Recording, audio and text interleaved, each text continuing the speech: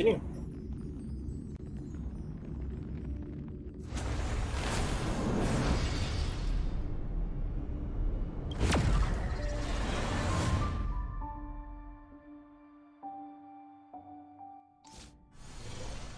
Where did we leave off? I should actually clear all of these things first, shouldn't I? What's all of this? Why is there so much spam?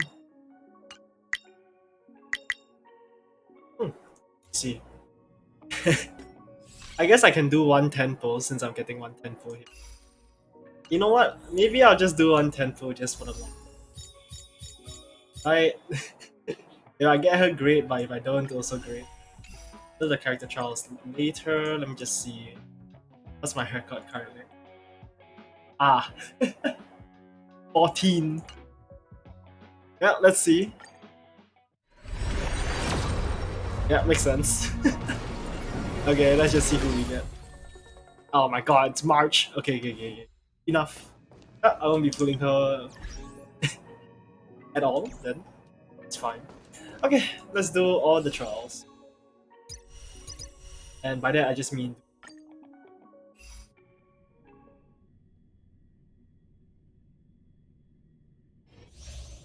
Okay. Ultimate activates Concerto, making allies take immediately. Concerto is active, increase attack, yep. And trigger additional damage. Allies attack, drop energy. Let the show begin.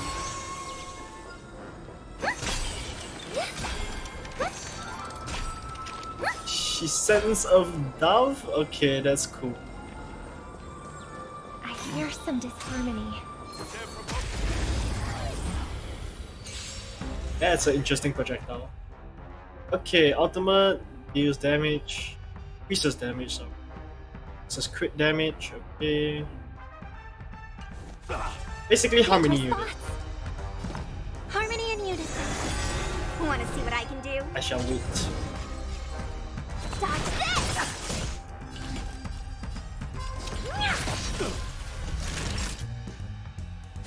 Tonight, souls shall embrace.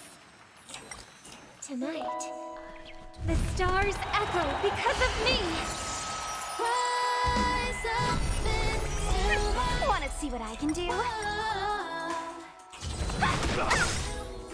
Take this! Rise, Venus!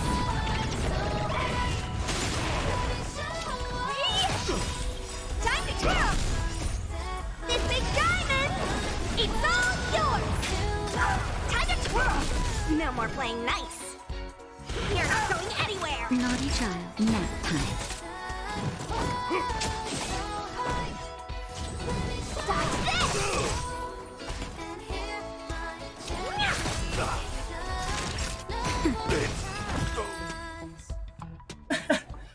this! She's cool, but I don't think I require her, so I don't think. It's unfortunate that Topaz came with her. We ran with her though. Kind of want Topaz's E1, but that was not the time for it. Ah, it's fine, it's fine.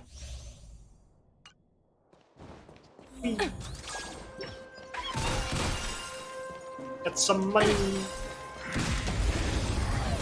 Okay, all this should be pretty easy. We're in trouble Most of now. these Go Nappy! The market is unpredictable. Right!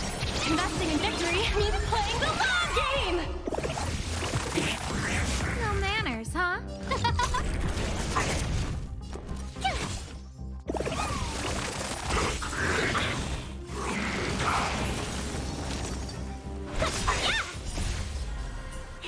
Fight is won! Liquidation!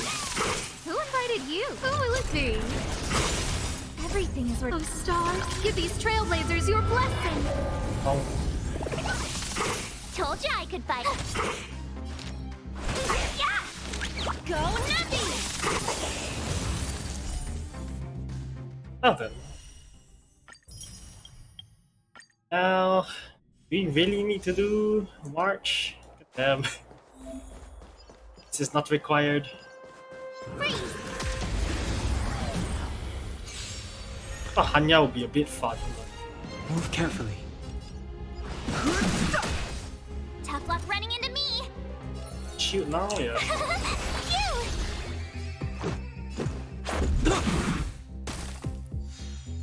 Just a scratch. Try that again. You can't run.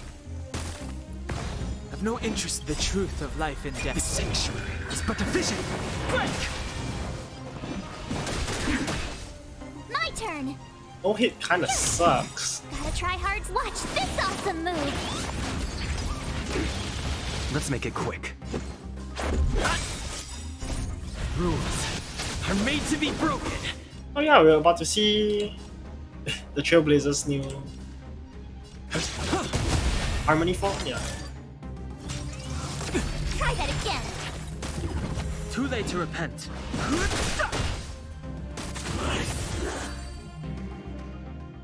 Oh, nice.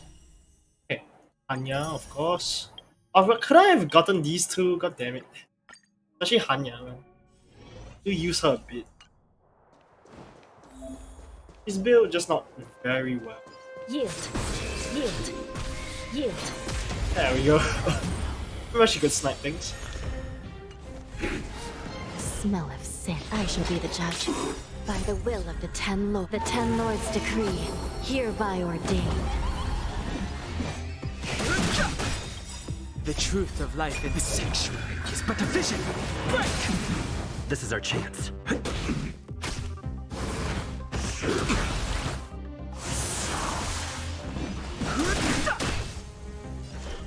Recount. Let's go. Rules are made to be broken.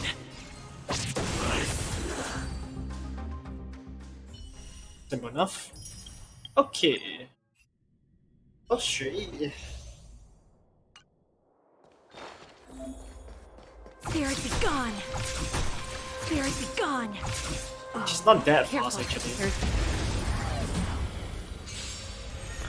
Okay, let's see.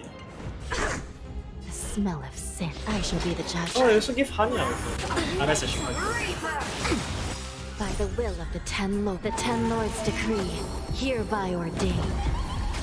Commencing support. Enemy data sig net markers activated. Time for a good old counterattack. Nap time. Know you're missing from Marstruck.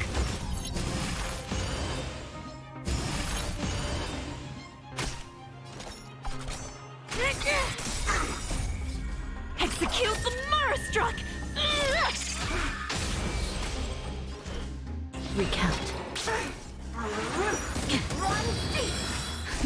Just a little something. Think nothing of it. I will remember your kindness. Do you admit this crime? Know you're missing from Marstruck. Enemy targets detected. Ready for another? I shall be the judge. Commencing support. Might as well, right? Nap time. Yeah, that's a bit dumb. Okay. Let us actually continue on with the story.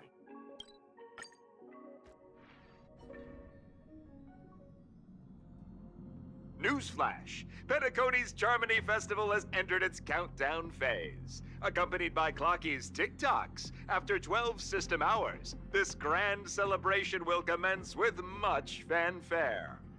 Okay, Paimon, why do you let Outlaw into the card? I already told you. We can talk things out. I'm sorry, Fluffy. I really have something urgent to attend to, so I had no choice but to resort to asking this favor of you all.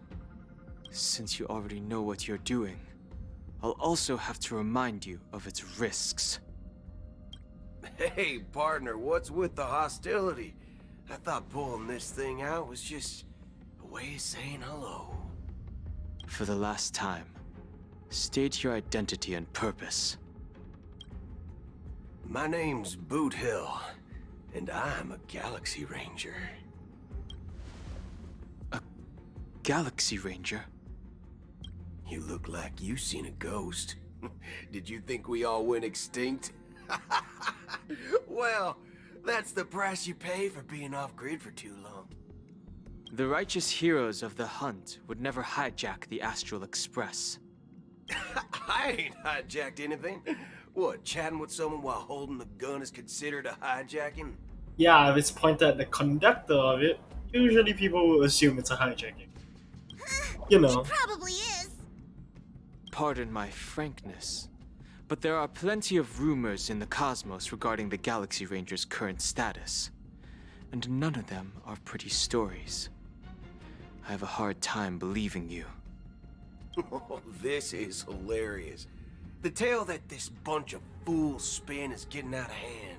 There's even a bit about the Galaxy Rangers being turned into gibbons by Dr. Primitive, and they're in some valley screwing around on swings. Of course, I know you won't believe me, which is also why, similarly, I have a hard time believing that you're the real Nameless. See the bullets in this gun? 9mm, an eternal classic. I may need the Astral Express's help right now, but if you're an imposter just like that one, then this bullet might just end up in my head. 9mm? Oh my god, you're using a weak caliber. I guess you're using a handgun, but still a revolver that's using 9mm. I can't allow myself to be exposed to danger. That's just the way it goes, so... You all have to first prove yourselves, Huh? Where are you going? Assuming proving himself. Recognize this? It's a... model fudger. The Jade Abacus of Ally and Oath. The CN Joe really gave this to you guys? Model fudger?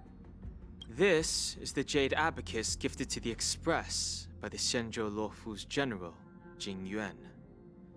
Its presence on board serves as the Shenzhou Alliance's official recognition of the Express.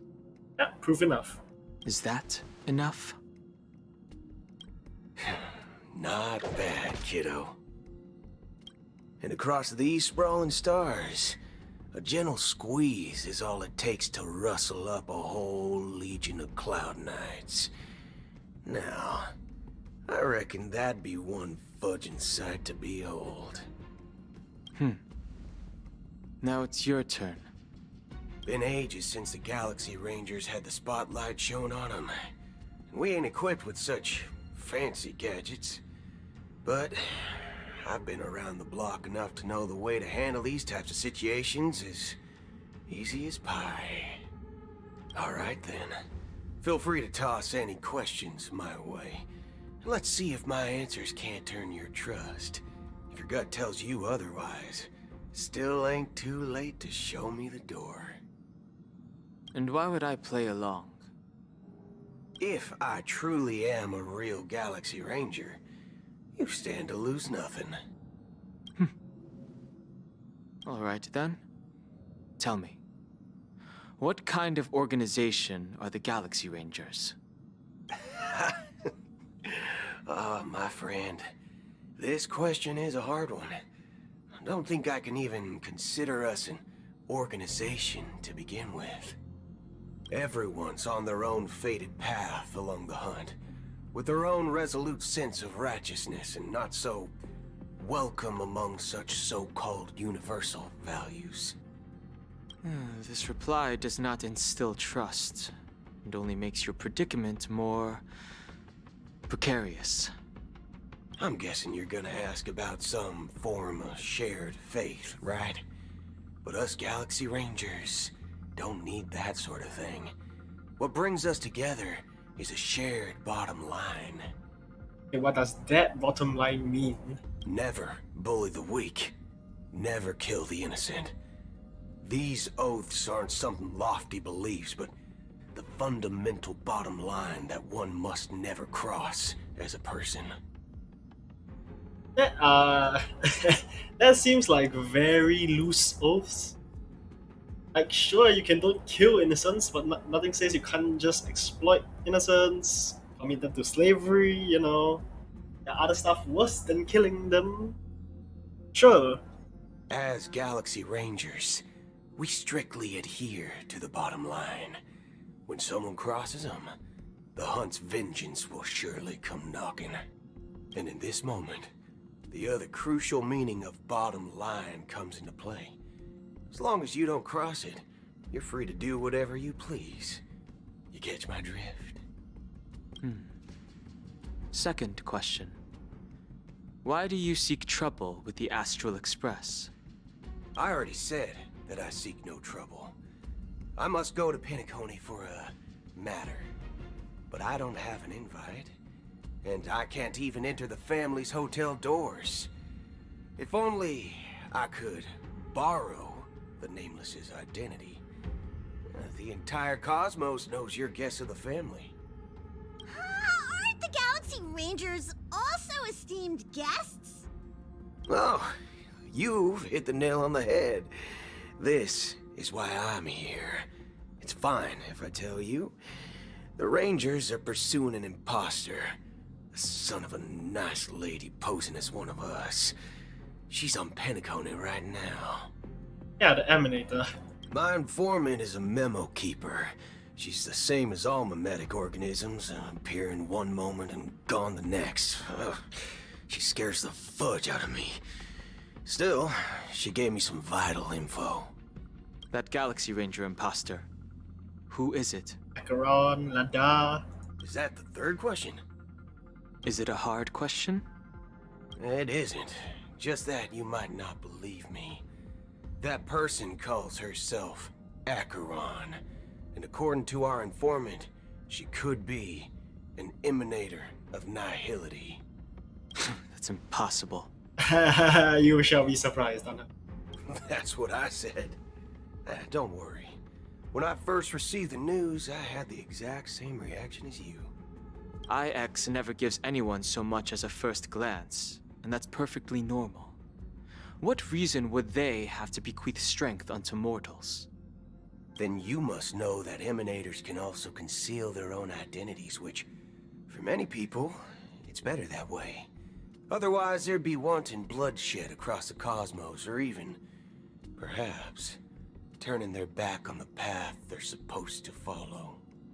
I had the good fortune of running into an elation emanator. Its appearance was no different than that of those clowns. If it weren't through sheer luck that I got it drunk, I would have never known of its eminent status. Even in the purest hunt, you'll find the Xianzhou Alliance under the spotlight and Galaxy Rangers lurking in the shadows. Paths are inevitably concepts created by people and exist in planes beyond our understanding.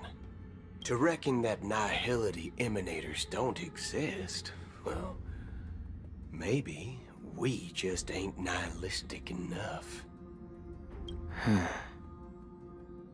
So, do you understand now?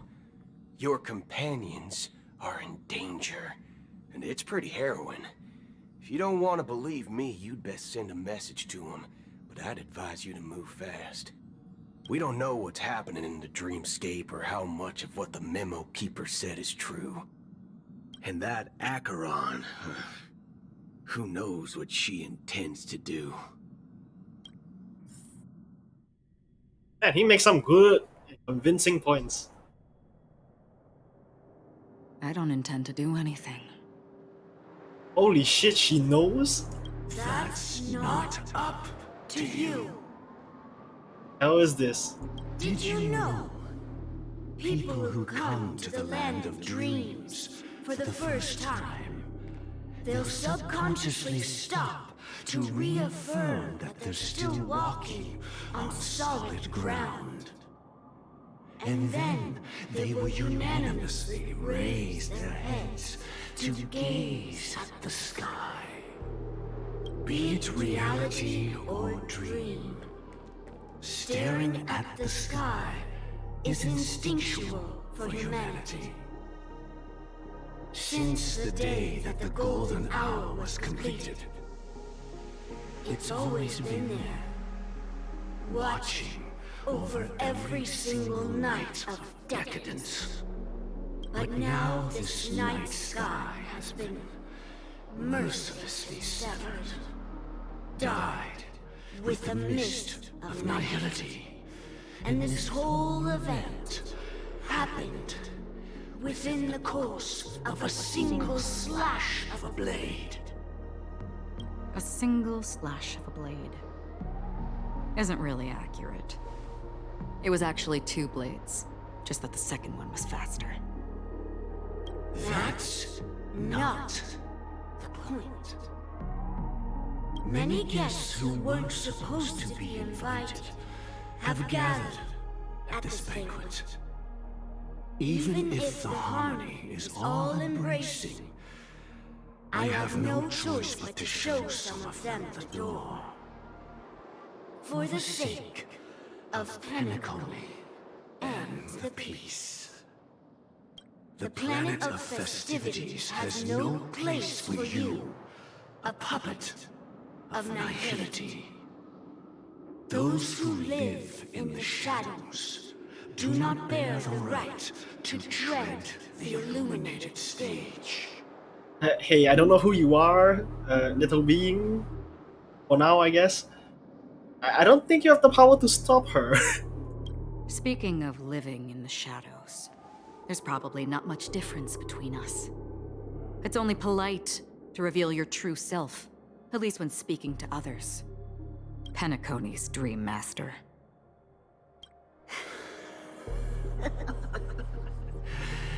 That's just another reason that you can't stay.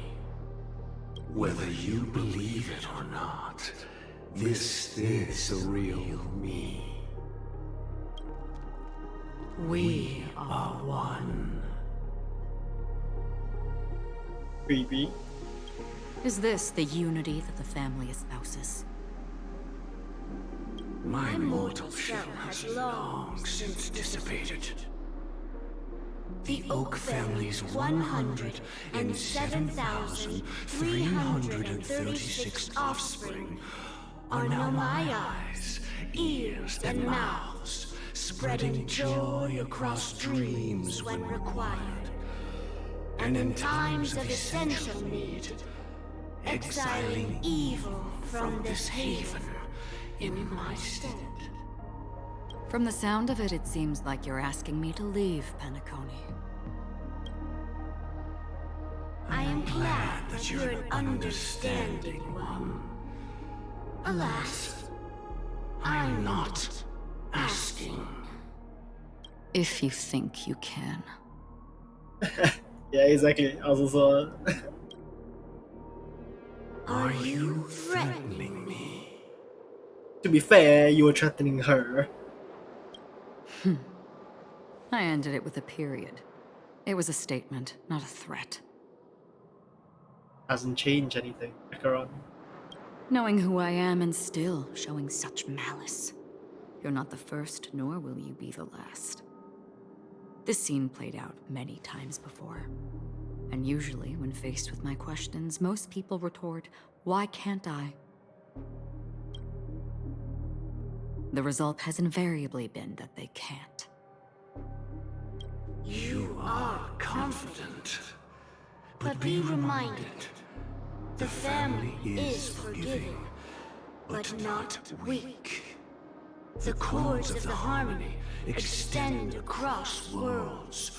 If you do not comply, when the blade is unsheathed for even a hair's breadth, you will never be able to escape the eternal Centurion's wrath in all of your lifetime. 137 individuals. That is how many heathens I have exiled since I became Dream Master. Among them were those who once severed my wings, and those who immolated my body. And here I stand again, about to add another mark to the tally. And you will die. I mean, all of you will.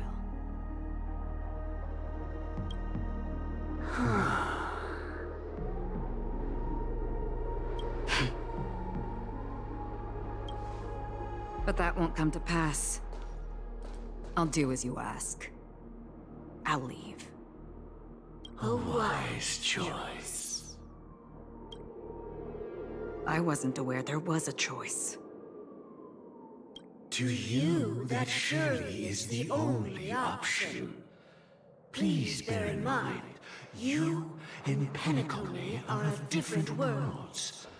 Those born on the far bank cannot seek solace across the river. Leave and never return. The radiance of the planet of festivities is overwhelmingly bright, luring in tricksters, wrongdoers, and criminals. But even the harmony itself will never welcome the self-annihilator of nihility.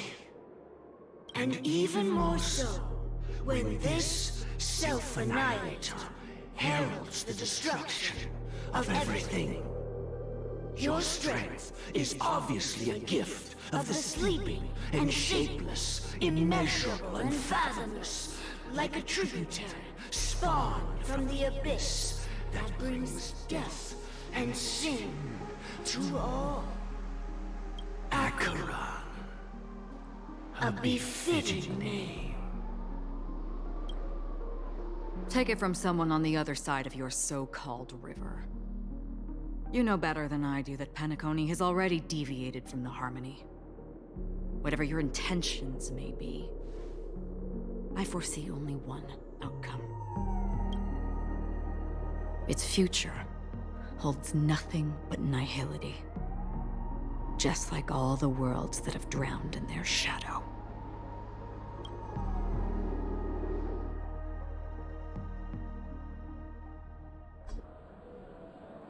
Attention, please. The unusual event that occurred moments ago was due to a technical malfunction at Clock Studios theme park. The family has promptly responded to secure the area, and we're happy to report that there have been no injuries. Except one missing person. Oh, I swear that was no movie shoot. So many chips fell from the sky, and I even caught one of them. But it vanished in an instant before my very eyes. Excuse me. Are you talking about the Clock Studios theme park incident? Hmm? Yeah, what about it? Oh, Miss Robin, am I seeing things right? No need to worry. I apologize for any inconvenience caused to your delightful dream journey.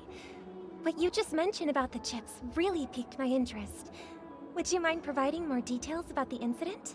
So, is this Robin? Was this Sparkle? Oh, it was just those chips you normally see everywhere. The green ones? They fell from the sky as if it were raining. And then those chips simply disappeared. It appears to be the Dream Sim tech the Iris family has been developing. Huh? Miss Robin, you mean those chips were all part of a performance? But I really... Shh. This technology hasn't been made public yet. It was originally planned to debut at the Charmony Festival, but it seems it's been leaked. Can you help me keep this secret? The raining chips were supposed to be part of my act. Oh, I see. Then it all makes sense now. I'll do anything to help make the Charmony Festival a success. Thank you.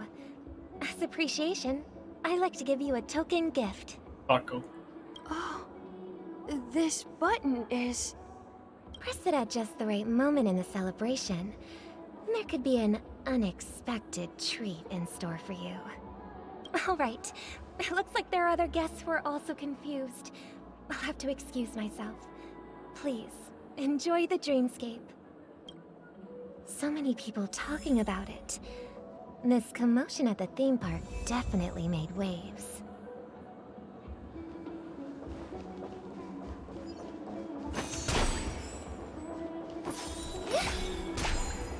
Those are physical. The family promised they would protect the guests within the dreamscape, but I witnessed a group of organic life forms making their way to the theme park.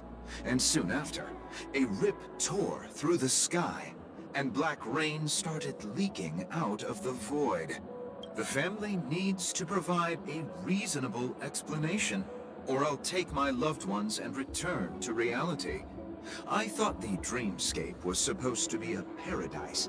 If it's not, then there's no point staying here. It appears the good sir has seen many great events. And it's true that an uninvited guest has unexpectedly entered the dreamscape.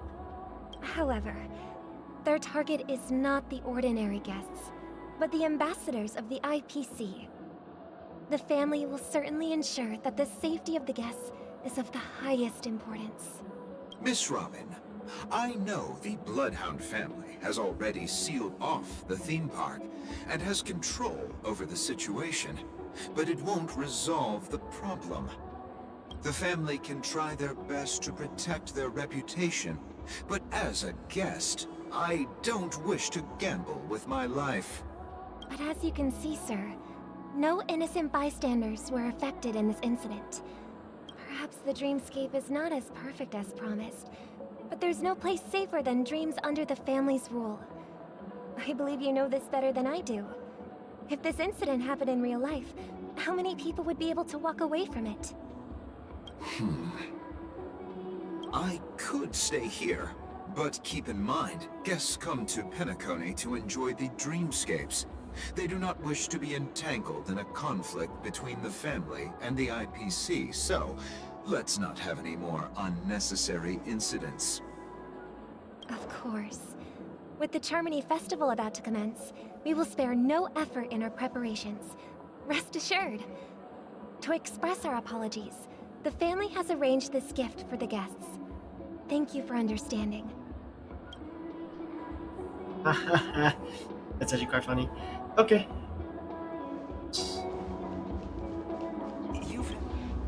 Hello. May I ask what happened here? Nothing to be worried about. There's been a small rehearsal mishap at Clock Studios theme park. Please stay calm. Hey, are you a fool? You don't even recognize Miss Robin? Who do you think you're talking to? I'm sorry. I've just been transferred to the Bloodhound family, and I'm still not too used to working on the streets. I didn't realize it was you. I'm so sorry. Hey, don't sweat it. You guys have a tough job. I know how it is. How's the situation looking? Oh, we've sealed off the theme park. Most guests are used to bizarre phenomena in the dreamscape, and so far, no threats have been detected. We can expect order to be restored soon.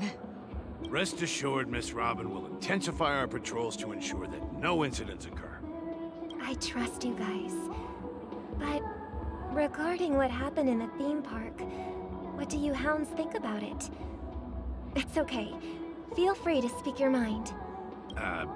Well... Actually, I was there shortly after it happened. Is it true that the IPC's ambassadors came with ill intent? And that Galaxy Ranger who easily cut through the sky? Miss Robin, tell you the truth, everyone's been talking about it. The myriad factions on Penacony have already been causing unease for everyone. Thank you all for your loyalty towards the family. The planet of festivities has indeed run into some trouble. The representative from the IPC, he's trying to regain ownership of Penacony and is prepared for a hostile takeover. Of course, the family did not agree. The result of the failed negotiations is as you see it now. No wonder. So this is the main reason why the IPC staff are banned from entering the dreamscape. Did they apprehend the troublemaker in the end? Don't worry. Mr. Sunday is currently tracking his whereabouts, and he'll have something to show for it soon. However, given the situation, the IPC surely won't let this go easily. Therefore, we are relying on you hounds to maintain the order and stability of the dreamscape. Please be assured, Miss Robin, we take our orders seriously. We won't let those IPC cronies get away with this. Thank you for your hard work. If there are any other members who still feel uneasy, please tell them on my behalf that protecting the dreamscape requires everyone's help. This is a small gift prepared by the Iris family for the guests. There's one for you too. Please, open it at the Charmony Festival for an unexpected surprise. I can't believe I received a gift from Miss Robin. It feels like I'm dreaming. Wait, I am in a dream. If trouble comes knocking on our door, we're not afraid to go to war. Rest assured, the Dreamscape's peace will be protected by the Bloodhound family. Yeah, that's not against the fools.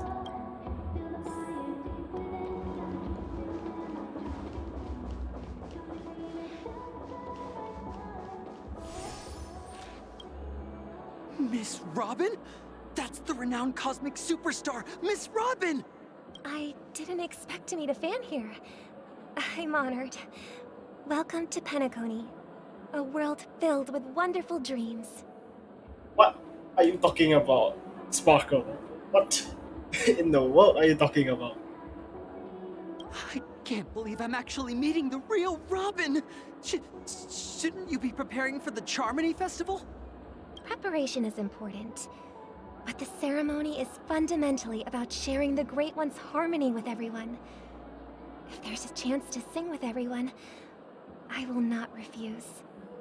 Regarding the recent mishap, I understand it negatively impacted some of our guests. As a member of the family, it's only right for me to come forward and offer my apologies to everyone. But, are you sure it was actually a mishap? Everyone saw those chips descending like rain and the red light tearing through the sky. Claiming it was merely special effects seems a bit far-fetched. Plus, I met that generous gentleman. He looked really out of it and kept talking to himself. Is this also part of the performance? Everyone, please do not panic. I believe that the family will give everyone a satisfactory answer in due time. Even if you say so, Miss Robin, it's hard to believe. Some people just never listen, do they? It's never ending. It just goes on and on. I'm getting really tired of this. Miss Robin? Still, I suppose I should keep on helping everyone. I am the epitome of joy, kindness, and goodness, after all. Ew, what? Huh? What was I just doing? And, who might you be, miss? Here, take this, little guest. This gift has been specially prepared for you by the family. Make sure to take good care of it until the opening of the Charmony Festival. Then, when the show reaches its climax, press the button together with the others around you. You never know. Something very exciting might happen.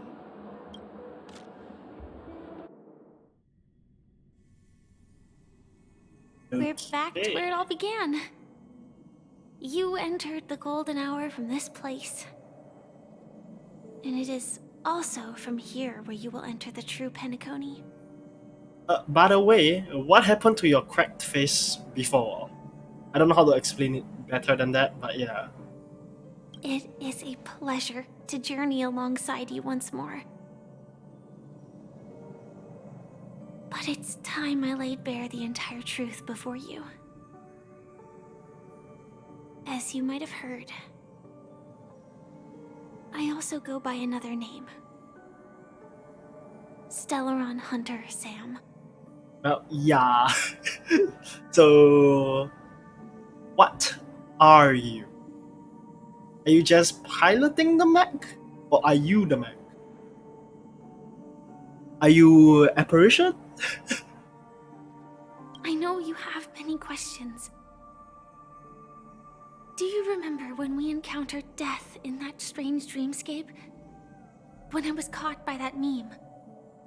In that instant before it killed me? I saw the reflection of another dreamscape in its ghastly pupils. So, Following the clues in the script, I came up with some theories about the meme. That's why I instructed Silverwolf to issue invitations, drawing everyone to the Dreams Hotel.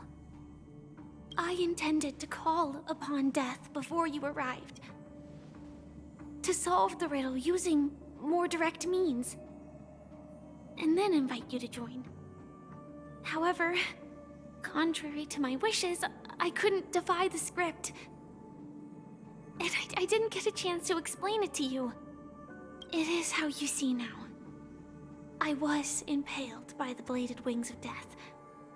The heavy pressure of concentrated memoria, miasma, exploded in my mind as if it was actually reality. But after the momentary numbness subsided, I found that my body was absolutely unscathed. I was still alive. And it was just as I thought. I had arrived at a place starkly different from this beautiful dream. Beneath the dreamscape of Penacony lies another, more chaotic, more primal memory zone. Its name? Land of the Exiles. Prison, right. And so, then I returned to the hotel in the dreamscape, hoping to tell you of its existence. Yet I could not reveal my own identity. So, I could only divert your party's attention and lure you away from the battlefield. And after, all my attempts proved futile. It wasn't until not long ago, when a crimson blade of light shattered the high wall of the dream, causing you all to fall far into the abyssal depths of the dreamscape, that I was able to awaken you and your companions one by one. And that's it. That is all that's happened so far. I'm completely confused. I know it's tough to believe all this without reservations. I just want to say, you are very close to the final answer. That's supposed to mean? Just one more thing needs to be done. And then I can prove it to you. What that means? What does that mean? Now, let's leave this place. Please close your eyes. And now you have the powers of a memo keeper now? What is this? Take a deep breath and visualize the dreamscape's outline in your heart. And remember, you must not open your eyes at all times. 3, 2, 1. Don't be afraid. The one who has come to greet us has arrived.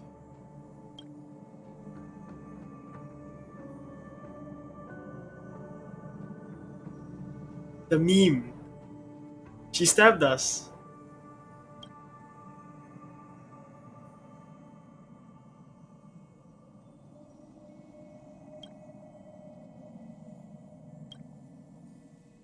I think she stabbed us. Or at least she let the meme stab us. I never knew you could do this. Yeah, what was these cracks about? Do you have a driver's license? I do. That is surprising. Why? Because this is Japella, the city of sins? No, it's nothing. I'm just thinking that you haven't slept in 20 system hours. Are you sure you're okay? I'm fine. I'll survive. Same goes for you. I'm not so sure about that. Slow down a bit. Infiltration is over. Feel free to activate Sam anytime you like. There's still some time before the next part of the script unfolds. Let me stay a little longer in this body. Dissociative identity?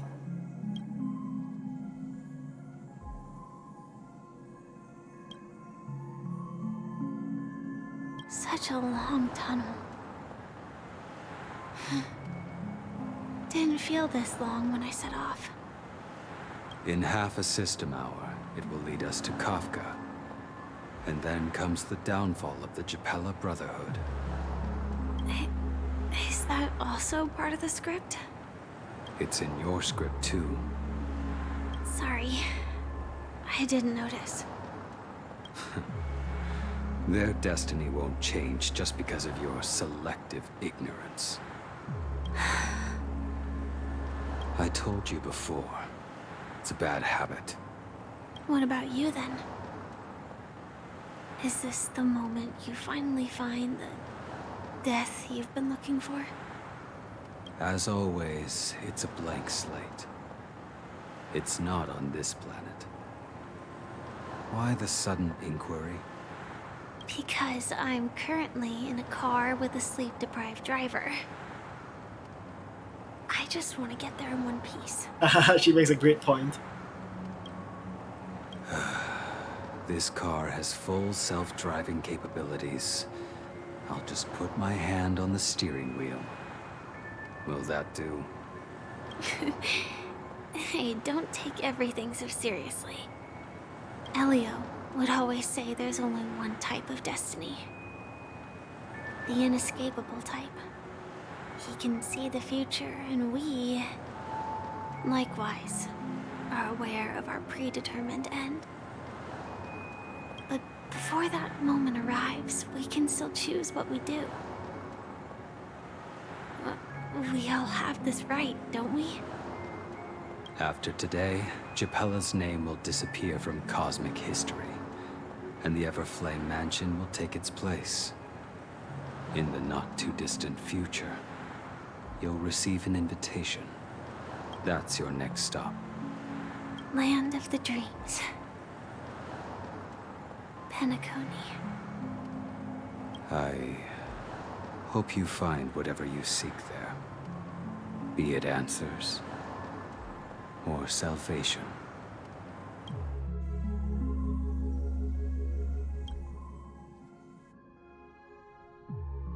Yeah. Glad to see you're safe and sound. You're here too, Mr. Yang? Close your eyes. This is the answer. Isn't it incredible?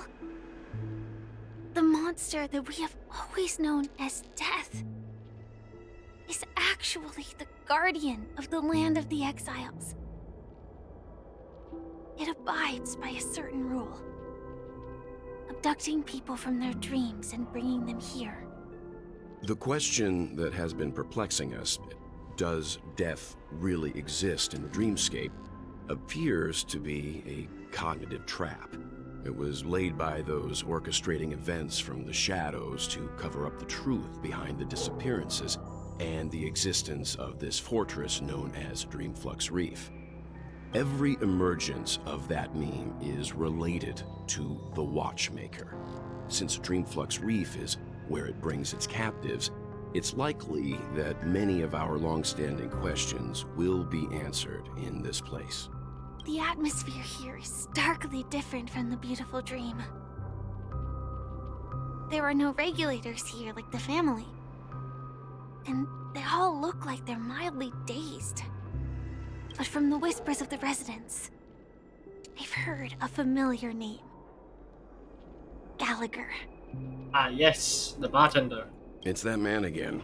Always in the right place at the right time. Though that does save us the trouble of looking for him. Himiko and March have already made a move. Get ready. We're about to set off. Let's go.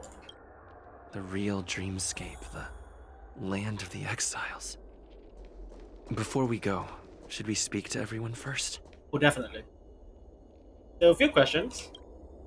I am really sorry for waiting until now to tell you everything. 2 reasons. Firstly, the script. In the future that Elio saw, Sam and the Astral Express's confrontation was inevitable. I tried to break the shackles of the prophecy, but this is as far as I could go. That aside, there were also my personal motives. I wished to travel with you as Firefly, and not Sam. Thank you. Elio only gave me one instruction. Allow the Astral Express to pursue the Grand Legacy. It means that the Watchmaker's legacy holds great significance to trailblazing. The Watchmaker And to you. the Dreammaker are two different. Elio's scripts used to revolve and expand around certain specific Stellarons. But with your appearance, this condition has apparently ceased to be appropriate. Perhaps he also saw the impossible in the future. Do you still remember that medical cabin I told you about? Well, that's Sam. It belongs to the Iron Cavalry of Glamoth's Firmament Frontline. A Firefly Type 4 Tactical Heavy Assault Mech. It is the cradle of my vitality. And the meaning of my birth. And for the longest time it was how I should have looked to the rest of the world. The timescale of Dreamflux Reef differs from reality, so we mustn't lower our guard. You're sensitive to Memoria. A slight misstep, and you could get lost in this memory zone. Thanks for the warning, Mr. Welt. Something on your mind? Let's talk about it. No wonder Miss Acheron is so averse to drawing her blade. It's hard to imagine such terrifying power could reside in an ordinary sheath. If it weren't for the fact that Aventurine's power originated from the preservation, the entire dreamscape would have been affected. Don't feel burdened by this. Even without that Stellaron inside you, Aventurine would still have found other methods to accomplish his goal.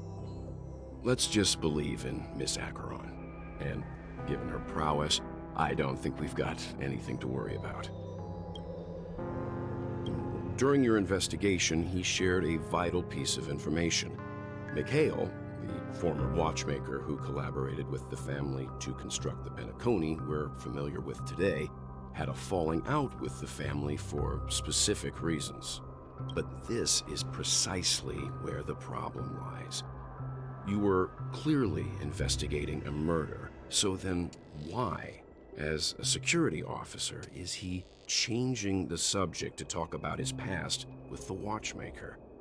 And now, with Firefly mentioning his name again, it's hard not to be suspicious. Before we found you, she'd already revealed her Stellaron Hunter identity and shared a lot of information. Oh, thanks for letting me know I'm the last person that she revealed her identity. God damn, man. Who would have thought that the Molten Knight's true identity was actually a young girl? For her, this is a secret that she cannot allow others to know. That being the case, I think we can believe she's willing to cooperate. Fair enough. But she didn't reveal all her secrets. I just can't shake the feeling that her situation is different from that of the typical dreamer. And I hope that doesn't lead to any dangerous predicaments. I hope you've regained a little composure. We'll move out when you're ready. Let's go. Oh my god, there's more!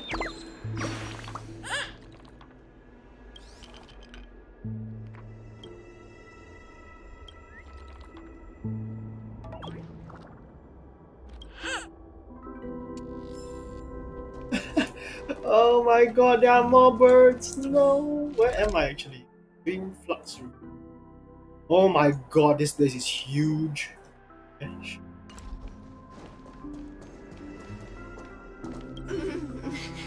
Welcome to heaven. Dreams, true or false, all are ephemeral. Might as well drink more Soul Glad instead. Okay.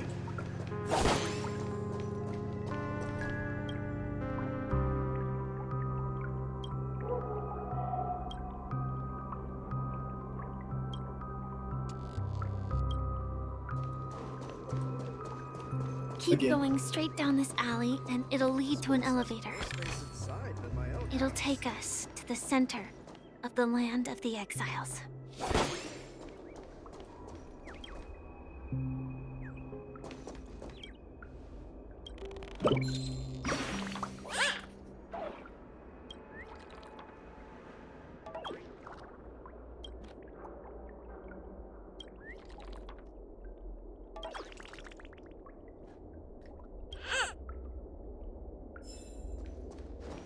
Oh, interesting.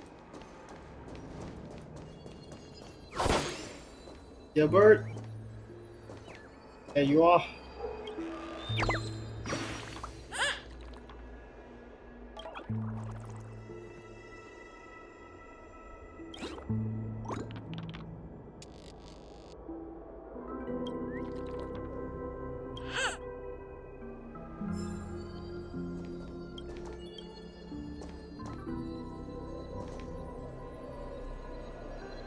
So something about being the in a chest, I guess. Okay, whatever. Let's continue. Hi there, friends from a distant land. I hear the Watchmaker's legacy is right here. Let's say we go treasure hunting. Yeah, okay. Let's move on.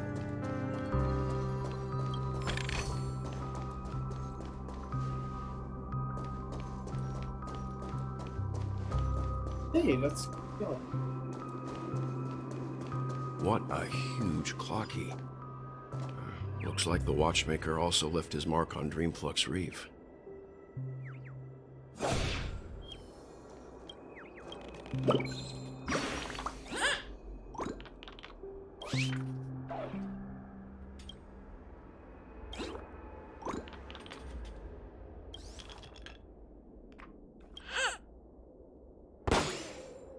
Okay. Now what's on the other side?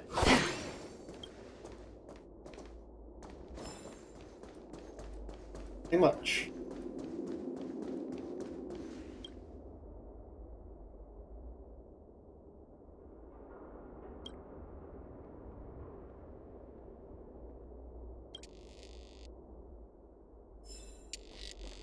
Essence of what? Oh, there is an elevator. Okay.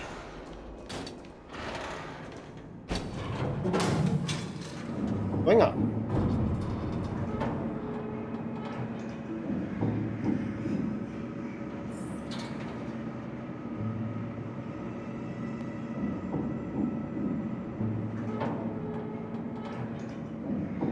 What's that? Oh, come on.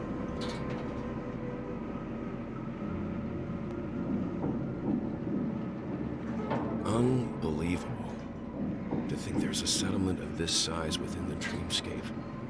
And all beyond the family's reach. Yeah, bird. The atmosphere in this fortress is pretty different from that in the beautiful Dream.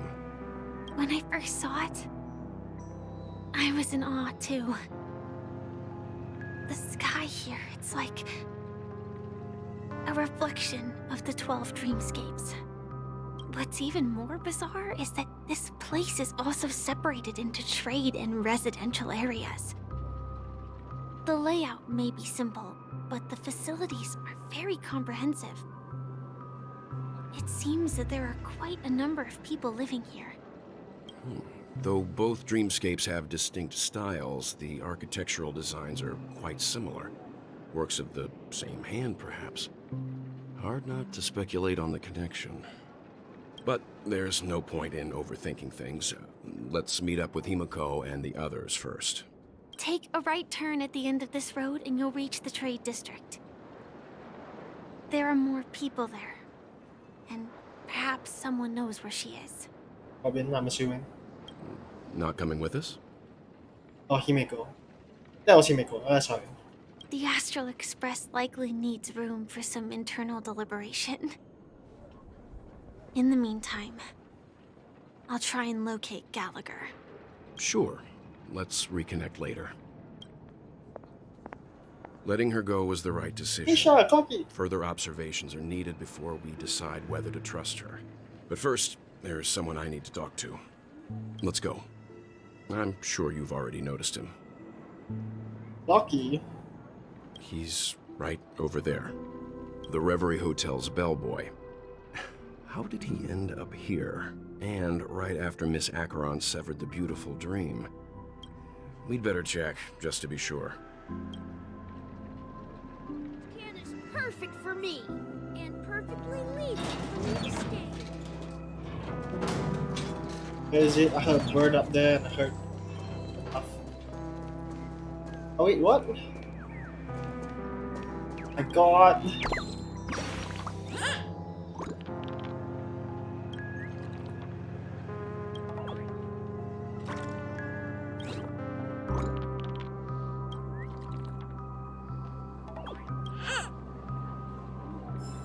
Okay. There's one of you guys up here. Question is where? There you are.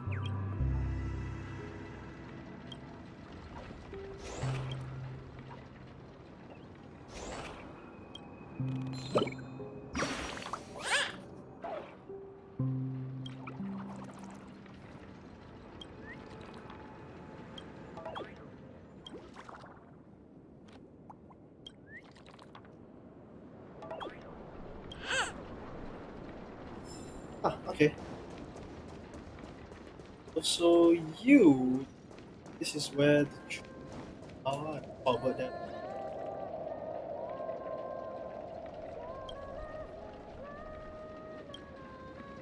Right.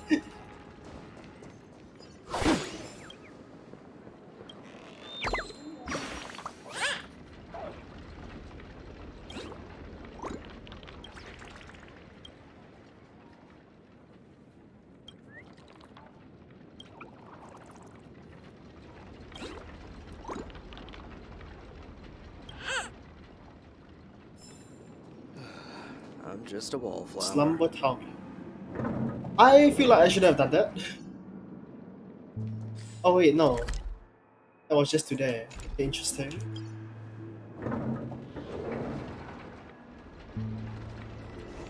Hey, hello, little bird. Block you, and I see another bird, so...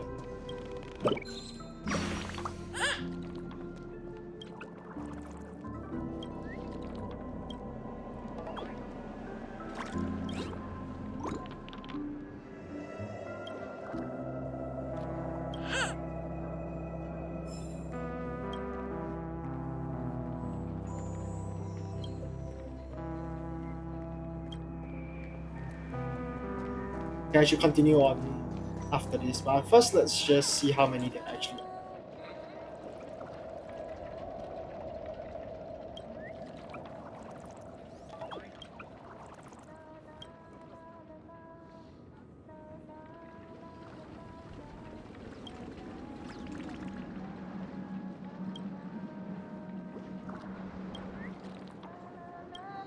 Wow. That is pretty straightforward. Oh, there are 20. Good to know. To be fair, this place is quite big, so. Okay, let's see. Oh shit.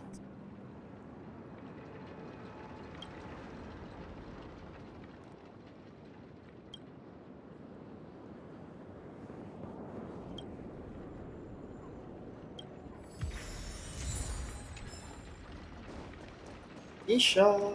Lucky. Huh? You're the guest from before. We meet again! And a new friend. Forgot to introduce myself. I'm the hotel's bellboy, Misha. Hello, Misha. I'm Welt. We met in a dream. Oh. And who might this be? Oh, well, can see Clocky as well. Tick-tock! Old friend and new friend! Let's high-five! You're still young at heart. Your, memory zone meme?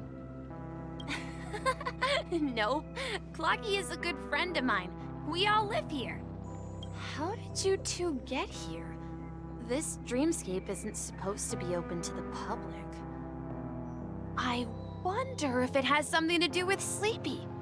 So, this is your home? Yep. After my work in the beautiful dream ends, I'll go back home. Commuting used to be more convenient, but ever since travel became cumbersome, Sleepy started ferrying people back and forth between the two dreamscapes. This Sleepy. Can you describe what it looks like? Sleepy is a memory zone meme. Looks fierce and has many eyes.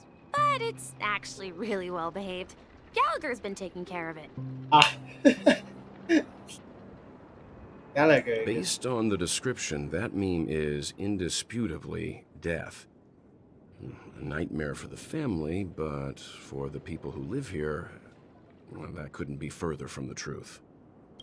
Death? Not in a dream, surely. Sleepy's just a little aggressive, and sometimes messes up by fetching the wrong guess. But it would never hurt anyone. I see. Has it brought back any guests recently? Say, in the last day or two? We're currently investigating a missing person case that occurred within the beautiful dream. I'm assuming a few days ago was Robin, and quite recently Mr. Sunday. I see. Then you'll have to speak with Gallagher. But he's currently busy hosting a visitor from the Oak family and specifically asked not to be disturbed. Mr. Yang, the person you're looking for, is it Miss Robin? Just as I thought. Considering what happened with Miss Firefly, this doesn't come as a surprise. If you're looking for Miss Robin, I can lead the way. She told me that she'd be willing to meet with outside guests. If it's not too much trouble. Also, we're looking for our missing companions. A woman with red hair accompanied by a girl with pink hair. Have you seen them? Oh, I haven't. But please, rest assured. Dreamflux Reef is a small place, and it's not as bustling as the beautiful dream, but its safety is unmatched. How about this? Since it's your first time here in Dreamflux Reef, I'll be your guide and help you find your companions. And then we can all go visit Miss Robin together. Hey, thanks, man. She's gone to Mrs. Grace's to visit the children. She won't be leaving anytime soon, so there should be enough time. All right, then. We'll follow your plan. I like how Well is not questioning Clocky's existence at we all. now know the answer to both murder cases that have caused such commotion in Penacony. As for the intentions of the mastermind behind it all, we're still none the wiser.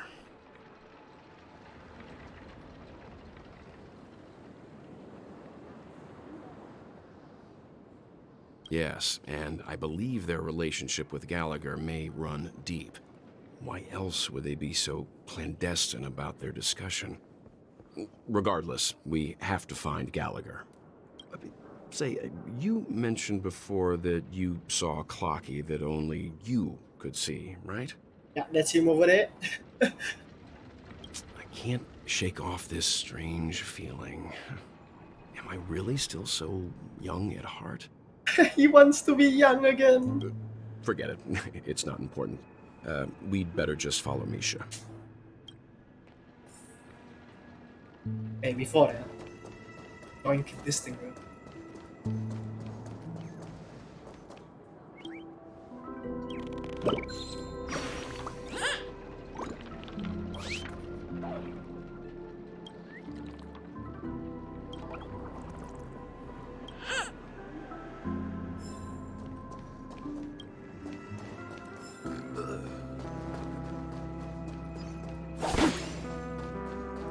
Some interesting location.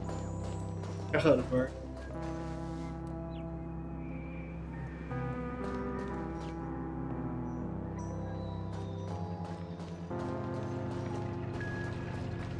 Where can you be? Are you really leaving? I'll do all of these later. More important for me.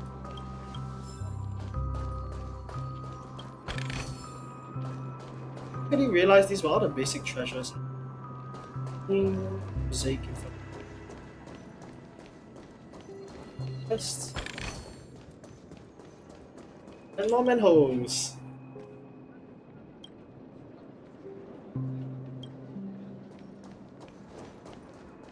Okay.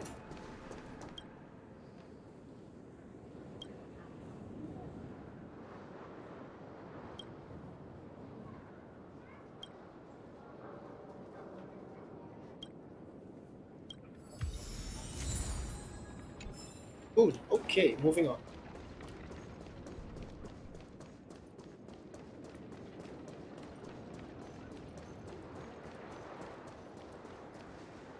Everyone, look! From here, you can see the most spectacular view of Dreamflux Reef. I noticed. What the hell? A black hole? No. An accretion disk formed from consolidated memoria? Was Dreamflux Reef built on such unstable memoria? Oh, so Mr. Yang is also versed in Memoria dynamics. I was just trying to figure out how to explain this huge hole to everyone. I bet you guys have a lot in common with Miss Kami.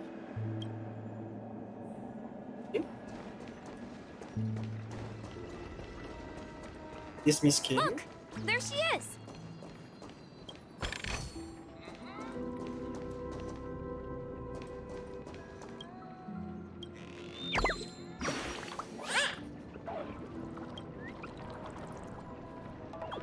Nope. Box.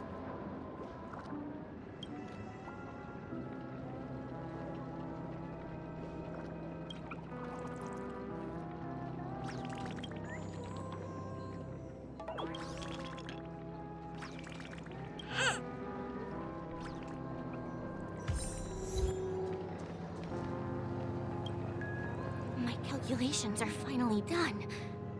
In another 10 system hours, the above dream will swallow the dream below. My hypothesis was correct. This place will cease to exist as the dream devours everything. Who are you all, and why haven't you left yet? This place is about to disappear. Who are you? I'm Kami, a dreamscape surveyor specializing in Memoria dynamics, and this is my life's work that I'm researching. See that huge gaping hole? It was just a narrow rift many years ago, but now it's grown into a giant hole.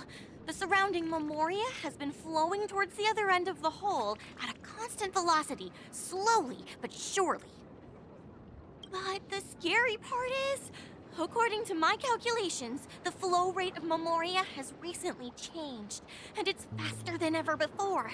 It's almost as if something is sucking it in from the other side.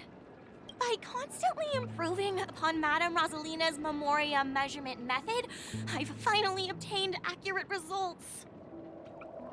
After 10 system hours, the Dreamflux Reef will cease to exist. Just like the melting of glaciers, everything will crumble and disintegrate. The dreams on that side of the void will fuse into one. Please don't worry. This sort of thing has happened many times before. Miss Kami isn't a bad person. She's just a bit lost in her own world. She'll probably realize she's wrong soon enough. Is that a dead pixel? Why is it like slightly red and flashing? You don't say.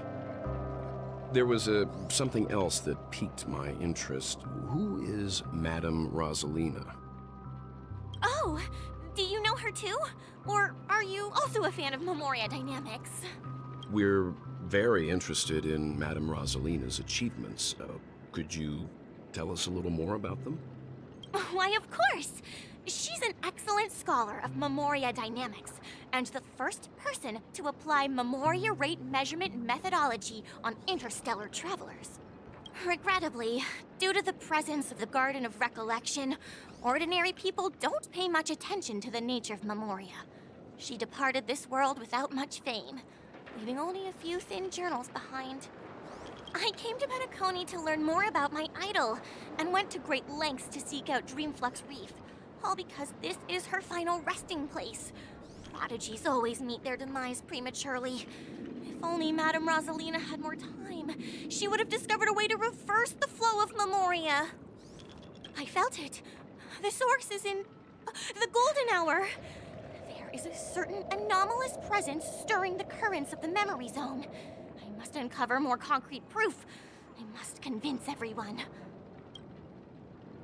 Does the name Madame Rosalina sound familiar to you? Oh, it was nameless. That's right. It seems like she did a great deal of research and calculations in Dreamflux Reef before abruptly passing away. Miss Katie regularly mentions her. I hear Madame Rosalina passed away during the prison war.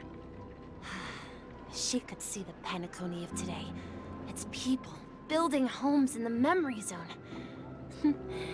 I bet she'd be really happy. Perhaps. Our destination is the commercial district. That's where the largest crowds gather in Dreamflux Reef. We might be able to find the others there.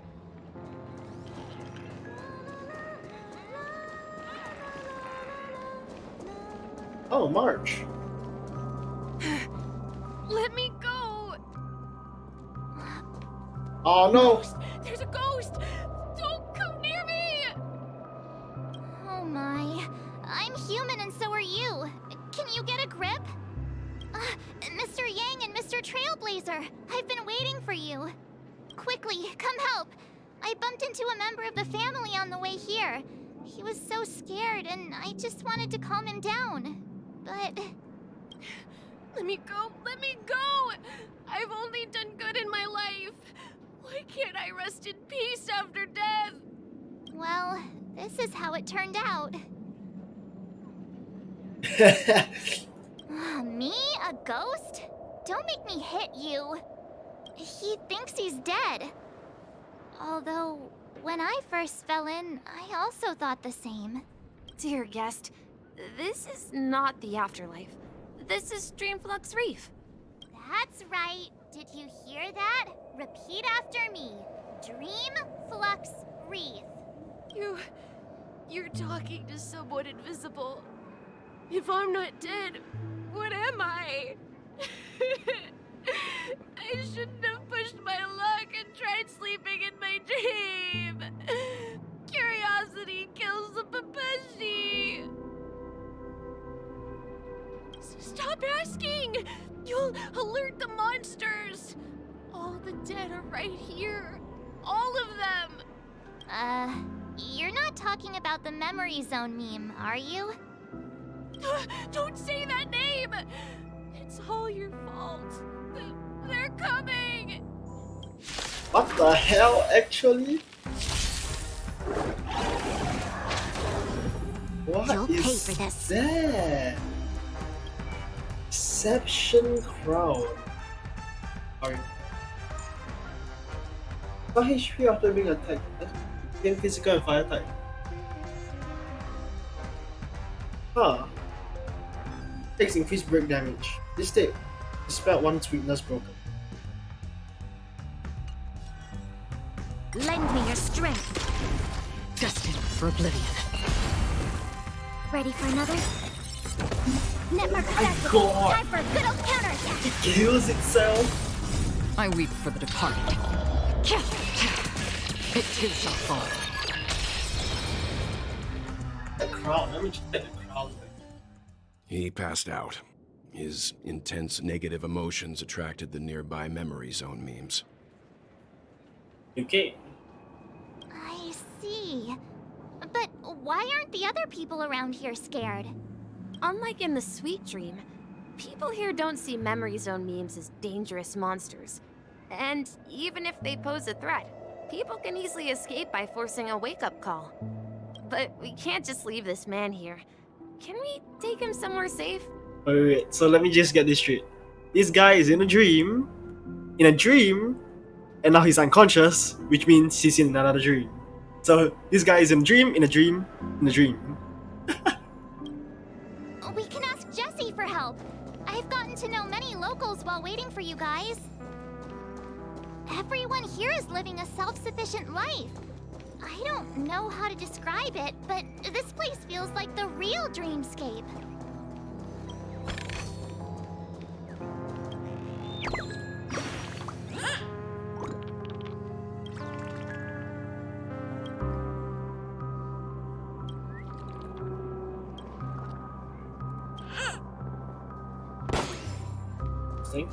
Okay. Oh, a shop. Okay, wait. I have to see what the shop offers me. Buy merchant.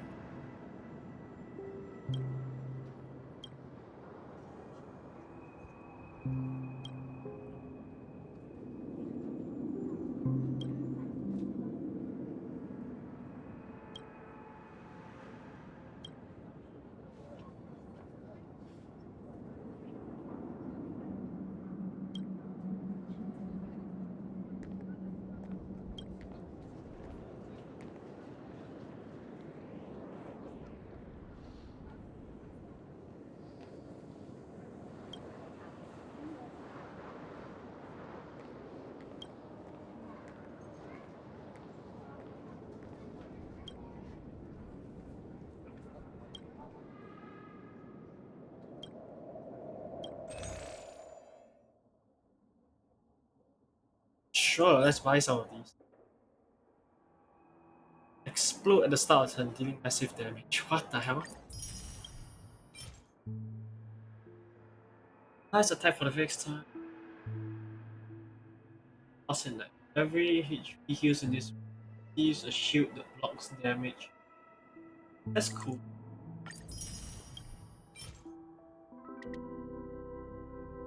Increase the life period by 18 but decrease. Hello bird.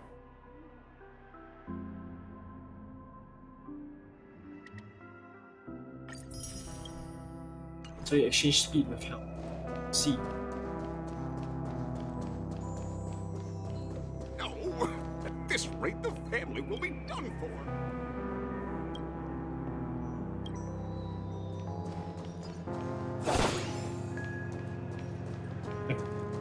Island? Wait, no, this is base? Yeah.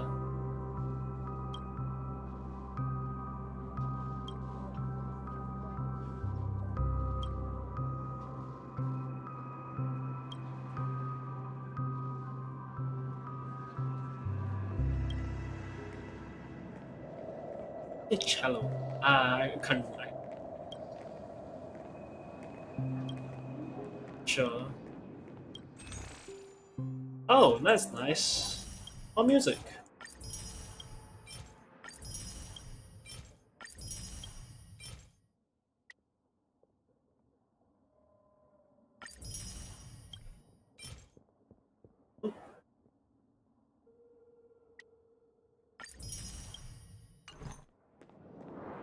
Oh, more manholes.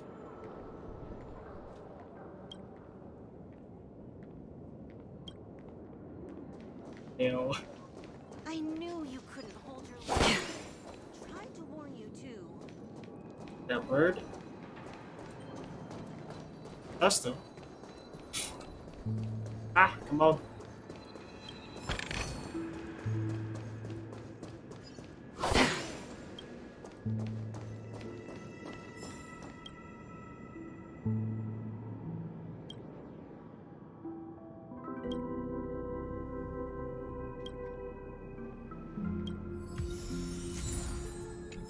Everybody here is calm.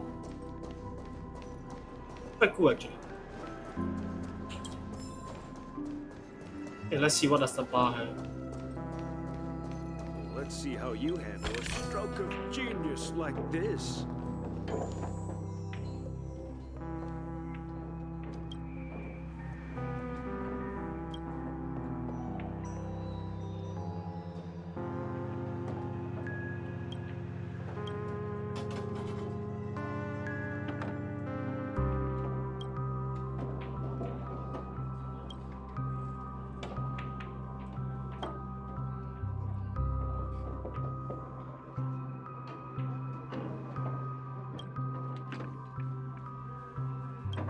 looks like this.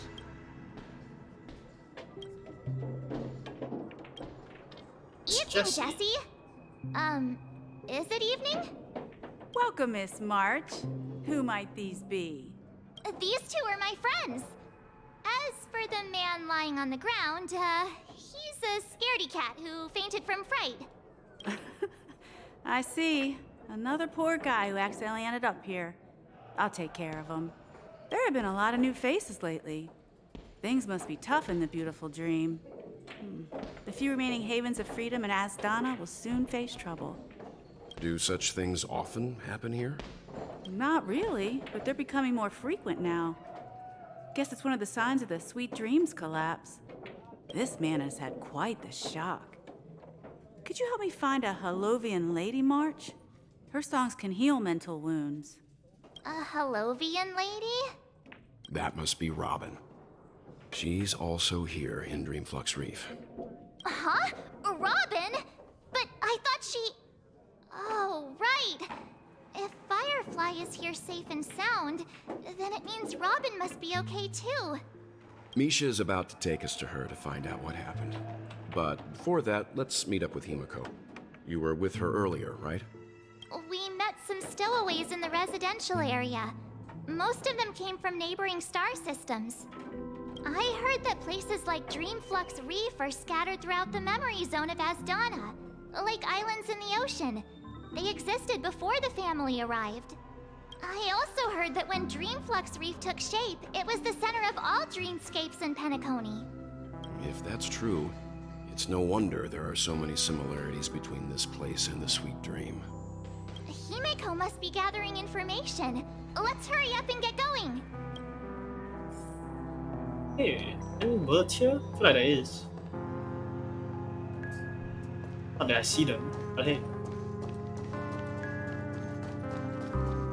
Well, let's just finish this. I knew you Since couldn't I'm right hold here. your liquor. Tried to warn you too. Oh, hi.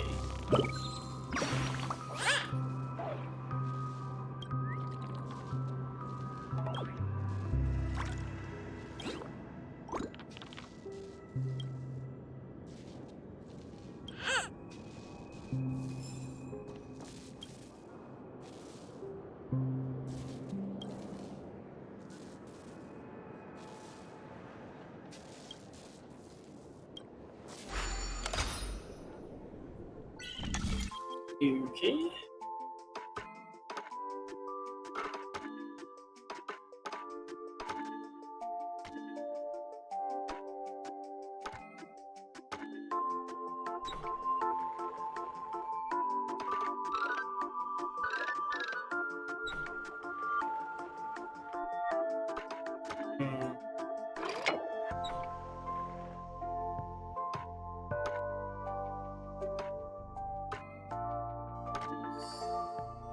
Yeah.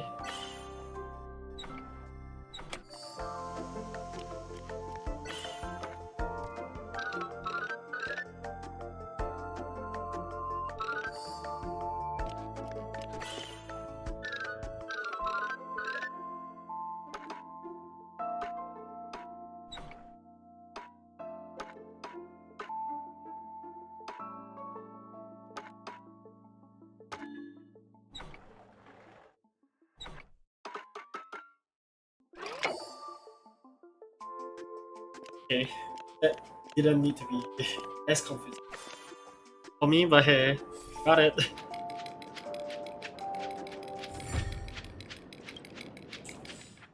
Oops.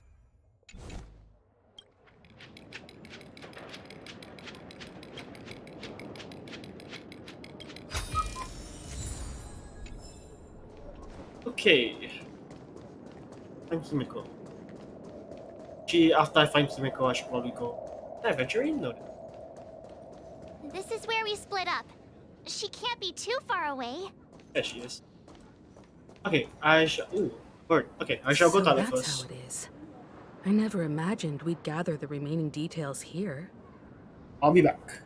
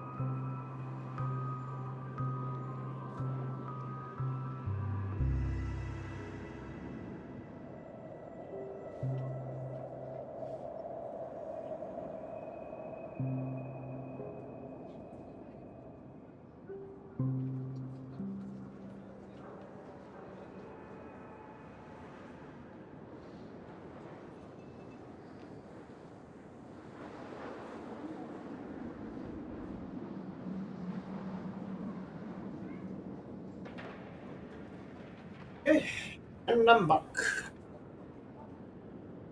Let's see. So who is this guy? Nico? Oh, whoops. Yeah, wrong thing. To borrow Gallagher's catchphrase, what an unpredictable twist of fate.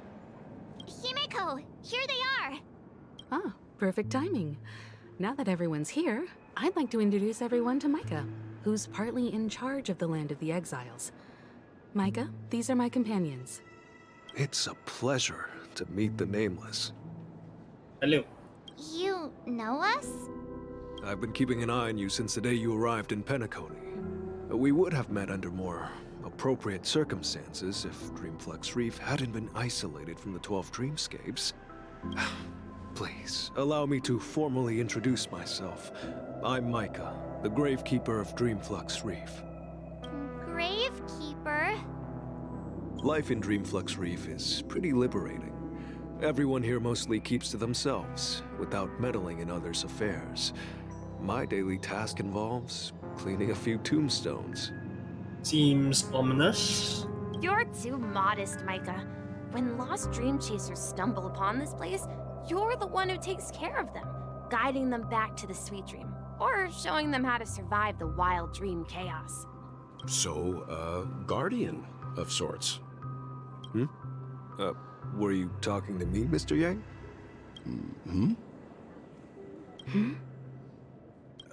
On that note, Mr. Mika, which tombstones are you referring to? We didn't come across any graveyard when we arrived. They're actually just symbolic stones. But since you're curious, Mr. Yang, I'll take you there. I have a feeling you might find something of interest there. But before that, you have an important guest joining you. An important guest? Who could it be? This way, please. The roads here in Dreamflux Reef are a bit run down, so watch your step.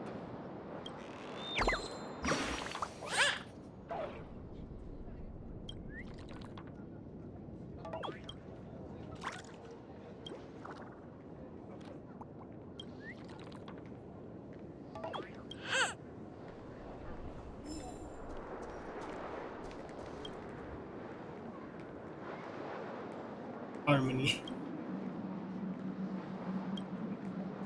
I wonder how many manholes I've gotten already.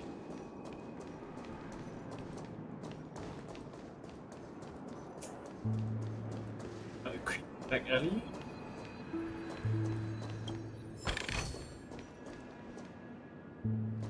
Hear any bird?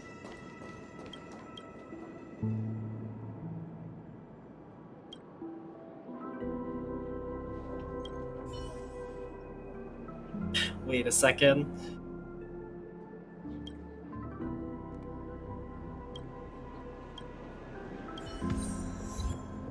They're cool.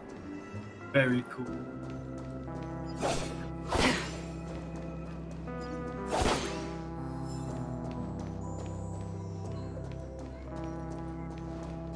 So this is the so-called freedom. Carry on.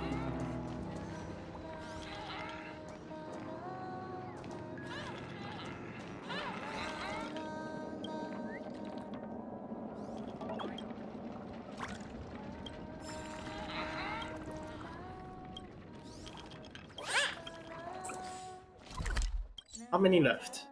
7. I've yet to be here. There. Okay. Oh wait, no.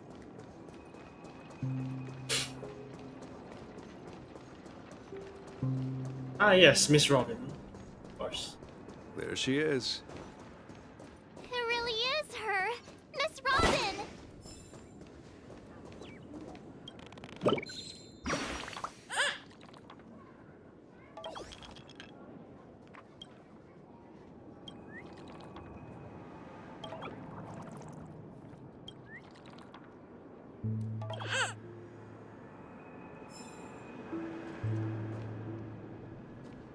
Okay. It's Robin. Everyone sang so wonderfully. It's not often that I tried this music style. but I've gained some valuable insights from it. Oh, I can't thank you enough, Robin. Well, these kids have made incredible progress in only a few days. It was nothing, Grace. I merely taught them how to sing. It was you who brought hope into their lives. Life must be quite difficult for them in reality, I imagine. That's right. Whenever it's time to say goodbye to these kids, they're reluctant to leave.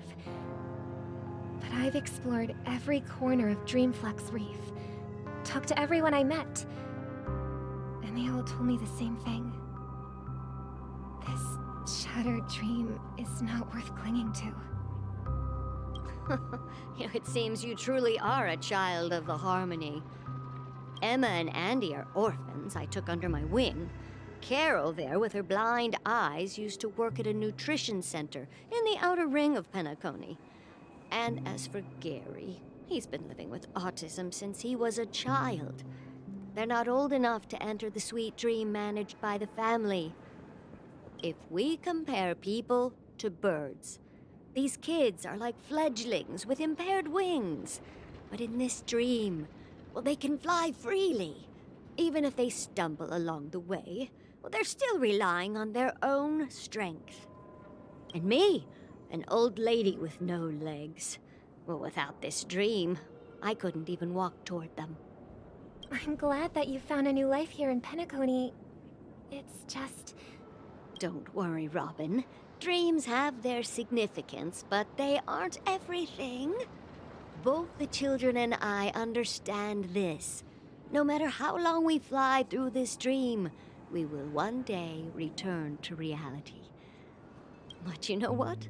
Emma and Gary aren't plagued by their insecurities anymore. No, and Carol is learning how to cope with her blindness. And Andy is livelier than ever. Well, even I've become more optimistic. You see, in dreams, we learn how to live. Once we return to reality, we learn how to survive.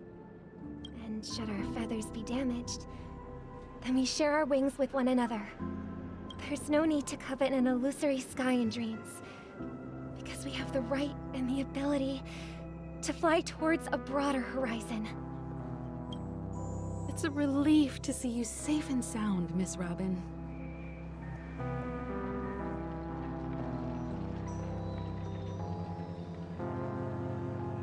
It's nice to see you all again, Astral Express crew. I heard my disappearance caused quite the commotion out there. I'm really sorry about that.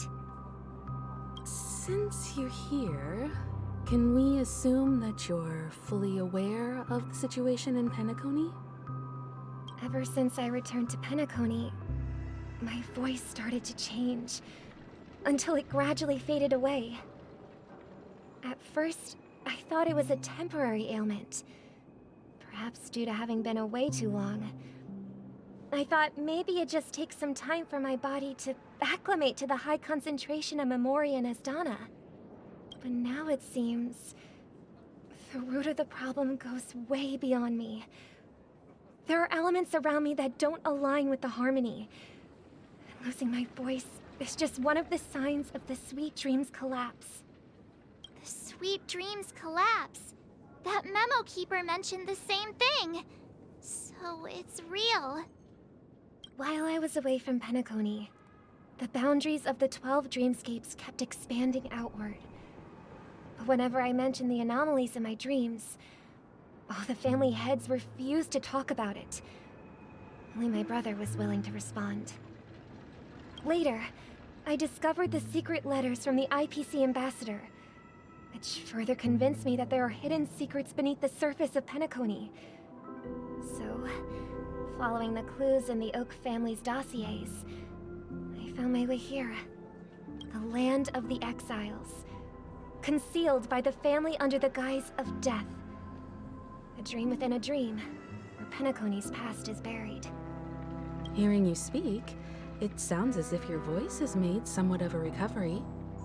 I hate to admit it, but the harmony in this place resonates more broadly than within the Sweet Dream. It's regrettable, but the family has experienced betrayal. The traitor, or traitors, abandoned their original principles and, using the name of harmony, exploited people's weaknesses to turn Penacony into the planet of festivities, trapping everyone in the illusion of the sweet dream. This is not the strong defending the weak, but rather the strong exploiting the weak. A world without equality won't ever be favored by the harmony. And naturally, those voices blessed by them have lost the ability to sing. Could there be another force influencing the family's shift in philosophy, Miss Robin? Considering what happened with Acheron, it's difficult to conceive of another entity within the realm of the harmony capable of influencing everyone. Unless a power surpassing that of an emanator is involved. I'd heard about what happened to the Xianzhou Alliance, but as far as I'm aware, the family hasn't faced any such external interventions. Who knows? Perhaps I've just been away too long and missed something. Regardless, I cannot accept my home is moving towards the very opposite of what the harmony represents, while still claiming to uphold it. I must uncover the reason why Mikhail cut ties with the family, and who exactly it was who betrayed us all. Do you remember our arrangement, Mr. Micah? Well, here's my answer. I've decided to forgo my role, and never step foot on the Charmony Festival stage again. Oh shit. Look here, brother. A little bird. Looks like a fledgling Charmony dove. But Charmony doves don't live here. So how did this little bird get here? Maybe its parents abandoned it? It looks weak and frail. Why don't we find something soft and make a nest for it? This place is too dangerous for a fledgling. Let's take it with us. We can put it on the wooden shelf in front of your window. Okay. A bird like that must have a beautiful singing voice. But where will it live? I'll ask the family head to build a cage for it. A cage? But then it won't have the freedom to fly, right? Let's see.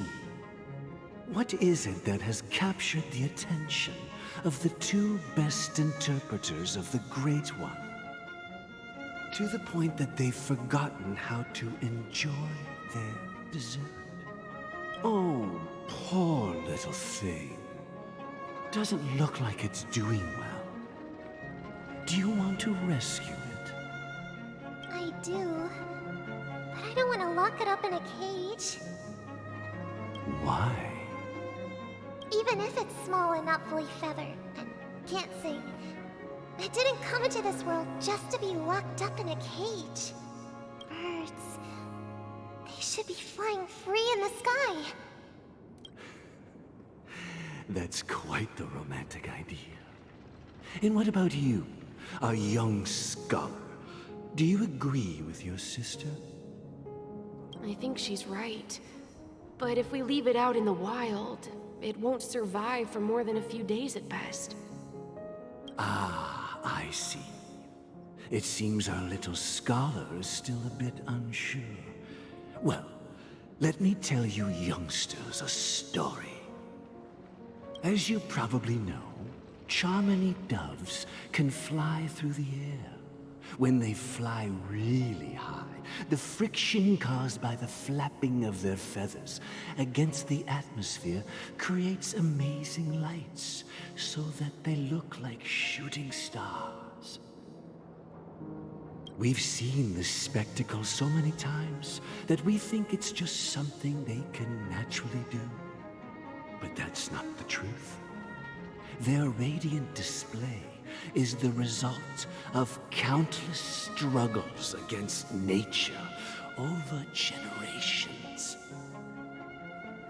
Their ancestors were too weak to survive on the ground, so to escape predators, they started seeking new opportunities in the air. After countless attempts by many generations, one of them, finally figured out how to fly. It soared into the sky and never looked back at the ground again. So, you mean birds aren't born to fly, but they find a way to do it through their determination, right? Well, that's an idealistic way of putting it. So, what are your thoughts, Sunday? I think people believe birds are meant to fly because they've never seen those birds crashing to their death. That's an interesting perspective. So, have you decided what to do with the bird now? For now, I'll keep it in a cage until it can take care of itself because I want it to live, no matter what. Well said, kids. It seems each of you has found your own answer. Your insights are truly remarkable. And I hope they come true in their own way. We will take good care of it, won't we, brother? Yeah, but Mr. Gopherwood, there's one thing I don't quite understand. And what might that be, my son? What if this little Charmony dove never learns to fly in the end? I mean, if there are fledglings in this world that can never fly throughout their lives, should we let them go back to the sky, only to see them crash to the ground and die?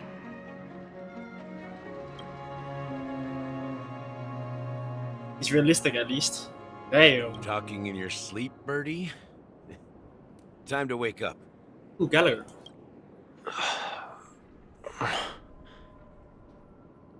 Huh? Need a hand? I'm still alive?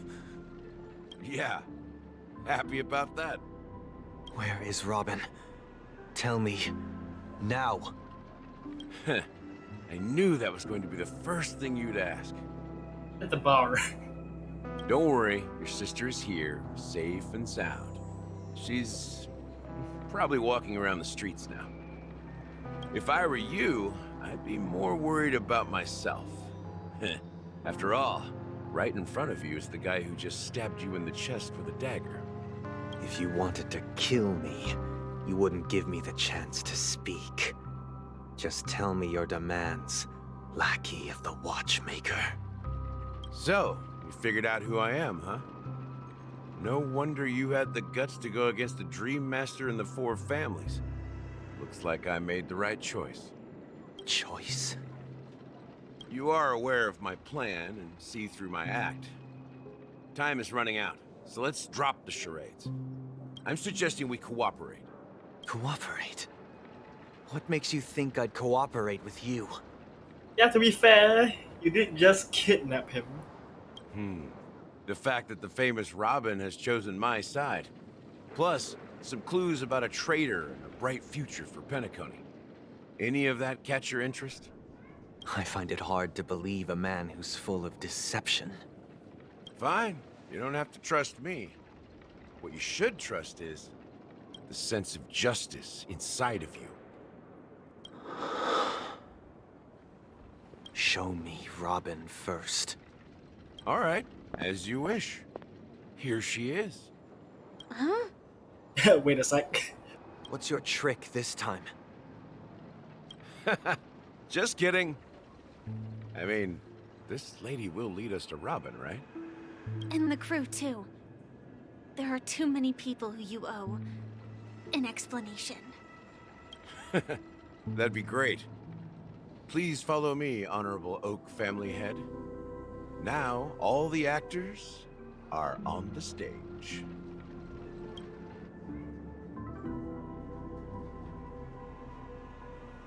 This is the monument I mentioned earlier. The names inscribed on it should be familiar to all of you. Rosalina and Tiernan.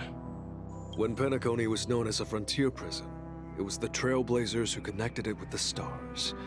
They were the heroes who saved Astana, and their names deserve to be immortalized, not just on this small stone tablet, but in the annals of history for all of time. However, today, the planet of festivities is nothing but sweet dreams. That heavy piece of history is all a distant memory. Just like that prison. If their names are inscribed here, then that means... Yeah, they're gone, bro. According to Micah, they died long ago. Rosalina was killed during the War of Independence. She ventured alone into the heart of the star system to investigate the flow of Memoria, but she never returned. Tiernan was a skilled gunslinger, strong and reliable. He led the people through countless battles, but he didn't live long enough to witness the arrival of true peace. In the decade following the war, Penacony faced challenges internal and external. To protect Asdana, Tiernan took up the way of the Trailblaze and led the Lampmoth family to explore beyond the system, only to be surrounded and wiped out by the Swarm. Though I had expected as much, the tales of these heroes truly are sorrowful. True to the title of Trailblazer, they spent their lives venturing into the unknown. But what about this tablet? There are no names carved on it. Him. When Dreamflux Reef was created, its owner was still alive. However, he insisted on erecting a monument for himself, saying that it will happen someday. Here we meet again. Everyone from the Astral Express. Robin.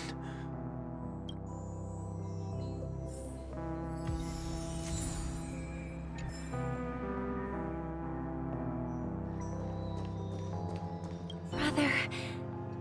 There's no need for words. You're safe, and that's all that matters. Well, I did my job. I gathered everyone here.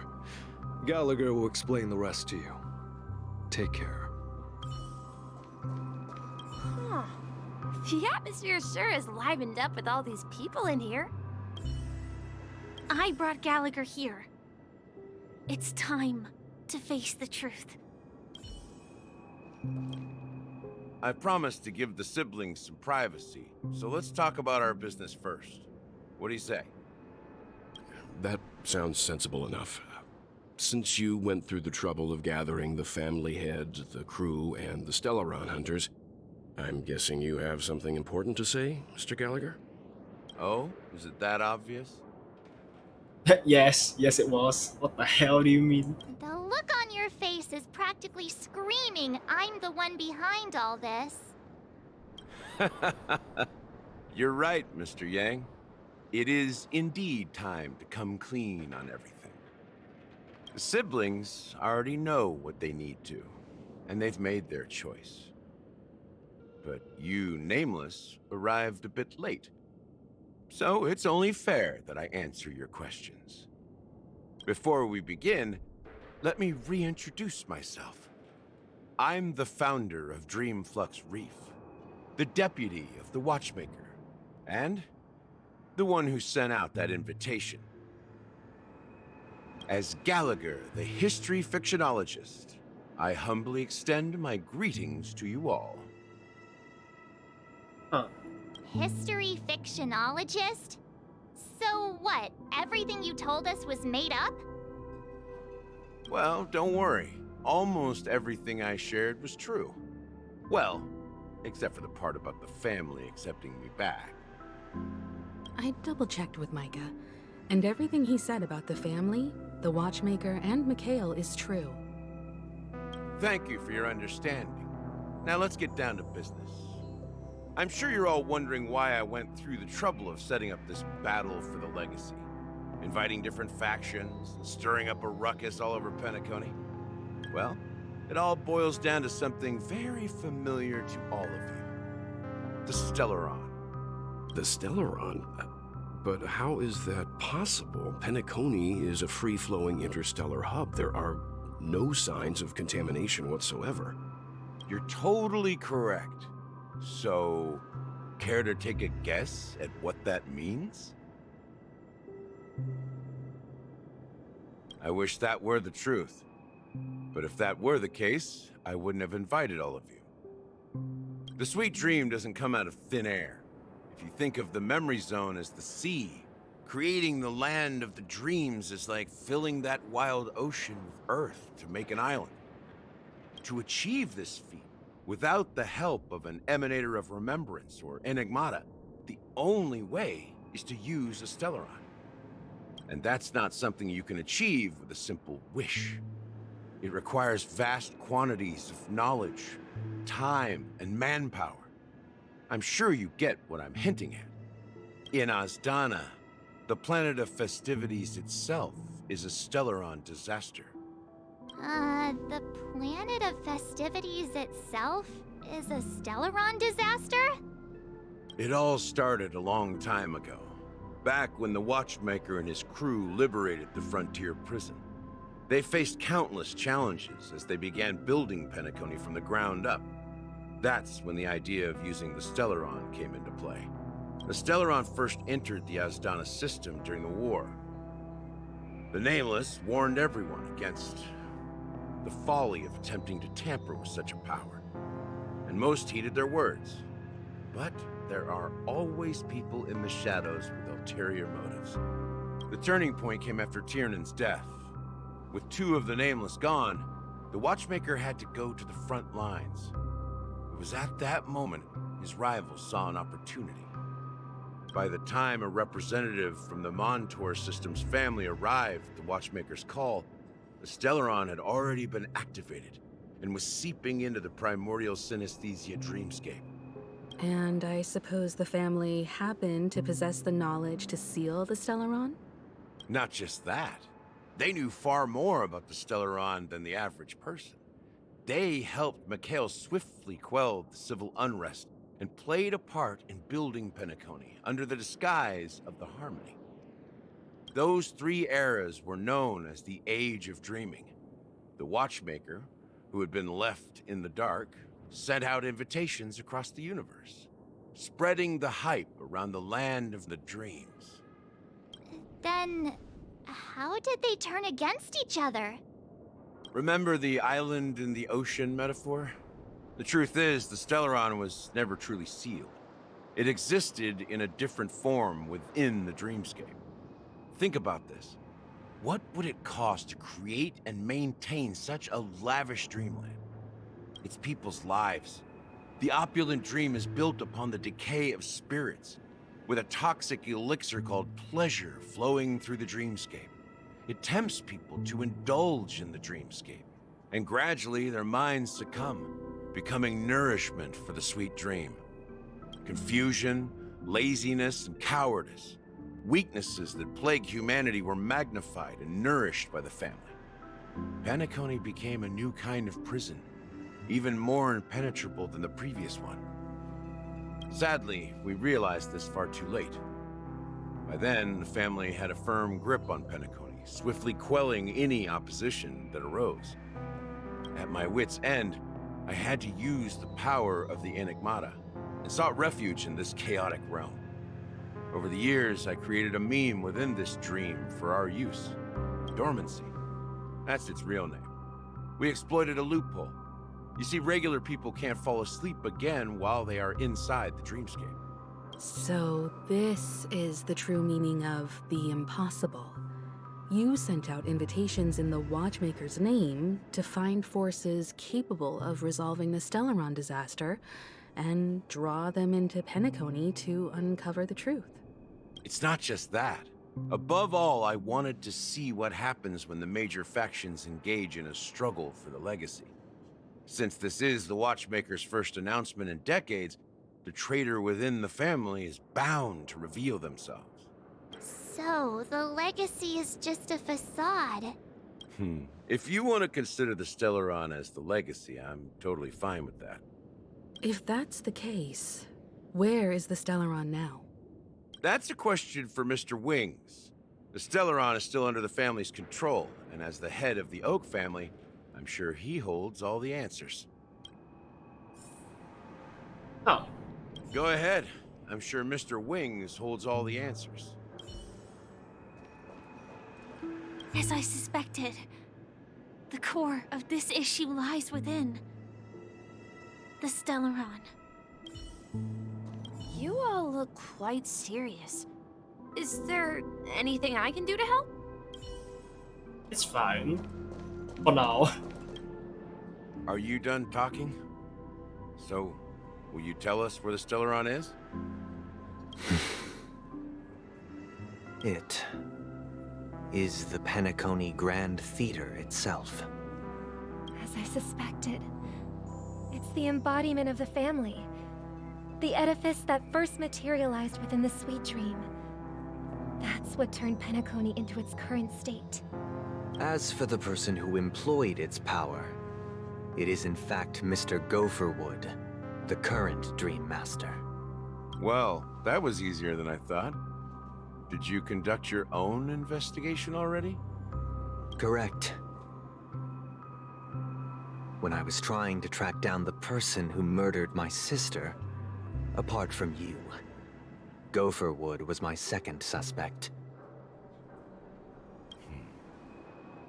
Confronting me first turned out to be a smart move on your part. I didn't have other options. The Dream Master has been elusive, and even the heads of the families can hardly get an audience with him. Moreover, Mr. Gopherwood has been kind to my sister and me. And I didn't want it all to end like this. What do you mean by that? To be honest, my brother and I are also victims of the cancer of all worlds. We grew up as orphans, and were adopted by the family when they came to help. Mr. Gopherwood recognized our potential and brought us to Penacony. But I can't just stand by and watch Mr. Gopherwood become an enemy of the Harmony. I won't use my voice to support an evil cause. I won't step on that stage and sing, no matter who the traitor is, or what orders they give me. I won't let the Charmony Festival become an event that destroys Harmony itself, or the paradise in our dreams. Indeed. For the paradise in our dreams. Kind of like, what saying is this? As the head of the Oak family, I'm responsible for ensuring Penacony's promising future. Robin and I will head into the Sweet Dream and confront the Dream Master. And if it turns out that the family has truly strayed from the Harmony, I'll fight alongside you. We'll put the Charmony Festival on hold and make sure Mr. Gopherwood pays for his blood debt. The enemies you are about to face aren't like this old dog here, who can barely even bark. Since our interests are aligned, why don't we team up?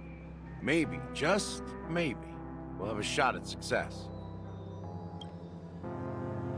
We have always been following in the footsteps of our nameless predecessors, and there's no reason to stop now.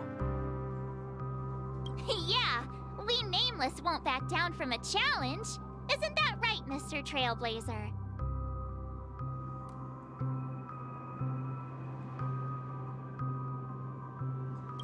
Come on, don't crack jokes at such a serious moment. Rest assured, sitting on the sidelines isn't in our nature. Mr. Sunday, Miss Robin, I'm willing to accompany you on behalf of the Astral Express. Having a third party present should help with negotiations, and could make all the difference if things get ugly. Thank you, Mr. Yang. Thank you all very much. The Charmony Festival is about to start, and time is against us. We must hasten. Everyone, let's gather over here. We still need to make some preparations.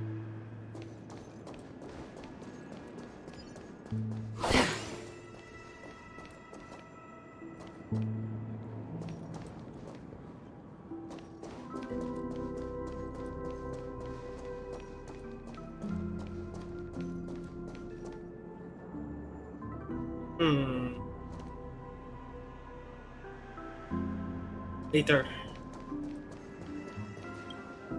I may have been quick to step up to the plate, but confronting the Dream Master could be a very dangerous affair.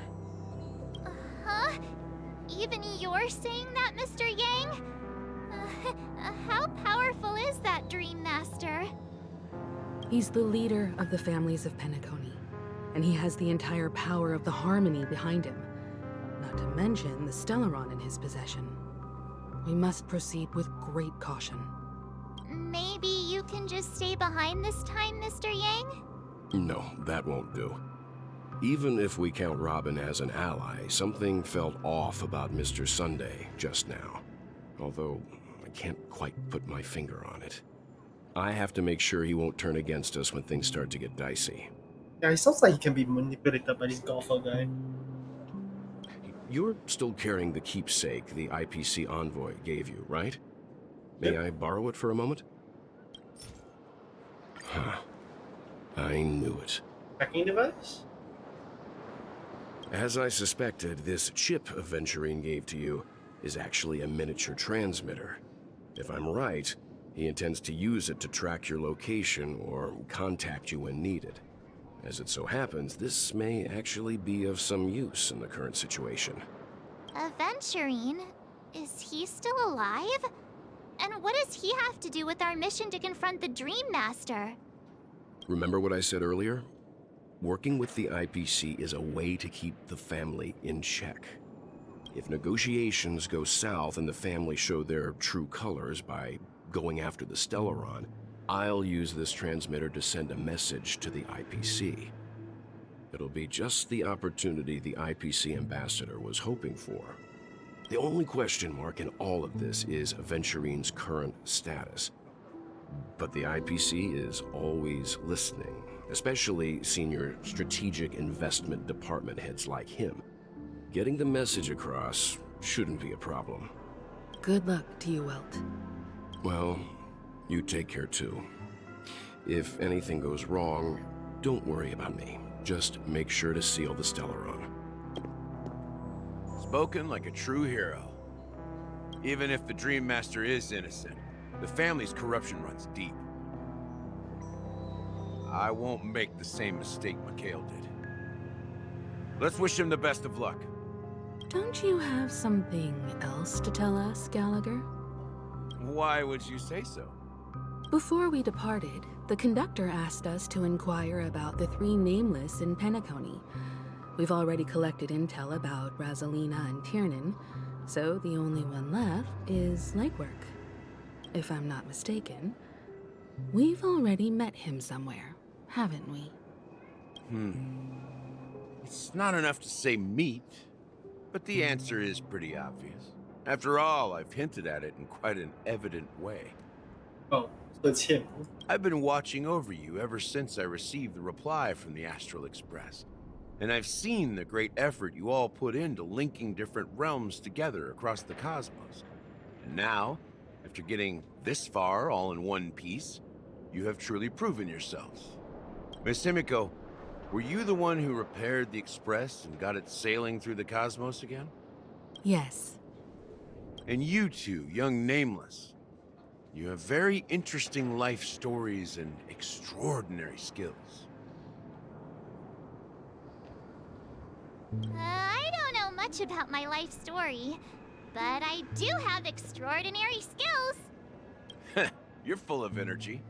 Please send my regards to the conductor, Pom Pom. Please let them know that their friend had fond memories from his time aboard the Express, which he reminisced on every time he had a good drink. As for the last Nameless, he embarked, disembarked, and embarked again, traveling in a great circle, ending up back where he started. On his deathbed, he told me to find the Astral Express and deliver an invitation to the future Nameless. He left behind a special gift, a true legacy. Something that belongs only to the successors of the Trailblaze. Come with me. Now is the time to reveal it. Huh. We're actually gonna go in for this meeting. Back here again. Sometimes I feel like you're still alive, old friend. Like you've still got so much to say and do. I've kept my promise, brought the future trailblazers you've waited so long for. I don't know why you were so obsessed with that train, but I remember your last words. Don't let us down, old man.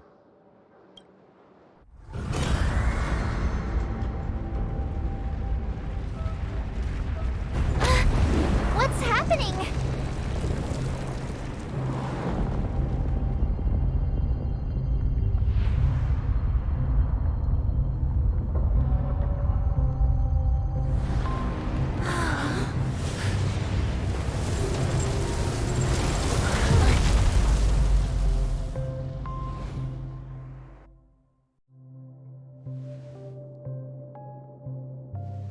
Go ahead.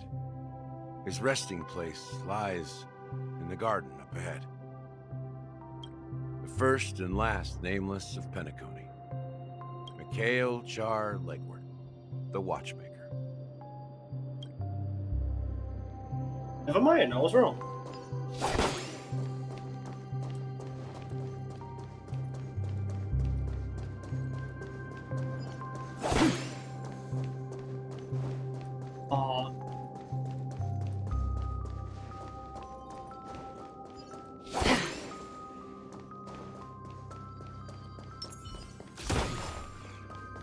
A chest. Above me?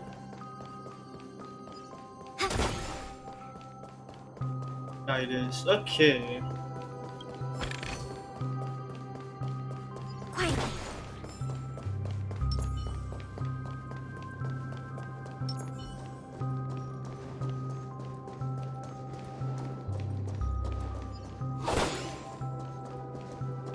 Birds here by any chance?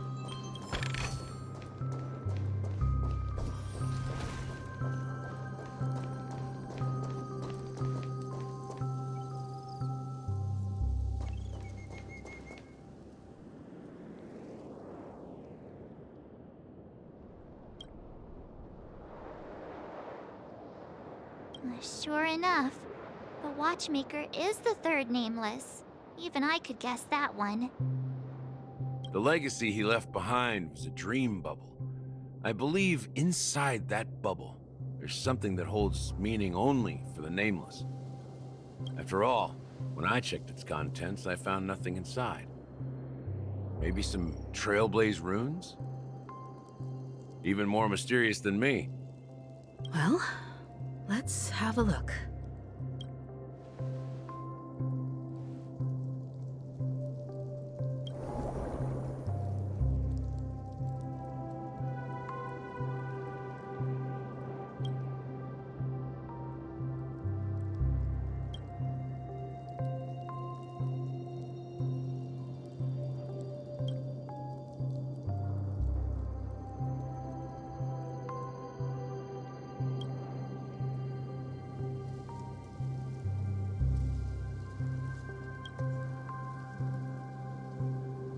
Wait, what's going on? Seriously? There's nothing inside this dream bubble? How could a dream bubble be empty? Just as I suspected. That old man always had this strange belief in the nameless and the trailblaze. And I never understood where he got that confidence from. Especially since he never managed to get in touch with the Express while he was alive. I could never figure out what was going on in that old man's head. But this empty dream bubble is so typical of him. He was always full of weird fantasies and incomprehensible romanticism. That mischievous old man. Well, I didn't expect him to leave anything concrete behind anyway. Don't think that's the case, Gallagher. Nowadays? I'm sure Mikhail has left us the most precious thing of all. Don't start getting all philosophical on me, all right? Just as Mikhail believes in the nameless of the future, we unconditionally believe in the nameless of the past. How could they leave with regrets for the future when they were ready to dedicate their lives to the land they loved? There must be something contained in this dream bubble. It's just we haven't figured it out yet. You also have faith in the Watchmaker, don't you, Gallagher? Well, I'm a follower of the Enigmata. My philosophy forbids me to have faith in anything. That's why I understand what faith means in the path of Trailblaze. Can I borrow your pet? I need to make a trip back to Golden Hour and check something at the Dreamscape sales store. It's for Mikhail, and for the future of Penacony. No! Welcome to the Reverie Hotel. How may I help you? Greetings. We're the Nameless from the Astral Express, and we'd like to check in. The Astral Express? But I thought... Yes, my companion's already checked in. My name is Dan Hang, and I believe my personal information is recorded in your system. I see, but your companion said you wouldn't be coming due to a change of plans. Now the plans have changed again. And you are... Me? I'm Pom Pom, a new Nameless who's also with the Astral Express. He's my fellow Trailblazer. We responded to the family's invitation before he boarded the Express, so he wasn't registered in your system. Is it possible to accommodate him as well? Oh, I see. Another one of the Nameless had a similar situation. Seems like a lot of people are joining the Trailblaze these days. Since there's a precedent, it shouldn't be a problem. Just give me a second to contact your companions.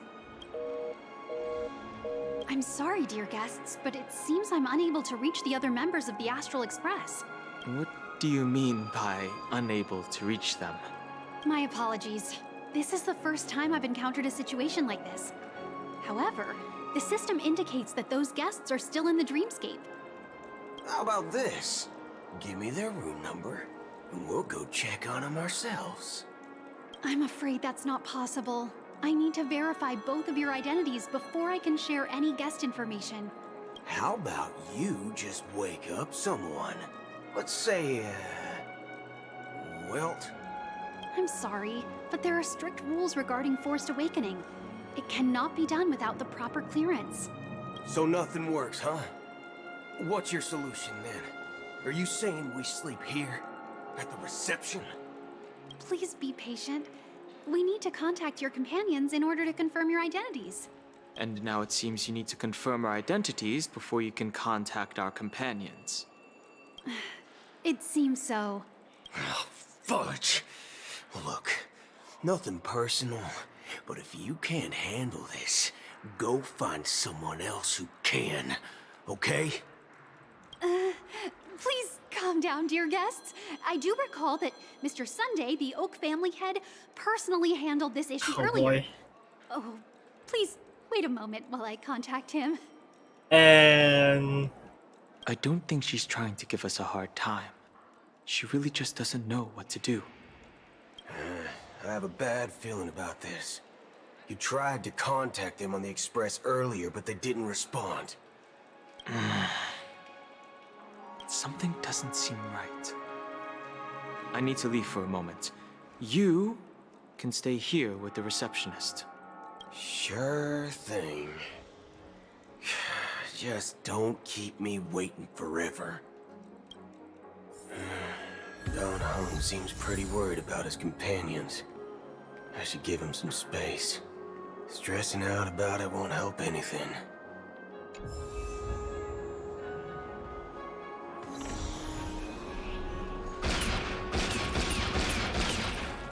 That's actually kind of fun. And Hans. Locked and loaded. Cool. Greetings. I'm Cody of the Bloodhound family, head of security for the hotel. How may I assist you? Hello. So, there's something I wanted to ask about. I've been hearing some unsettling rumors about certain incidents that might affect the Charmony Festival. Do you think there's anything to be worried about? I've traveled all the way from the Hayaii Federation, and don't want my trip to be ruined. What do you mean? Wait, you haven't heard? I'm not sure where you heard those rumors, but they're completely baseless. I can assure you, as a representative of the Bloodhound family, that everything is going smoothly for the Charmony Festival. At present, all of the families are focused on making sure the festival starts on time. Even the Dream Master himself has arrived. So don't worry, your trip won't be in vain. Ah, that's a relief to hear. She doesn't appear to be acting. So, it seems that even the hotel staff are out of the loop.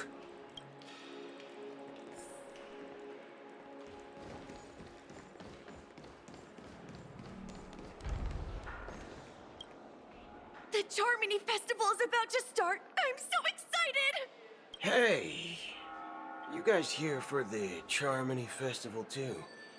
Well, I didn't come all the way here specially for the festival. Honestly, I don't really even know what it's about. But I heard it's a lot of fun! Well, back in my home world, Anaria, we have festivals like that all the time. My dad threw me a birthday party one time that was just as extravagant as the Charmony Festival. Oh, come on! The Charmony Festival is a once-in-an-Amber-era event! How can a birthday party compare? Well, you never know, right? Maybe on her world, birthdays only happen once in Amber Era. Anyway, let's forget about that. Have you heard about the, unsettling things happening in the dreamscape? Unsettling things? What could possibly go wrong? It better not ruin the Charmony Festival! I've been looking forward to it! Relax. With a big event like this, there's bound to be lots of gossip and rumors. Don't worry. If anything does happen, the family will be on top of it. Oh, that's a relief. I didn't come all this way to see the festival go down the drain. Well, looks like I won't get any fudging clues out of these two. They're clueless. Back already? Hasn't she returned yet? Nope. I'm starting to wonder if sending her to contact Sunday was a good idea. Neither the staff nor the guests seem to know anything about what's happening in the dreamscape, and wherever we go, all we see is people enjoying themselves. Definitely not a good sign. I agree. Another unusual thing is that the Oak family is supposed to be in charge of organizing the council and managing everything inside and outside the dreamscape. However, I walked around the hotel but didn't meet a single member of the Oak family on such an important day. Well, I'll be forked. If I remember correctly, the head of the Oak family is that Sunday guy. We shouldn't linger here too long. Let's go back to the Express for now. Not so fast. Have you ever robbed the IPC, bro? If you run away now, everyone will be chasing after you. Are you suggesting we sit here and do nothing? I wouldn't say do nothing. But let's stay put for now. Even if the family has ulterior motives, they couldn't have anticipated us showing up here. We're the surprise factor for them. They don't want to attract unwanted attention from certain outsiders, so they won't do anything reckless. See? The IPC lackeys are keeping a close eye on this hotel. If I were a family member, I'd find an official excuse and keep the surprise factors here. If we just wait here, that would be like walking into their trap. Of course, we don't need to walk into their trap. I gave a backup plan to the memo keeper. If it turns out we won't be allowed to enter the dreamscape, she'll order a drink for me in the VIP lounge at the hotel. In reality... a secret signal. That's right. Oh, a concrete object can indeed help the Memo Keeper establish a connection with you. But Boot Hill, if you have more backup plans in the future, I hope you'll let me know in advance. I'm sorry, but it's one of my quirks. I have too many unreliable friends. And if I reveal that I have backup plans, things can go awry. And that would leave all backup plans completely useless. How do we get into the VIP lounge? This is where my street smarts come into play. What does that mean? You're the lobby manager, right? Yes, I am. How may I assist you? We're the Nameless from the Astral Express. We wanted to check in, but there's something wrong with your system. The lady at the front desk said she would contact the manager, but now she's nowhere to be found. Now, we've been waiting here forever, without any food or water. What the fork, man? Is this how the family treats its guests? Is this your idea of street smarts? Starting an altercation? It's called standing up for your rights. I apologize for the inconvenience. Please wait while we try to contact Mr. Sunday. I'll arrange 2 premium seats in the VIP lounge so you can rest there while you wait. See? Just like that. Just don't call yourself Nameless next time. Wow, this bar's something else. Certainly worthy of the planet of festivities. Nice. Okay. One Peach Soul Glad? Good evening, gentlemen. Hey, I have an order for a bottle of Hasdana's White Oak. Can you help us find it? Hasdana's White Oak? I think there might be a misunderstanding. We don't serve that here. Oh, no way. Are you sure you're not mistaken? If someone had reserved such a beverage, I would definitely remember it. It sells for hundreds of thousands of credits per bottle, after all. I couldn't afford to cover for such an item if it were broken or lost. That's strange. Well, could it be that the Memo Keeper couldn't afford it? Then what should we do now? Oh, no need to rush. Let's grab some drinks first. Maybe I arrived too early and she hasn't come yet. Now, let's see what kind of juice malts you all have here. Well, give me a glass of Heenum Valley, 40 years. I'll have it neat. No ice. Wow, that's the most expensive one on the list. You have a taste for the finer things. It's on the house, anyway. What can I get for you? Anything you recommend is fine. Then I would recommend today's special, Glass Village. It's classic Soul Glad mixed with Laboom juice. It's refreshing and suits your cool demeanor. Just 1 minute. Ah, this flavor. Dynamite barbecue with rocket fuel. Ooh, it really hits the spot. Truly the finest sherry cask-aged malt juice in the cosmos. Dynamite barbecue with rocket fuel. Is that really something that humans enjoy? Hey, this guy doesn't know anything at all. As long as you're satisfied, dear guests, please enjoy. Let's give the Memo Keeper another half-system hour. If she doesn't show up, we'll need to come up with a new plan. In the meantime, let's take stock of the situation. What do you think? The situation is unclear. Something must have happened on the planet of festivities, but the public is unaware of it. Someone in a position of power within the family must be covering it up. It's unusual for the followers of the Harmony to invite other factions, let alone the IPC and the Masked Fools. If what you said about the Emanator of the Nihility is true, the situation in Penacony is a little complicated, to say the least. Actually, there's something else I'm concerned about. Regarding Acheron.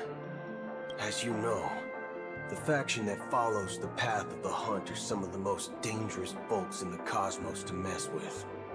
I mean, who in the right mind would impersonate the Cienjo Alliance or the Galaxy Rangers? It's like asking for a death wish. Isn't there a saying among the Cienjo people that the Rainbow Sect lets their Lux arrow do all the beating? Talking. Do all the talking. Beating. Well, you know what I mean. Even though the Galaxy Rangers have been out of sight for years, we've been keeping an eye on this region. Even the dumbest criminals know better than to mess with the Annihilation Gang, much less the Rangers. But that Acheron lady, she doesn't seem like a lunatic at all. On the contrary, she's highly logical and organized. She knows exactly when to hold back and when to strike without mercy. And you believe that someone like her would have an ulterior motive for impersonating a Galaxy Ranger? I'm not entirely sure, but I do have my suspicions. Maybe she knows a Galaxy Ranger, or perhaps she's trying to lure us out for some reason, which I can't figure out. Anyway, what worries me more are the anomalies within the family. They've summoned followers from various paths for the festival. No matter how generous such a gesture is, this move seems highly unusual. Unless the invitations weren't sent by them. If that's the case, it's even more intriguing that the family insists on organizing the Charmony Festival, despite the chaos.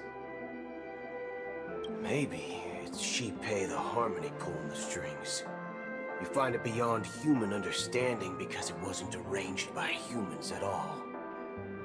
People do stupid things out of irrational impulses. They abandon their principles when self-interest is involved. They believe in things they know they shouldn't, and fudge, they even break their own rules. But Eons don't. They stick to their determined path and never turn back, even if they reach a dead end. You think Shipei's will is behind all this?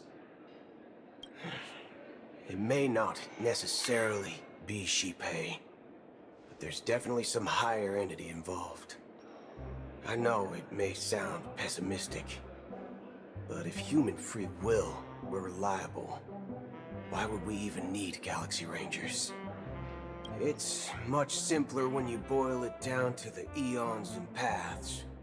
Like how Lon always follows the path of the Hunt, or how the Express stays true to the Trailblaze despite Akavili's disappearance. But in my opinion, Akavili's fall holds significance for the Nameless.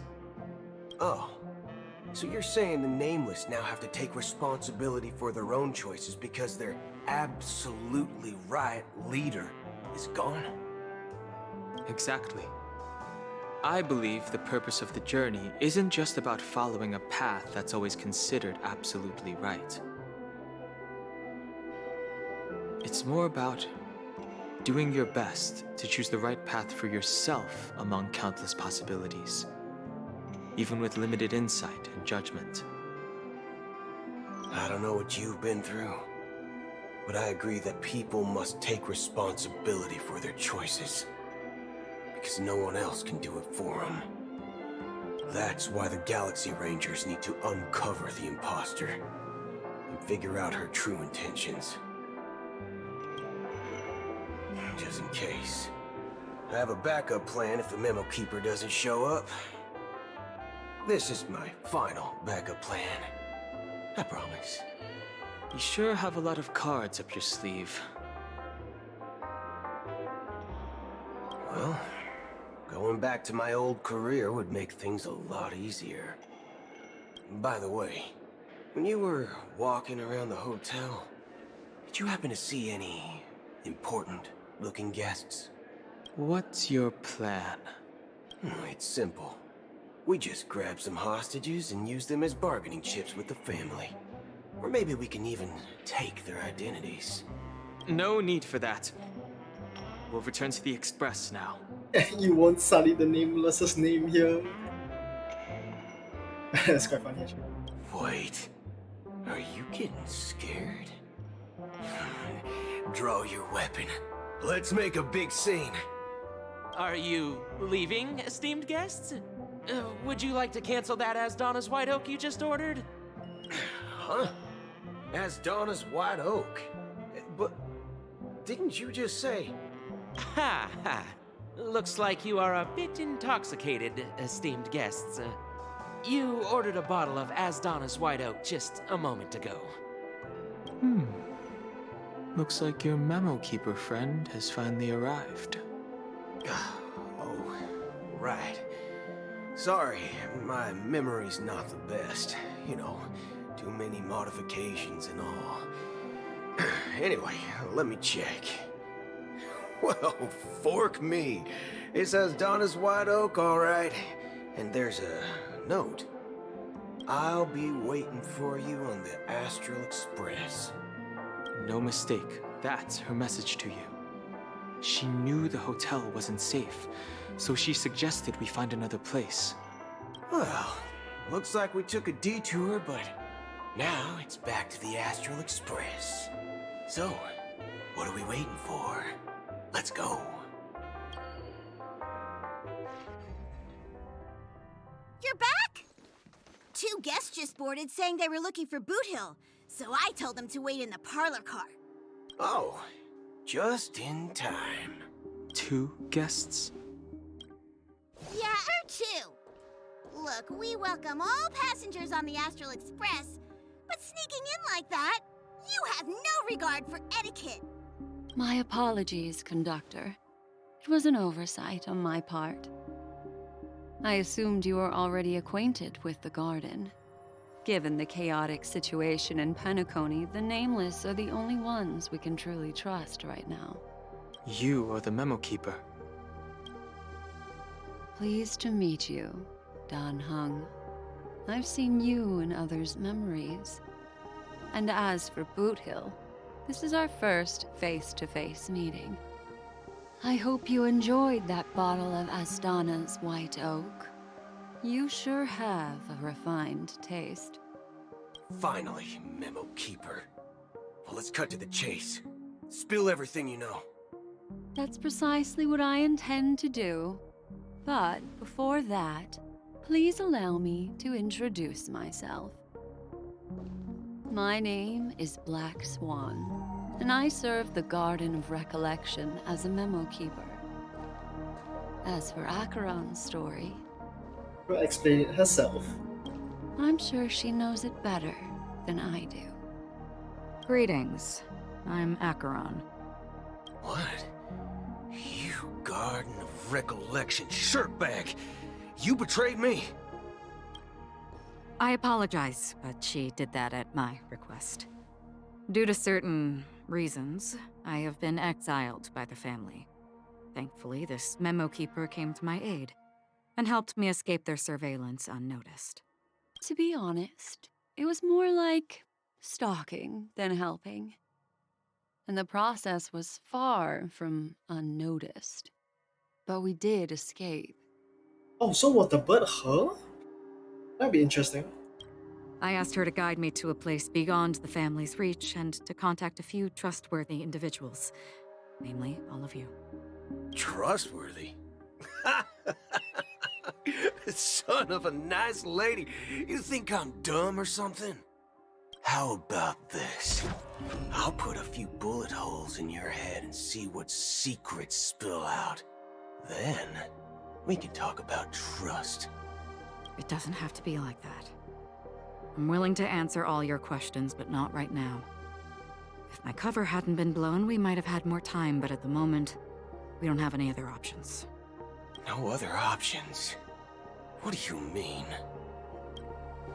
This is the only way I can ensure everyone's safety.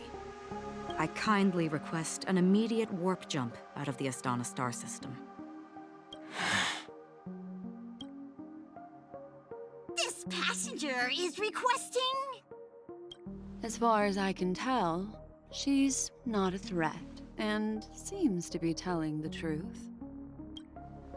I've briefly traveled with your companions and know their whereabouts, Dan Heng. Please rest assured, your nameless companions are safe, but they need our help. As for Boot Hill, you may have guessed, I've been waiting for you. Galaxy Rangers are known for their elusive nature and limited contact with each other, so this was the only way I could reach out to you. Only by doing this can I find a true Galaxy Ranger and fulfill a long-standing promise. To return his relics to their rightful owner. Someone once told me that every rainfall is like a gift from the heavens, a sign of their mercy upon the world.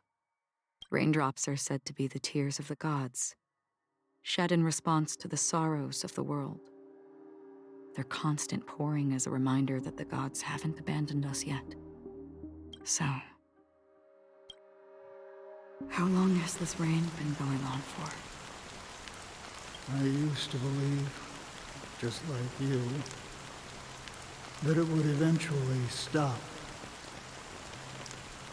Years and decades passed. And in the end, such hope faded away before the rain did. Looks like the God you mentioned doesn't exist after all.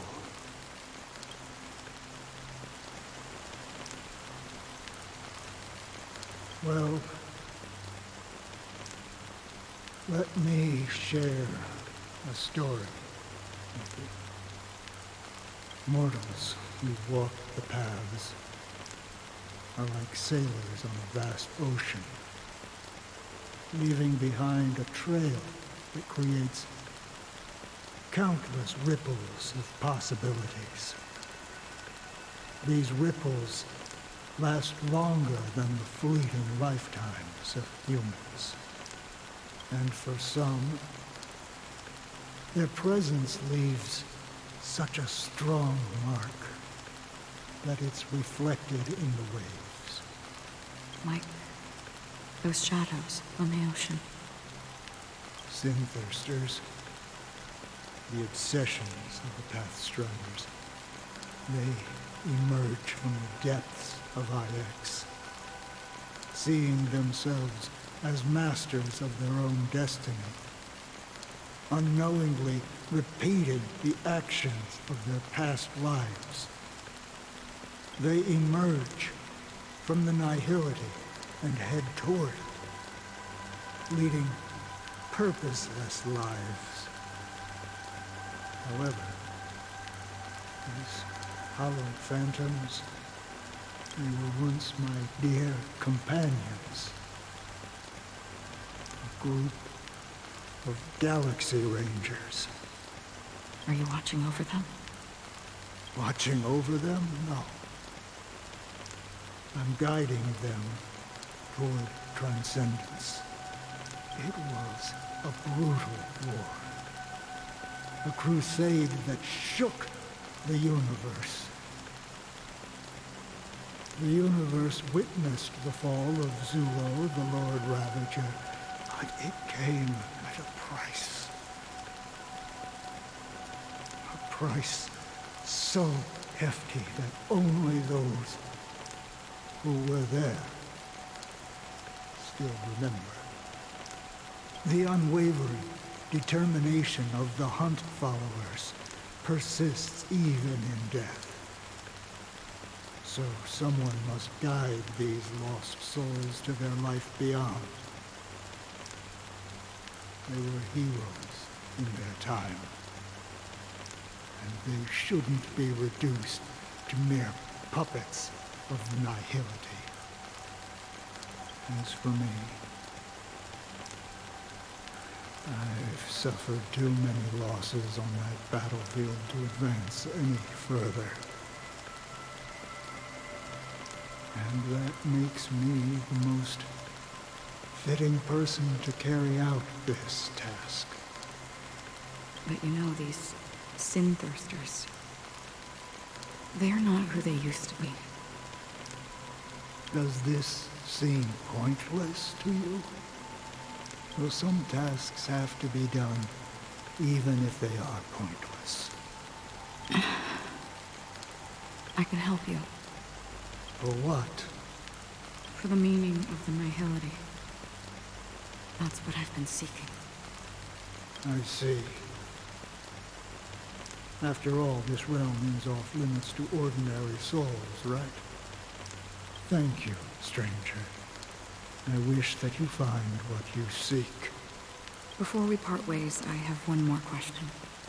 It is true that their actions and even their entire lives may seem pointless from our perspective.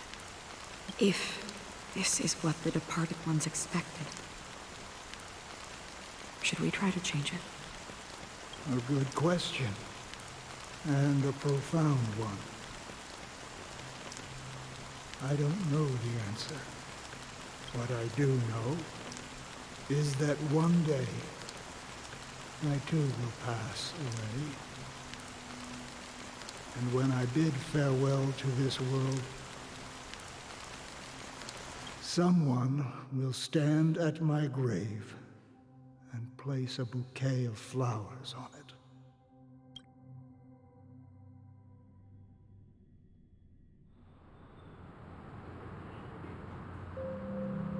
Okay, if we are legitimately going by hours, I will not be able to copy this episode alone. When I appeared as a child, my speech, mindset, and soul reflected immaturity and innocence. As I grew into adulthood, I left behind my childlike side.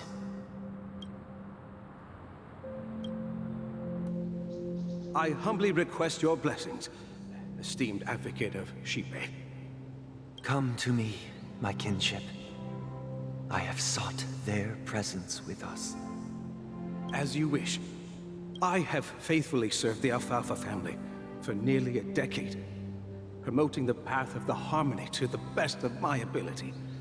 However, I made a mistake yesterday. While I was preparing dinner for the family head, I accidentally dropped a prepared dish on the floor. Out of laziness, I lied and claimed that everything was ready.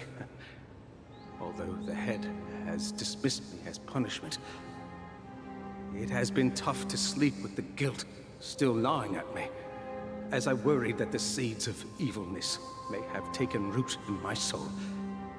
So, I confess to you now, to seek atonement for my sins. Do you sincerely repent and vow to change your ways? Yes. Have you examined your soul and confessed all your sins? Oh, yes. Are you willing to accept the process of atonement? Yes. Very well. Show your dedication and goodwill to the family. Oh, praise Shipe. And thank you, esteemed advocate. Next, please step forward. I wholeheartedly confess to you. Please, pardon my sins. Rest assured, I have implored their presence to be with us. As long as you are sincere, absolution will be granted. Oh, great. You know, I arrived in Penacony as a stowaway. I sold everything to get a ticket. My house, my land, and my 2 children. I see. Please, go on. My children were starving, and I hoped they'd have a chance at survival if they became slaves here. If I can strike it rich here, I'll lift them out of that situation and give them the life they deserve. But the Bloodhound family got wind of it. They're on my tail, hunting me down. I thought I could bring my kids here. It was all my fault. All my fault. The family is ready to forgive all sinners. I'll ask the Bloodhound family to cease their pursuit. You don't need to live in fear anymore. Oh, thank you. Thank you. I'll work my hardest to redeem my children and make them part of the family. Praise the Harmony! Next, please step forward. Hey! Long time no see, Mr. Sunday. The most esteemed individual in Penacony, and the next leader of the Oak family, right? I have sought their presence with us. Let us proceed. Sure. Let's just get this over with. I have sinned. Please forgive me. I wasted half a pizza at breakfast, and a bottle of Soul Glad. That's it. Nothing more. Can we wrap this up? I've got a Robo-Ball game to catch, you know? Do you seek to atone for your sins through good deeds? My sins? Well, starting to sound like a saint, huh? Well, let me tell you something. Neither the family nor you have the right to judge me. You think nobody knows what your precious family has done? About the watchmaker? Huh? Don't kid yourself, Featherbrain. Those dream chasers might be fooled by your act, but don't fool yourself. Before you start spouting off your holy verses, answer me this. Where does the power of the Oak family come from? And your power? What makes you think you can sit there all high and mighty, looking down on everyone else? Well, I've spent enough time in confession today to enter the Harmony's paradise, right? Then I'll take my leave. Good luck with your election, and, don't make me regret my investments in you.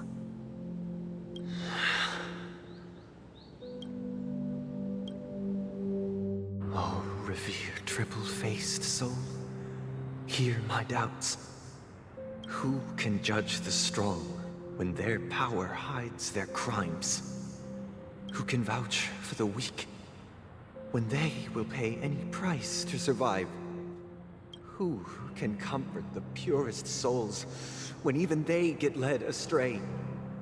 If the strong defending the weak is truly the foundation of paradise, then who is responsible for the suffering and anguish in this wretched world? Brother? Brother? Brother, are you all right? I'm fine. I've been working long hours, and I just made a trip to Dreamflux Reef and back. So, I'm a bit out of sorts. But it'll all be over before we know it. You've been working non-stop on the Charmony Festival, Mr. Sunday, and no one could have predicted this incident. Even if the Stellaron does pose a grave threat, I still feel sorry for all the trouble we've caused you. No need to worry about troubling anyone. The Charmony Festival was meant to spread joy and harmony across the cosmos. But now that we know the truth, I'm afraid we'll have to cancel it. It has always been our wish to make everyone happy, so... we'll do our best to explain everything to the Dream Master. I'm sure he'll understand. Even if the negotiation does not go smoothly, I'll refuse to go on stage. Without the Chord Master, the Harmonious Choir would not arrive, and the Charmony Festival would be just a grand performance, and nothing more. I'm relieved to see your determination. You know, Since arriving in Penacony, we haven't had any contact with this Dream Master himself. I'd heard of the heads of the 5 major lineages, but the Dream Master is a mystery to me. The Dream Master rarely grants an audience, even for us. But, given the urgency of the situation, he's agreed to meet us in person. Perhaps you'll be the first guest to meet the Dream Master in years, Mr. Yang. Let's hope we can reach a consensus that satisfies everyone. Indeed. Let us hope so. It's about time. We'll have to get ready for the meeting. I apologize for any inconvenience caused by the urgency. Don't worry. I'll be waiting here. Dear, it's Mr. Sunday! Hey, come over here! Mr. Sunday. Hey there! Okay, see the moon in the sky? It's about the size of the cap on my Soul Glad bottle. If I just reached out my hand, I could grab the moon, couldn't I? The moon? You mean the Grand Theater? Yeah. Look at me. I've been away from home for too long. I must be missing that moon. But it's no big deal. The Grand Theater here looks much better than the moon back home. It's just magnificent. They told me not to sell everything I had just to come to Penacony. How short-sighted. Selling everything you had? Why would you go to such lengths? Why? Can't you see? Life back home is miserable. It's not really living at all. It's better to be here at Penacony. No pain, no worries about tomorrow, just sweet dreams. You can do whatever you want. That's what I call living. Yeah, now this is the life. Is this truly living? Huh? What did you say, young lady? I didn't quite catch that. Oh, it's nothing, sir. You see, the traffic on Glock's Avenue can be dangerous. How about I ask a Bloodhound family member to escort you to Ideen Park over there, so you can continue enjoying your sweet dream? Oh, yeah, that's a great idea. Wow, no wonder you're the leader of this sweet dream. You're totally a lifesaver. See you around, Mr. Sunday, and it was nice chatting with you. What's up, sister?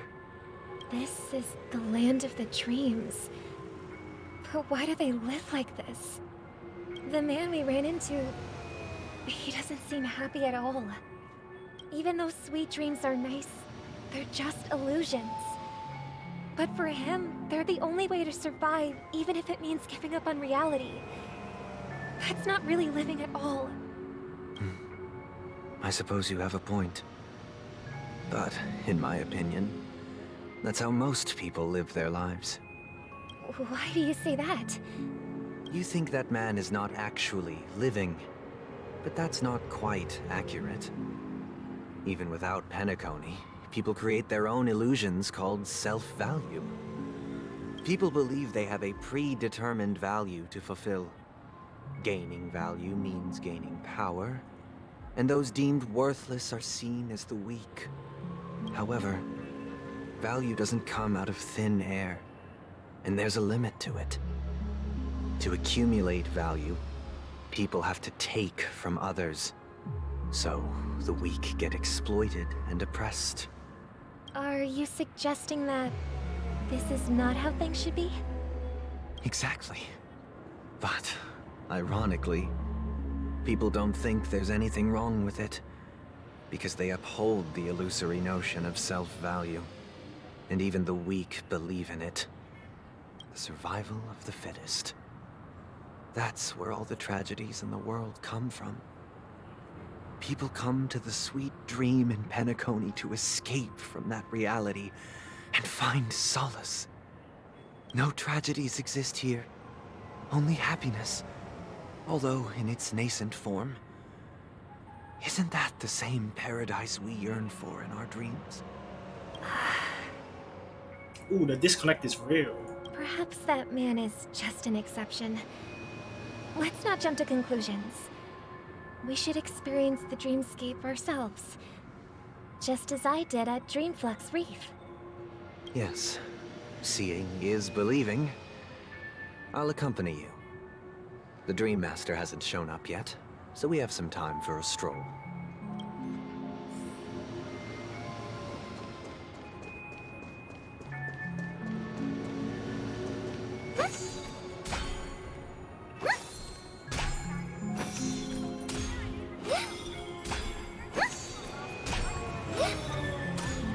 Come on. Come on. Ah, there we go. Okay. Glad to meet you again, Robin. How are the preparations for the Charmony Festival coming along? We're all so excited about it. It's going smoothly. Thanks for making the trip to join the festival. You're too kind, Robin. It's a pleasure to have guests from all over the universe celebrating day and night. I can't stand being lonely or bored, so this jubilant dreamscape is perfect for me. But if this went on forever, would it get boring too? Nah, not at all. Who would get tired of having so much fun? Every day, you get to wear fancy clothes, explore all sorts of dream bubbles, indulge in delicious food without gaining weight, and you never get old or sick. As long as you can afford a room, this place is the ultimate paradise. But you know that only a few things can be brought back from the dreamscape to reality, right? That's exactly why I don't plan on bringing anything back. Just enjoying the dream itself is good enough for me. I mean, I'm not one of those long-living species. I only have around 60 or 70 years in this lifetime, and there's so much to worry about. Being happy here is pure bliss. Only in this sweet dream can I truly feel like I'm in control of my life and fate. Who would want to go back to reality after experiencing this bliss? I see. I genuinely wish you all the happiness in the world. And I wish you a fantastic performance, Robin! I'm off to the Blue Hour for the ball. See you later.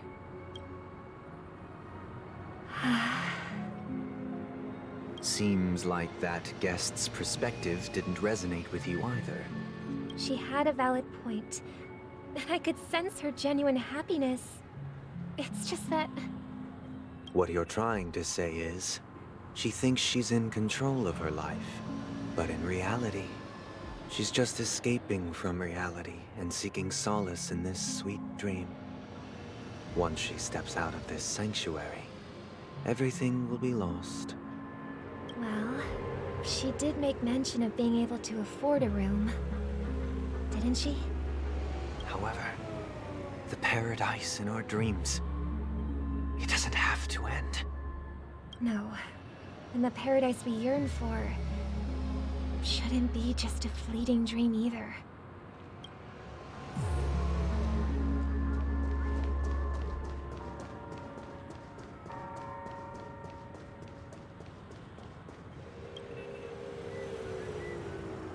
The scenery in this dreamscape is truly breathtaking, isn't it?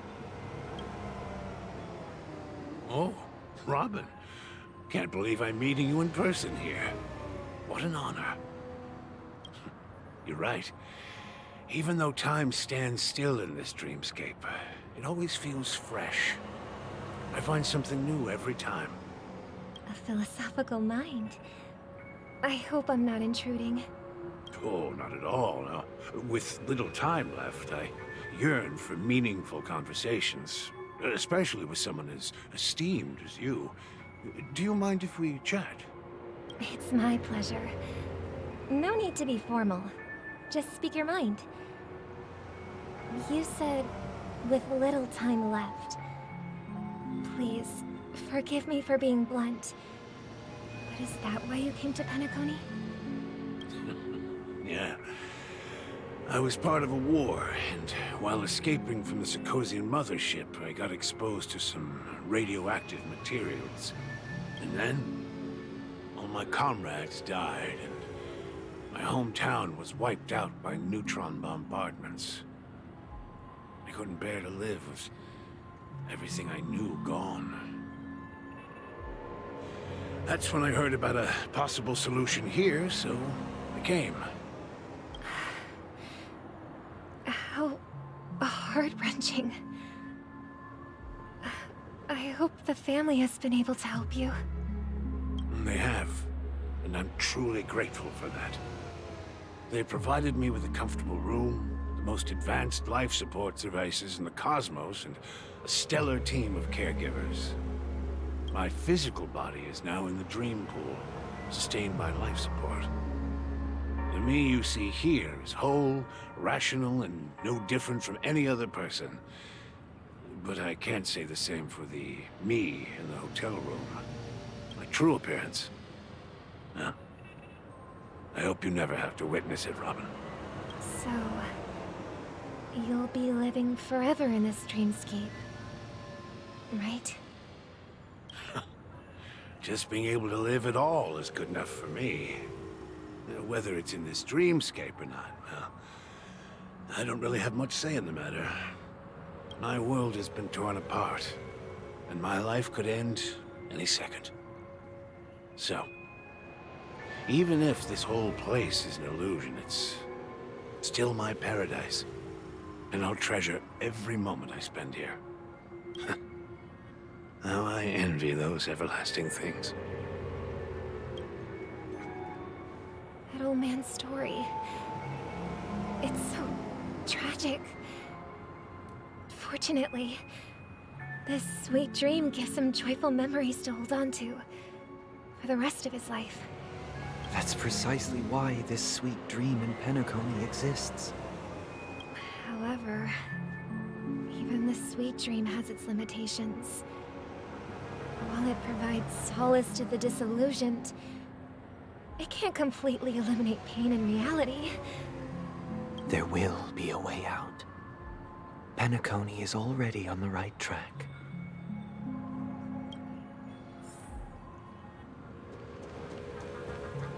Ah, yes, Sparkle. Right. Look what we have here. A lovely young lady. Wait, is that me?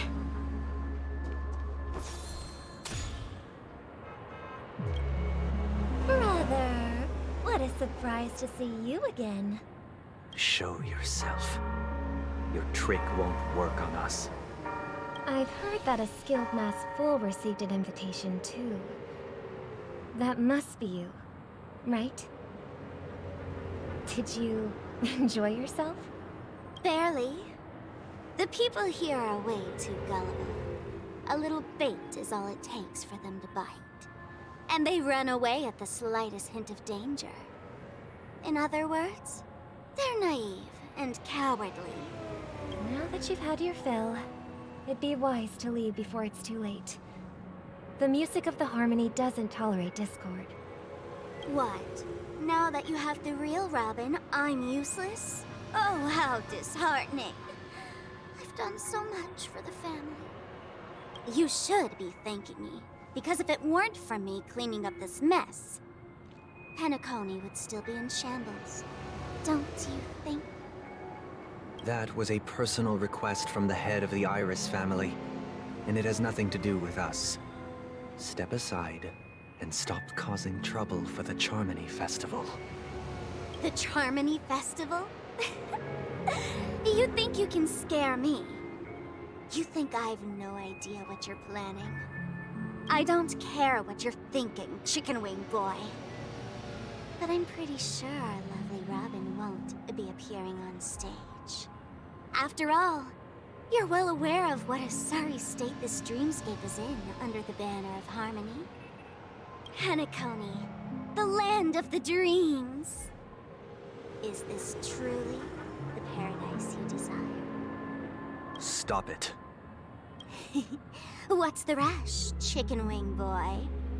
Did I get to you?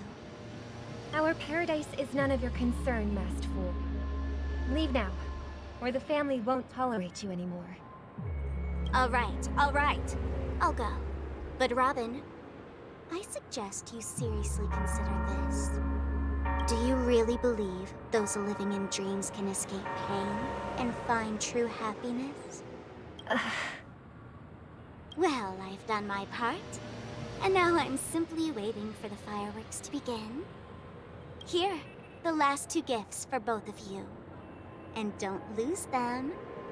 If by some unfortunate chance the Charmony Festival starts against all odds, remember to use them during the show.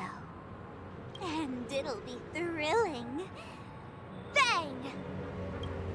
I heard a raven cawing in the distance. It seems the Dream Master will arrive soon.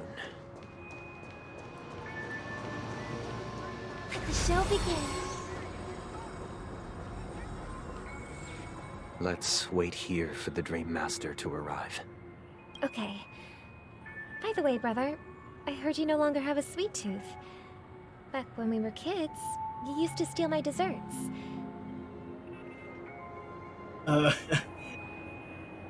Typical sibling behavior. Seems like a lot has changed during my absence. What exactly happened? Well, someone has to stay awake even in this sweet dream. But that someone doesn't have to be you, or anyone in particular. You're carrying too much on your shoulders, brother. The paradise in our dreams. It shouldn't be like this. Penacony is nothing more than a dream. It can't erase the worries and pain of reality, or bring true happiness. It only offers an escape from reality. Nothing more. Remember the old man we met earlier? Without this dream, he might have completely lost himself. That might be true, but even without Penacony, he could have chosen another path. As far as I know, the Intelligentsia Guild has been promoting their rehabilitation techniques for a long time now. That path may have been more ordinary and challenging, but now he is receiving hospice care in a comatose state, and his fate is sealed. Is Penacony granting these people a future? Or is it taking it away from them? Well, don't forget this. Not everyone really has a future. But the future for humanity is like the sky for birds. People mistakenly believe that flight is inherent to birds because they've never witnessed those birds crashing to their death. Do you remember how we took in that little Charmony dove when we were young? Yeah. We took care of it. Provided food and water, groomed its feathers. And later, when I decided to leave Penacony, I opened the cage and set it free. Well, I didn't mention what happened to it in my letters because I didn't want to upset you. They want to leave the cage, I'm assuming. Shortly after you left, it crashed to its death right in front of your window. Okay, a bit worse. I had surmised as much. I knew you wouldn't have avoided mentioning the bird for no reason.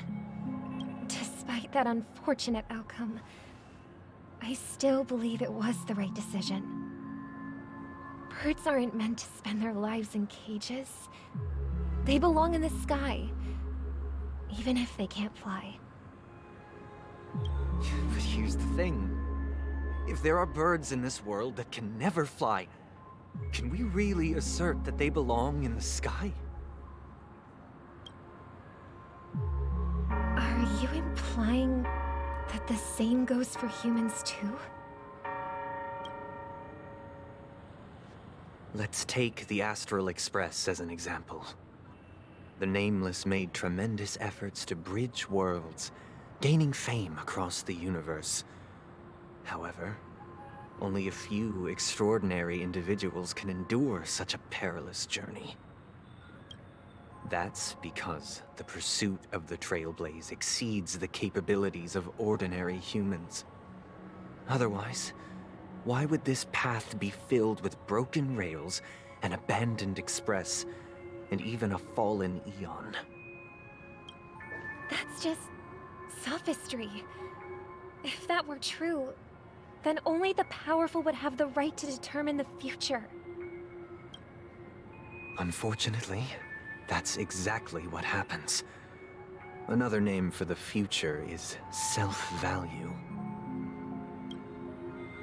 While this world has its fair share of heroes who inspire people and garner admiration for their heroic deeds, the majority of ordinary people will never become heroes in their lifetime. Some are born weak and vulnerable.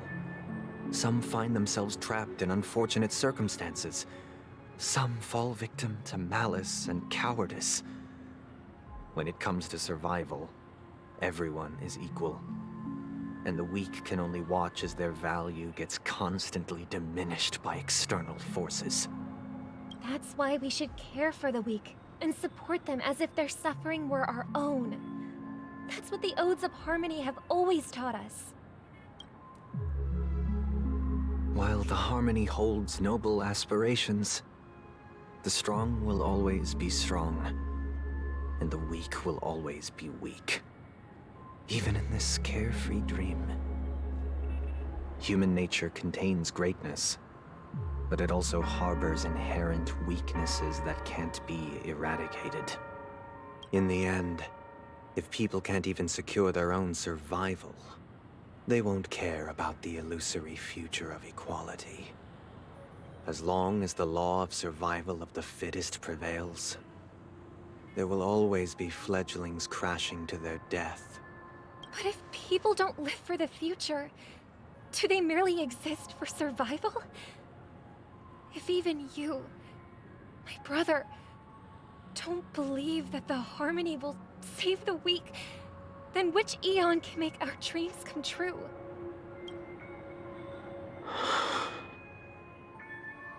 People often forget that when the first bird took flight, the entire world envisioned a future where no more fledglings would ever crash to their death.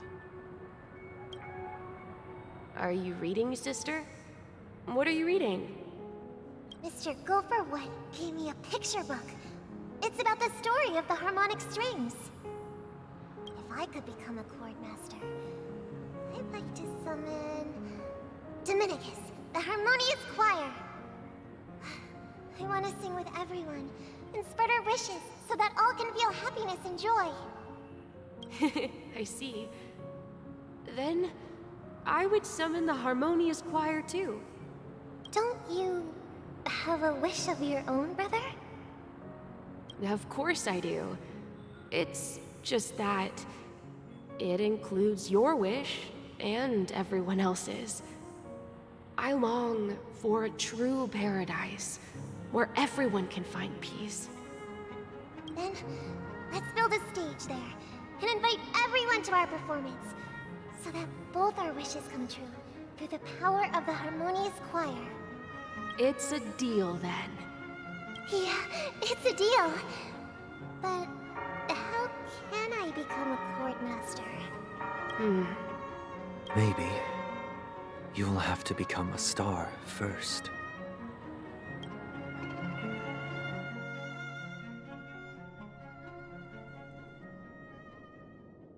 You're back sooner than I thought.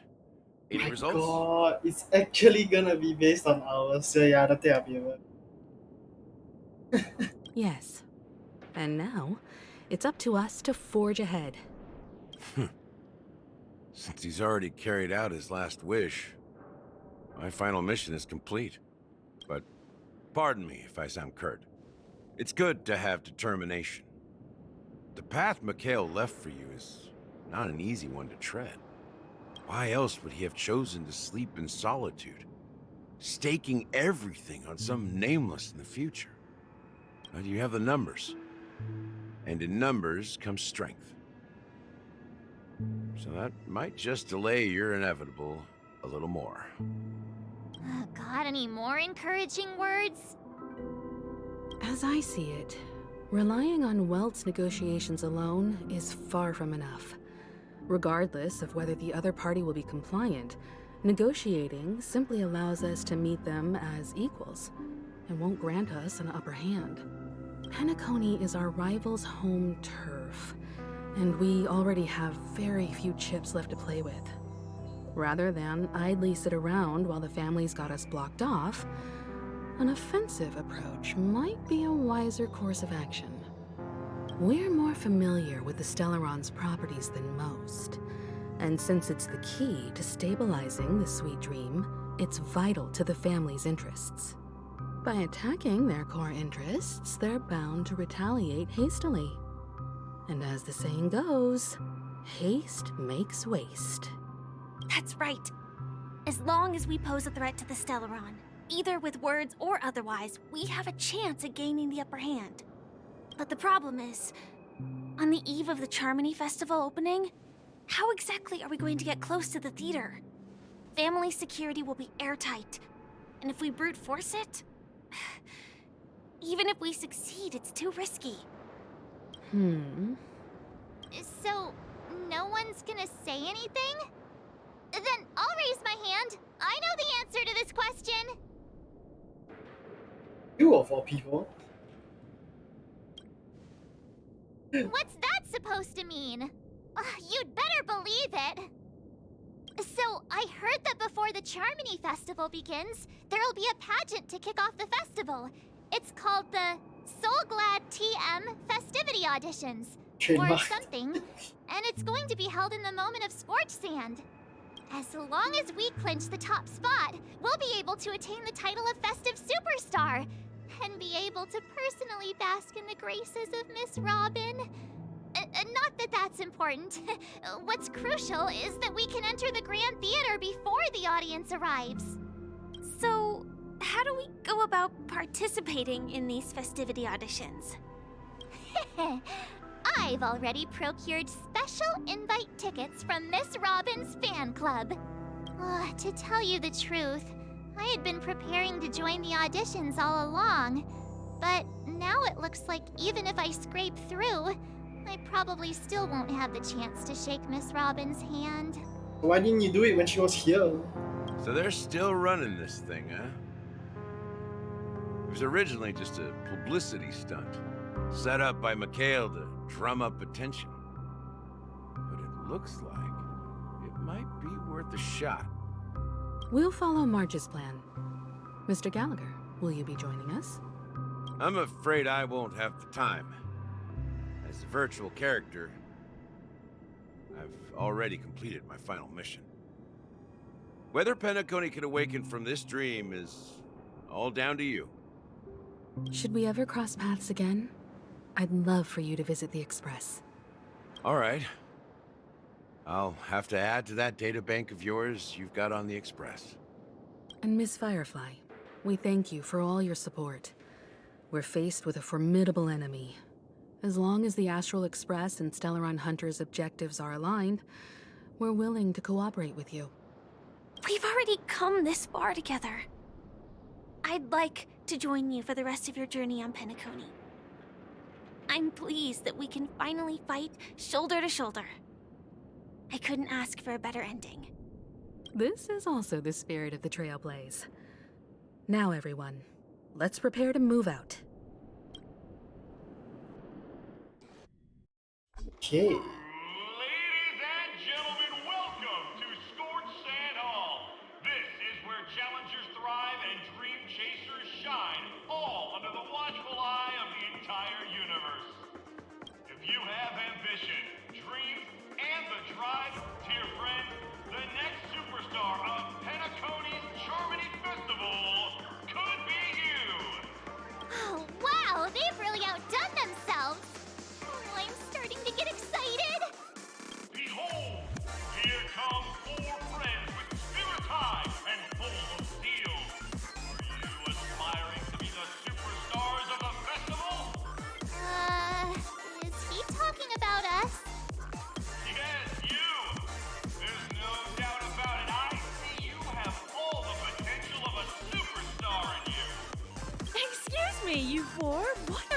hoping to get out of all this?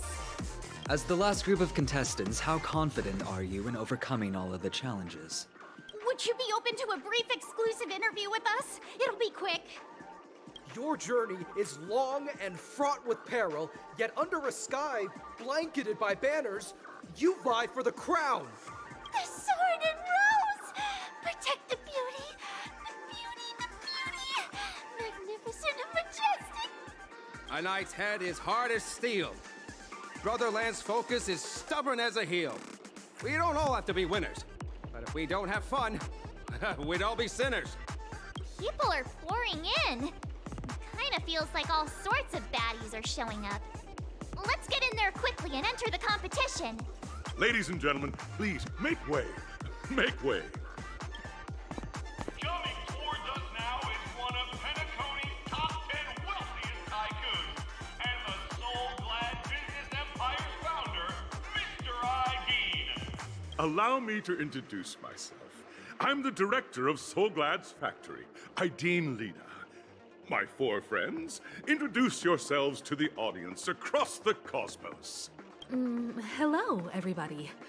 I'm Himiko, a nameless from the Astral Express, and these are my companions. Don't you guys need to hide your identities? Can't hide it anyways. Penacony is plastered with our posters. And because the Astral Express is so well known, the family won't dare to make any rash moves.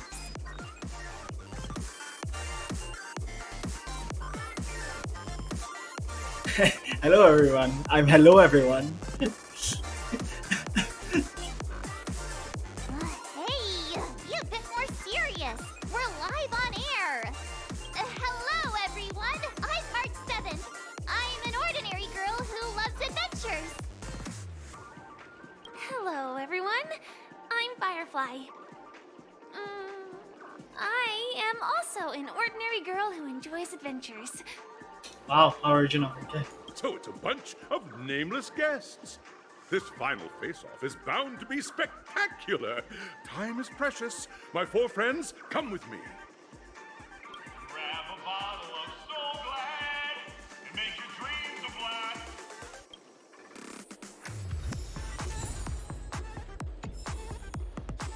Where the hell are we?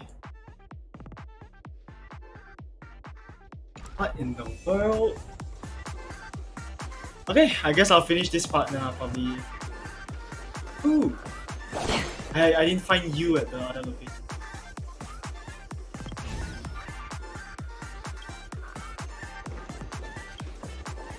Does this mean there are birds here though? I think that means there are gonna be birds. That's the case.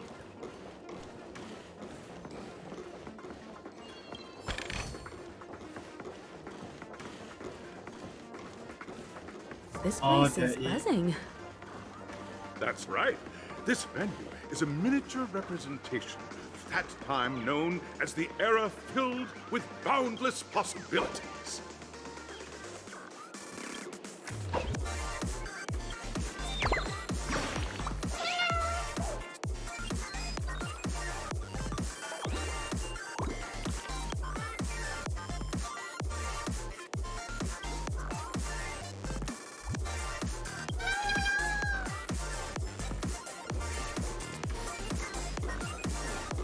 Hey.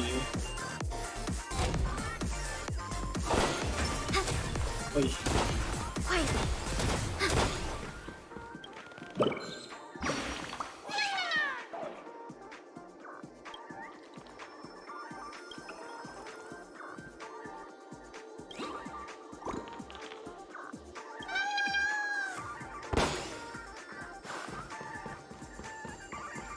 Look at that.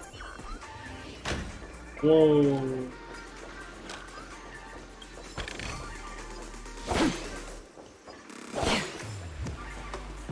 Grab a bottle of Soul Glad and make your dreams a blast. Nameless, your arrival reminds me of the grand occasion when Penacony was first established. I was still a young, bright-eyed lad back then, lured here by the watchmaker's ads, full of zeal and ready to make my first fortune in life. Once, During a particularly grueling day, I passed out and was resuscitated by a drink from Mr. Sousa. That sweet taste has since been etched in my mind, and that was what drove me to create the Soul Glad that we all know and love today. The dream-chasing era was truly a wondrous time. Oh, I miss those days, and the watchmaker. Scorched Sand Hall is my homage to that time of boundless possibilities. I wholeheartedly hope you make it to the finish and emerge as the next superstars of Penacony. Now then, is there anything you'd like to say before the competition officially begins?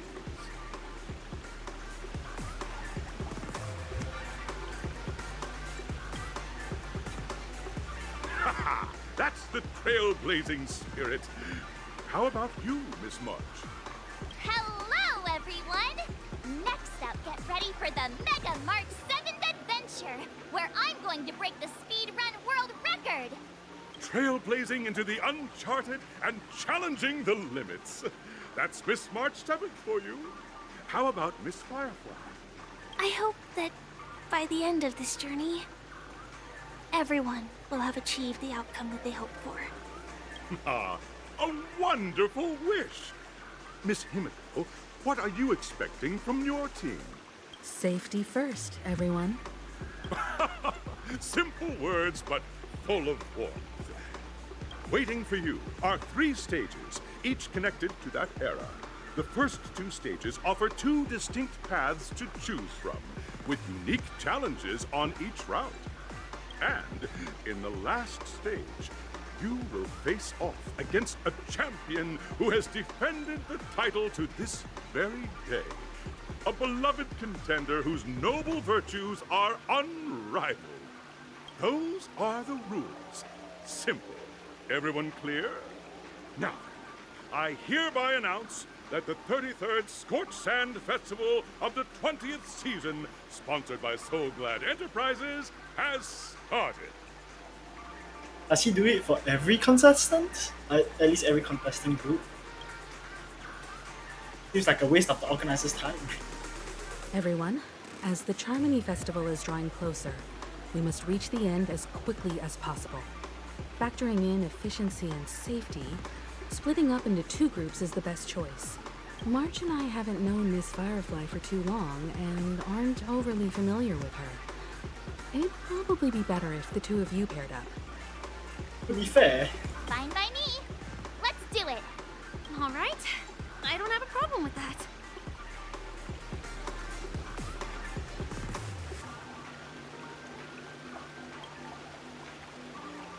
Time's ticking.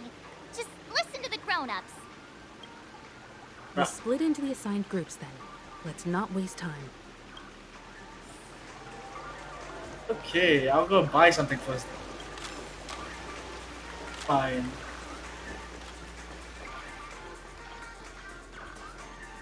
Welcome to the first stage of Soul Glad Enterprises' 33rd Scorched Sand Festival of the 20th season, Dream Play Fantasia. In this stage, you can choose between 2 challenges, the School of Acting or School of Action. In the School of Acting challenge, you have to complete 3 performances from 3 scripts and move the panel judges. In the School of Action challenge, you have to defeat 3 groups of enemies convincingly and reach the end. Now, make your choice. F. Acheron.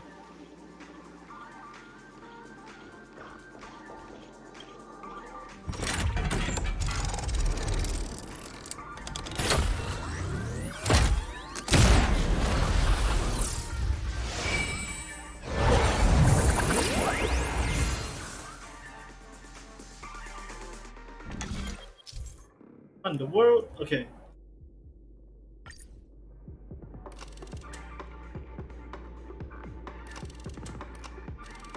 Oh yeah, I'm definitely going action.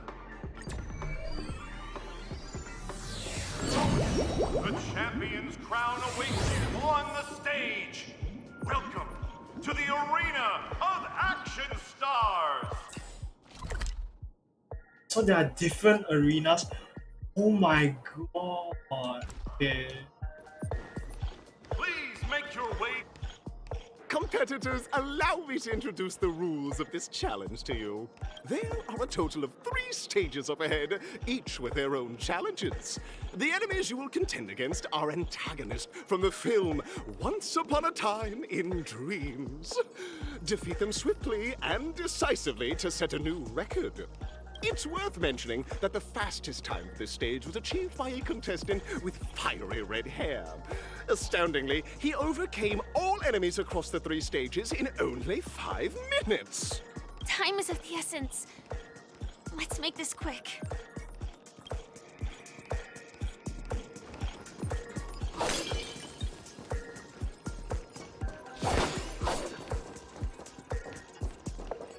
Contestants, you are about to confront the monsters of the primordial dreamscape. During this period, Penacony was nothing but a barren wasteland. The dreamscape was fraught with strife and disorder, with memory zone memes running rampant. As dream chasers who've come to Penacony, defeating them is your first step towards success. All the Soul Glad is ours! Don't even think about plundering the Soul Glad from us! I'm sorry, little one. You die now. What is that? Moments, creations. What are you, bubblegum machine Lend thing? me your strength. To guard and defend. Crush them. On the still waters of oblivion, I weep for the departed. It too shall fall.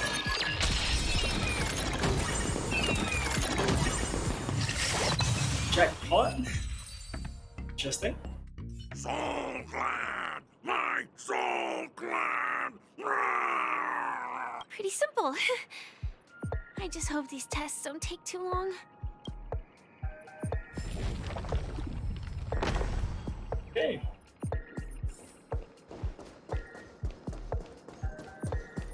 I don't know why, but I want to compete.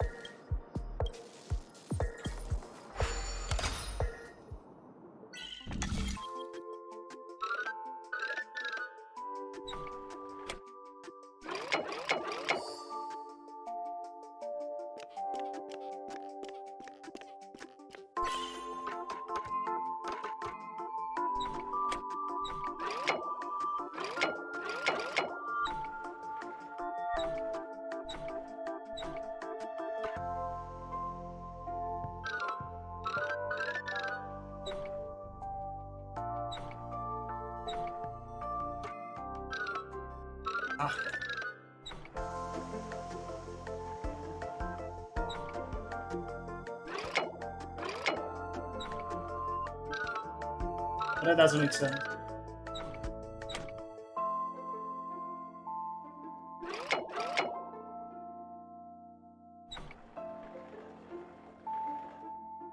They cut in half too.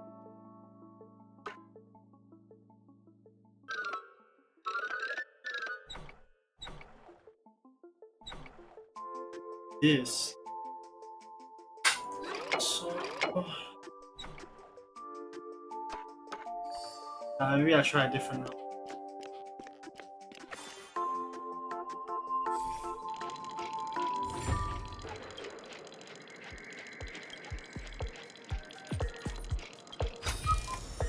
Seek, and you will find.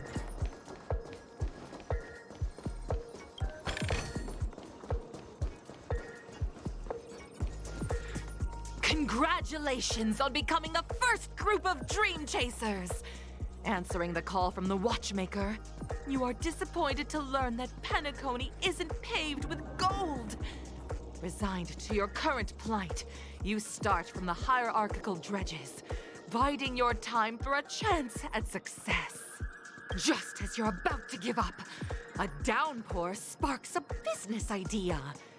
You enter the umbrella business! But just as things are looking up, you encounter a competitor. Defeat them and emerge victorious from this trade war. Why is our opponent Soul Glad? Because this is Soul Glad Enterprises' 33rd festivity auditions of the 20th season! Isn't this just product placement? Indeed. To safeguard the integrity of Soul Glad, I will soar high into the sky and become its shiniest star. Whoosh! What the hell? Net markers activated. Time for a good old counterattack.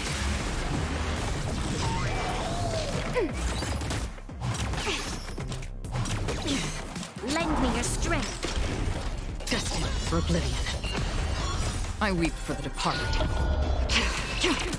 It too shall fall.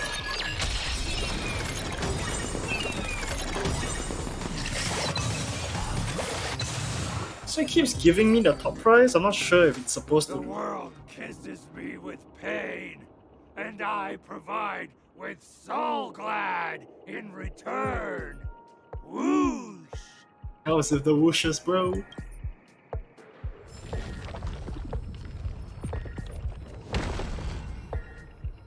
Okay. Sure. Oh, hi, little one.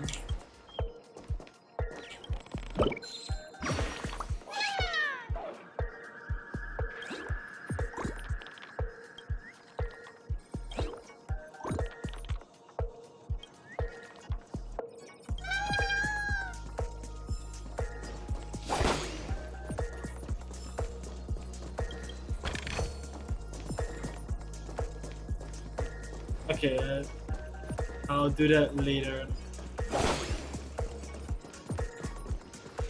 Congratulations to our two Dream Chasers for establishing yourselves as budding stars in Penacony.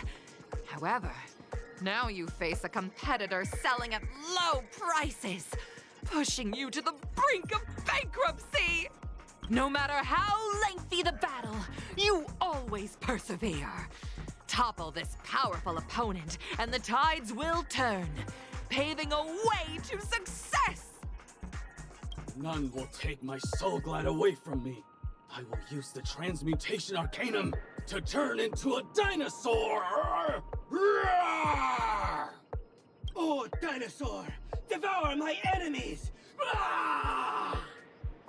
Grab a bottle of Soul Glad and make your dreams a blast! Who actually watches? Oh god.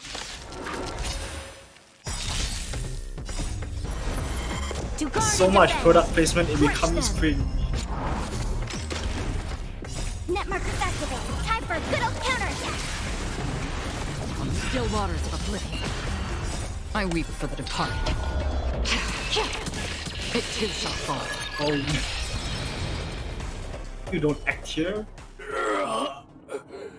The body withers, but the Soul Glad name shall not. You truly are a beast, more than I can ever be. That should do it! Okay. Let's go. Mr. Yang is waiting for us. Isn't this fight way off from the actual storyline? Transforming into a dinosaur isn't imaginative enough for you? This is the sort of magic only seen on Penacony. Anyway, let's get back on track. Where were we? Oh, that's right. After an extended battle, you finally emerged victorious!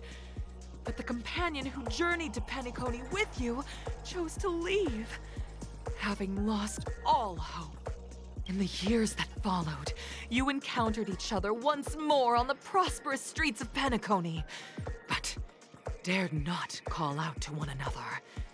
Perhaps akin to the lingering regret of every dream chaser. Ah, well done! You brought to life the thrilling action scenes from Once Upon a Time in Dreams with your fighting skills. Looks like we won! Let's hurry up and get to the next stage.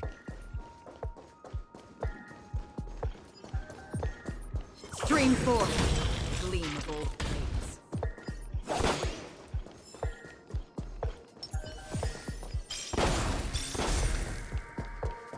You. Okay, let's grab me.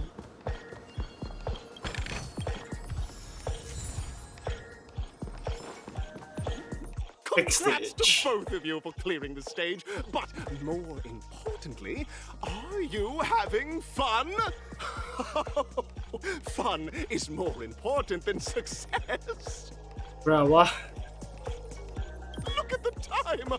You finished much faster than that red-haired contestant did. That red-haired contestant. Who is that exactly? You'll find out eventually, but only if you clear the next test first. Welcome to the second stage of the 33rd Scorched Sand Festival in the 20th season, sponsored by Soul Glad Enterprises. Gunfire time! You have the option to choose gunfire and undergo Brother Hanu's trial, or time, where you'll face Clucky's trial. And now, make your choice! I'll go gunfire.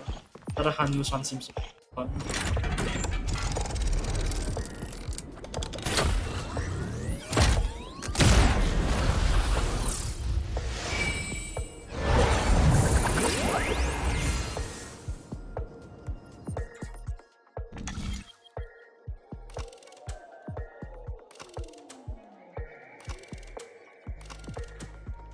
Oh, gunfire. Let's do gunfire.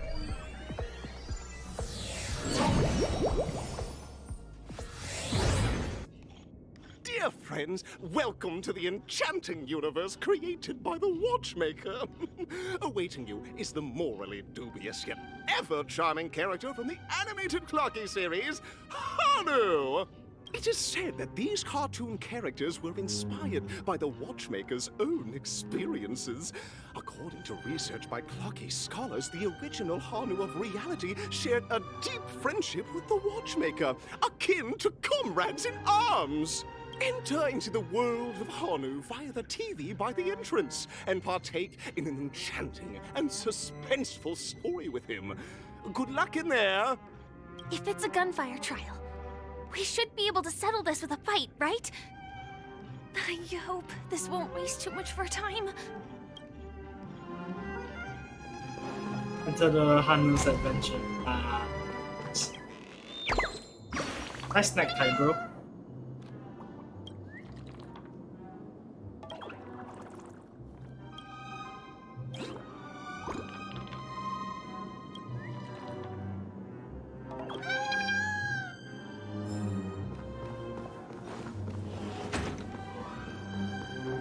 Ready? 1, 2, 3. Are we... Very good! Looks like you've got the hang of it! In this Hanu's Adventure episode, Boss Stone has gathered his battleships for an assault on Dreamville. Old Buzzfly, Cousin Wolf, and Bombhead are all raring to go. The brave Hanu must thwart their advance and protect his home. Alas, Hanu presently is ill-equipped to fend off the malevolent mischief makers, which is why he is preparing to seek out the Puzzle Gentleman's aid. Go forth and speak to him. Oh god. What's this one about? Oh, brave Hanu! You look like you could really use some help! Long time no see, Hanu. You look pretty stressed out. How about an intense and thrilling game of Dream Jigsaw to blow off some steam? Actually.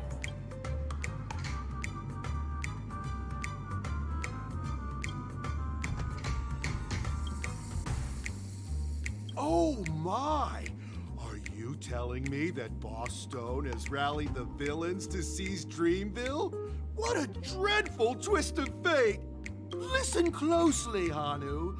I'm aware you're in need of a suitable weapon. And I also know there's one just upstairs. But you know what? You'll have to play an exhilarating round of Dream Jigsaw first. No Jigsaw, no moving forward.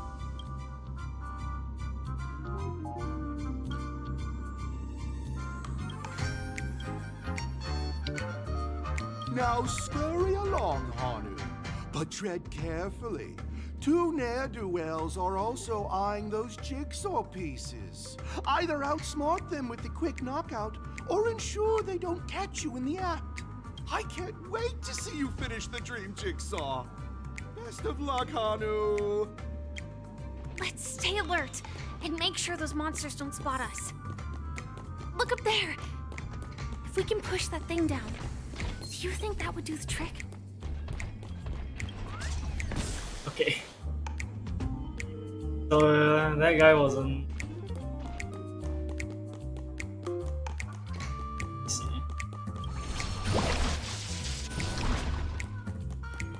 Oh wow.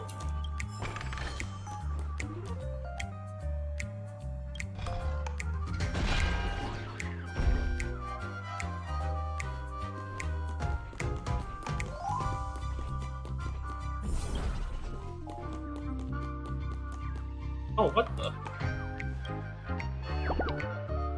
Either.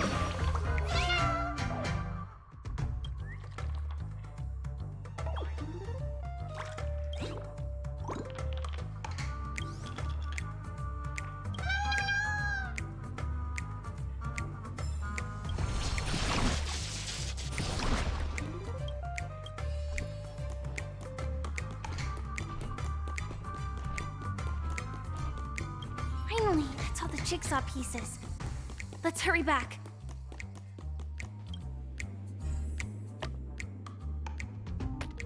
That doesn't seem right.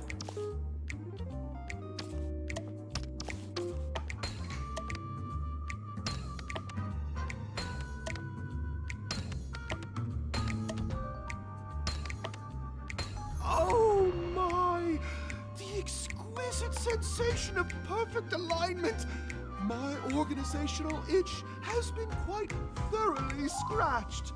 Disgusting. Hurry now, Hanu! Touch that TV set and transform back into your own self.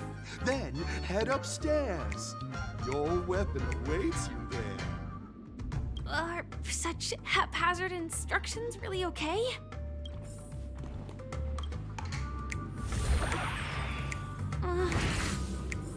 Disconnecting from that thing so suddenly has left me feeling slightly disoriented.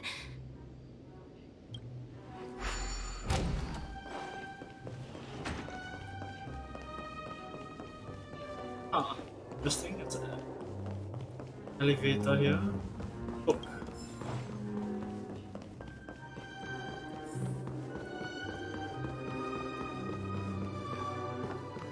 Is that Hanu?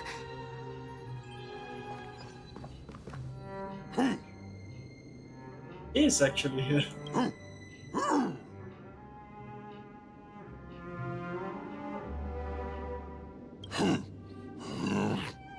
What exactly is he talking about? Tick-tock! It's time for me to make an appearance! Ah, the plot thickens. Help. Clocky? I can also see him.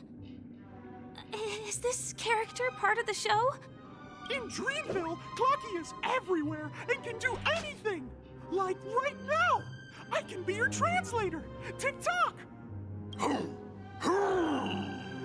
Hanu says, battle! We must do battle! The enemy is at our doorstep, and we have no path of retreat for the future of Dreamville! Touch that suspicious-looking TV right now! So they just jumped inside that TV. Sheesh. Logic in this plot and dialogue is really being pushed to its limits. Oh, that's unfortunate. She still thinks I'm still inside the. She doesn't think it's real.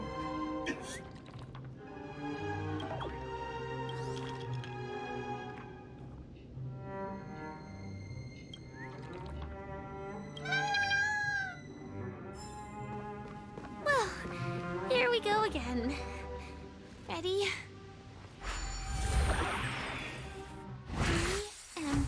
gradually getting used to this.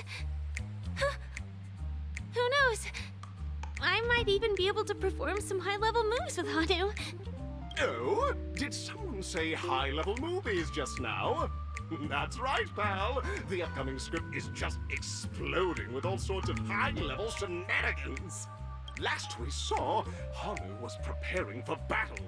Suddenly, he hears heavy footsteps coming from the hallway. Malevolent mischief makers have broken into his home. But brave Hanu won't go down without a fight. He instantly sprints for the storage room, ready for a do-or-die showdown against the baddies. But we still don't have any weapons in hand. Guess what? Hanu's favorite bazooka just so happens to be in that storage room. So get a move on. What a coincidentally convenient plot twist. It'd be even more awesome if the organizers allowed me to wear armor. She's getting so fed up. Perfect. Oh! Hi there. The storage room. It's behind the shelves, right? Go to the front. He wasn't lying. There's actually a bazooka here.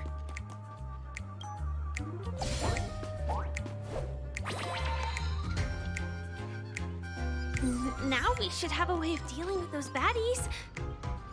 This thing feels just like the Soaring Locust too. Oh, this has more ammo than I thought it does.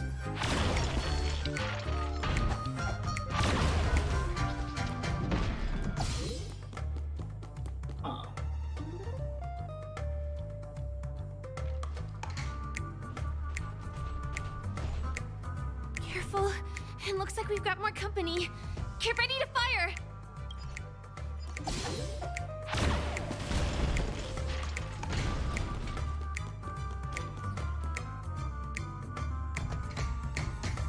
Yeah.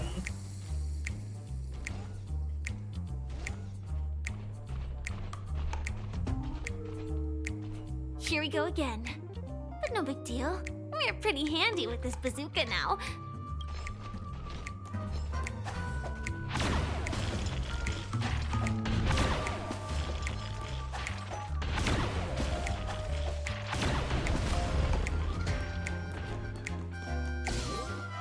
That should be all of them, right?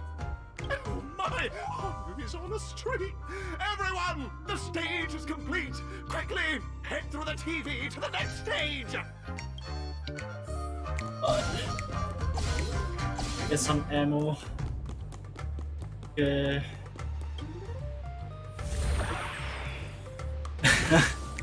Well, that's that. But it is gonna be hard to let go of this bazooka. Never mind. Let's hurry over to the next stage.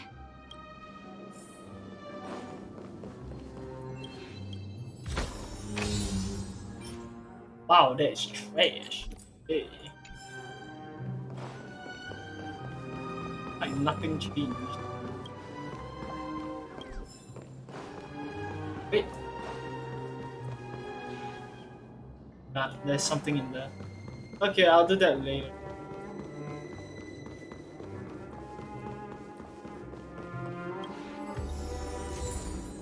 Okay, more tracks. What's here? Chest. Okay, to the next area. Congratulations to both of you! You've overcome all obstacles and proven yourselves! But, unfortunately, there is only one who can be Penacony's festive superstar. In the final stage, you will face the defending champion. If you fail, you will lose the opportunity to become the festive superstar. So I'm guessing it's the red-haired person, but the only red-haired person that I know is Luca. Not sure why he will be here though. Welcome to the 33rd Scorched Sand Festival's third stage in the 20th season, sponsored by Soul Glad Enterprises' Superstar Showdown. Okay. Sure.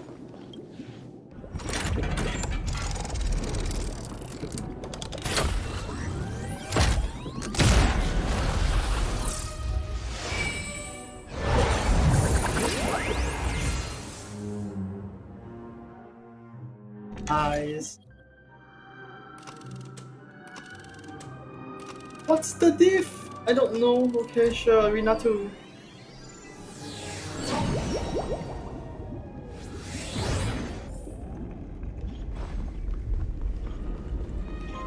Argenti? Really? Oh my god, okay. No sure. way, I think I just saw someone. Someone extraordinary. I didn't Show your expect him. courage. Infallible. Sure.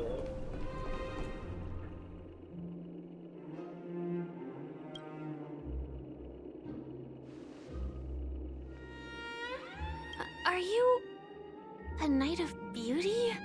Is he not speaking?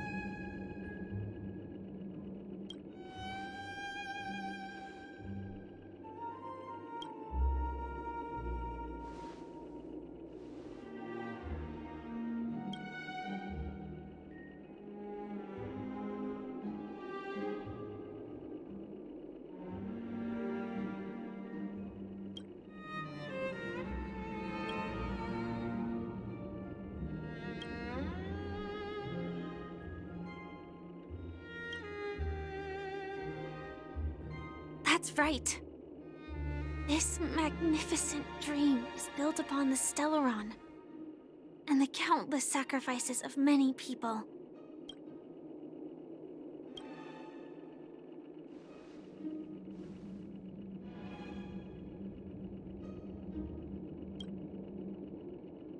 If I'm not wrong, the Knights of Beauty also received an invitation from the Watchmaker, right? Actually, we've already met the Watchmaker.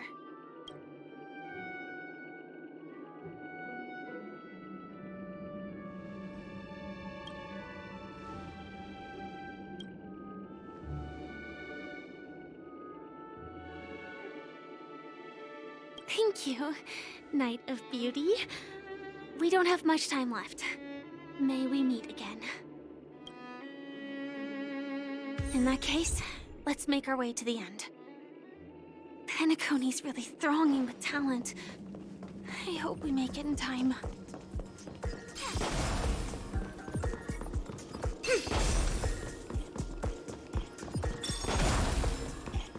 Hey, to the end.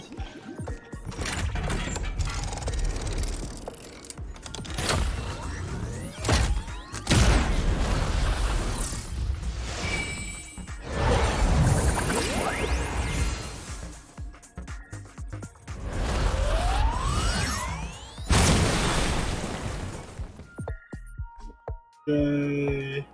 Hey, we made it back, I think. Congratulations to the Galactic Baseballer and Firefly on becoming this Scorch Sand Festival's champion! We look forward to their amazing entrance in the Charmony Festival! Let's give a round of applause! Congratulations to the both of you on becoming the festive superstars of this year's Charmony Festival. Before entering the Grand Theater, I, on behalf of the organizers, extend my sincere congratulations to you, wishing you joy under their radiance.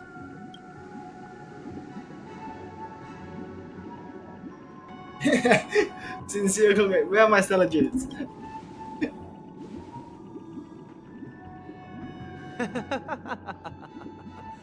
Your endeavors are worthy of extra recognition, and I've taken steps to ensure that. However, this reward is not a material one, but rather the opportunity for an open and honest communication between us. As previously promised, my sister, Mr. Yang, and I have met with the Dream Master.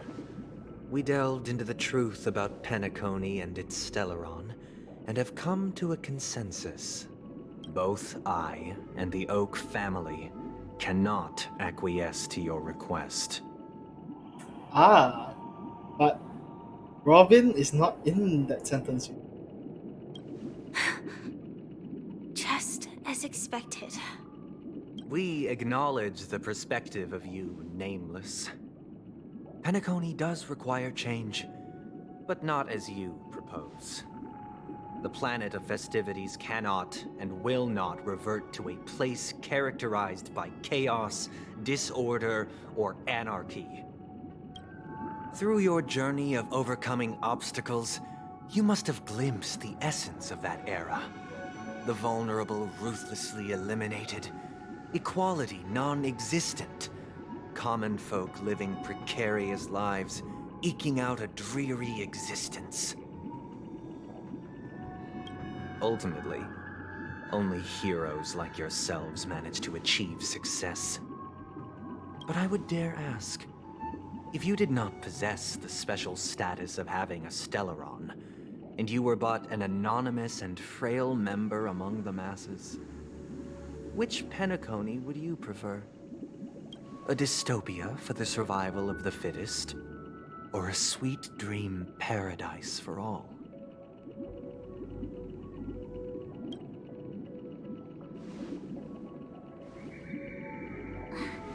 That's not the point! Don't let him mislead you! Mr. Sunday, even if the members of the Oak family can't fully agree on what to do about the Stellaron, now's not exactly the time to be holding an extensive discourse about Penacony's past and future, is it? The Stellaron issue concerns the life and death of everyone on Penacony. If anyone has a better suggestion, the crew is more than willing to listen. Also, it'd be best to tell us the ins and outs of that meeting. This way, we'll at least know what Welt and Miss Robin are dealing with, and the reason why they failed to make our appointment. Ah, Navigator. That is precisely my intention. With all present, let's begin by discussing the details of that meeting. Let's talk about our tribulations and choices, our ideals and beliefs, and our final course of action. The only path to take.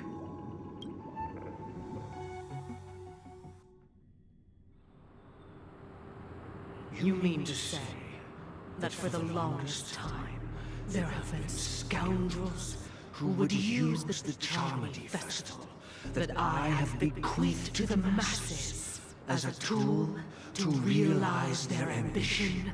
So the Tool Master is the Dream Master. Indeed, Dream Master. Once the Charmony Festival begins, the Stellaron's powers, along with the song, will be broadcast across the entire planet of Penacony. And then everyone in their dreams will be unable to awaken. This is indeed surprising to me. The dreamscape is maintained by the collective effort of the 5 families.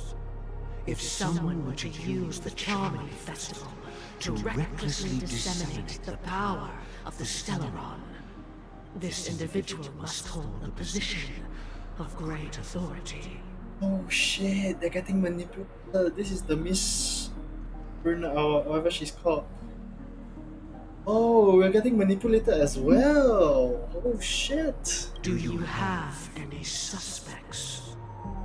I'd like to ask, did you really not know of the Stellaron's existence? I would have never thought that this Nameless would point the spear at me. Quite astonishing indeed. If I have offended, the Astral Express extends its sincere apologies. But the current circumstances are dire and leave no room for meticulous inquiry. We're doing this out of concern for the Dreamscape's safety. So, if you could, please alleviate our concerns. Dream Master, it's just to prove that the Charmony Festival has nothing to do with the Stellaron. If we're being overly cautious, I will return to the stage to offer tribute in song, just per the arrangement. Sunday, Robin, I've watched you two grow up and know your dispositions like the back of my hand. Both of you, right now, can surely be lauded as their most devout advocates. I already know your resolve. The magnitude of this matter is enormous and cannot be taken lightly. Since Mr. Yang has asked with such earnestness, I will personally respond in kind. If there is a need, the entire Oak family will be mobilized to heed your call. Someday, might I ask you to beseech them to cast their light unto me, and question me in their stead, so that no lies may be concealed? I will do as you command. Robin, could I entrust you to be present as a witness, to document the truth, and to proclaim my innocence, so that all slander may be utterly dispelled? I will do as you command. May thy will be carried out on earth, just as it is in the heavens. Oh, triple-faced soul, please sear his tongue and palms with a hot iron, so that he will not be able to fabricate lies and make false vows. Let us begin. There is nothing else to prepare. Understood. Question. Have you devoted your life to your god, never worshipping other gods? Naturally. Do you love your god as you do yourself, always heeding their admonishments? Naturally. Have you strayed from the path expected by your god, betraying their name? Never. Have you ever been inordinate with your asks of your god, coveting more than the foundation of the creation itself? Never. Then, a final question. Do you swear to fulfill all vows, past, present, and future? With the Eon as my witness, if I do not deliver on my words, or if I renege on my vows, may I be cursed in accordance with divine law. They have seen your faith, and have endorsed your faith. With this, it can be evidenced... Just a moment. What is it, Mr. Yang? I have another question I hope to have answered. To my understanding, the family's harmony and prosperity have never relied on so-called divine laws. The god you both mentioned, are they truly Xipe? Mr. Yang should know that those belonging to the family toil together as if they were kin, embracing solidarity and unity under their light. All duplicity is laid bare before the harmony. Such a delicate and complex symphony. Which other god could perfectly harmonize this, if not for the great one, Xipe? Perfectly harmonize. Therein lies the problem.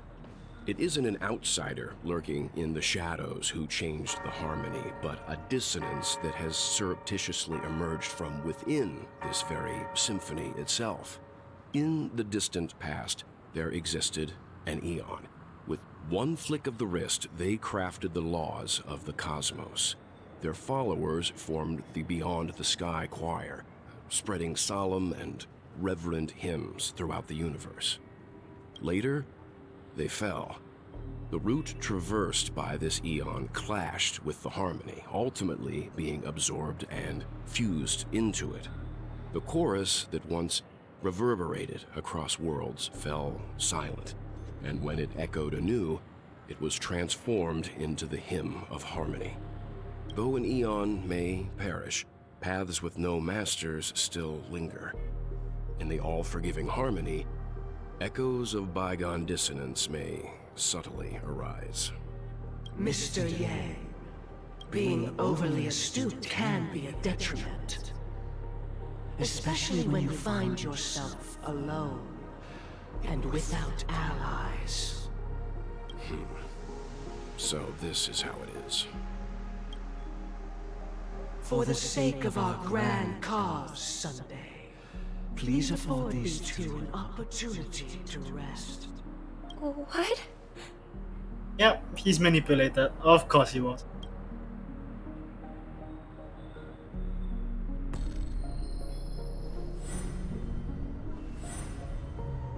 Sorry, Robin. It's just you. I did not wish for you to know this. It's a pity that things have turned out this way. So, this is the true reason I can't sing? The shadow that envelops Penacony is actually... We were never children of the harmony. Our ideal paradise could not have been crafted by Xipe. True bliss can only be guaranteed by the one who transcends the many. Within the foundation of law, humanity establishes civilization, and through harmony, we obtain order. Dawn of Order?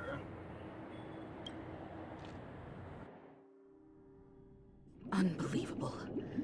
To think that there would be remnants of the Order on Penacony. But that makes a lot of sense why they can control people. You know, What have you done orders. with Mr. Yang and Miss Robin? Let them to rest. Hopefully not eternally. Don't worry. I just gave them some time alone to ponder their fates. You should know that these actions make you an enemy of the Astral Express. Should we need to stand against the Nameless, it would only be myself and the Oak family involved. But we haven't reached that point yet. Have we? Your efforts for the justice of Penacony are evident to everyone, and have been widely observed. Smart kid. You're just as sharp as the other one.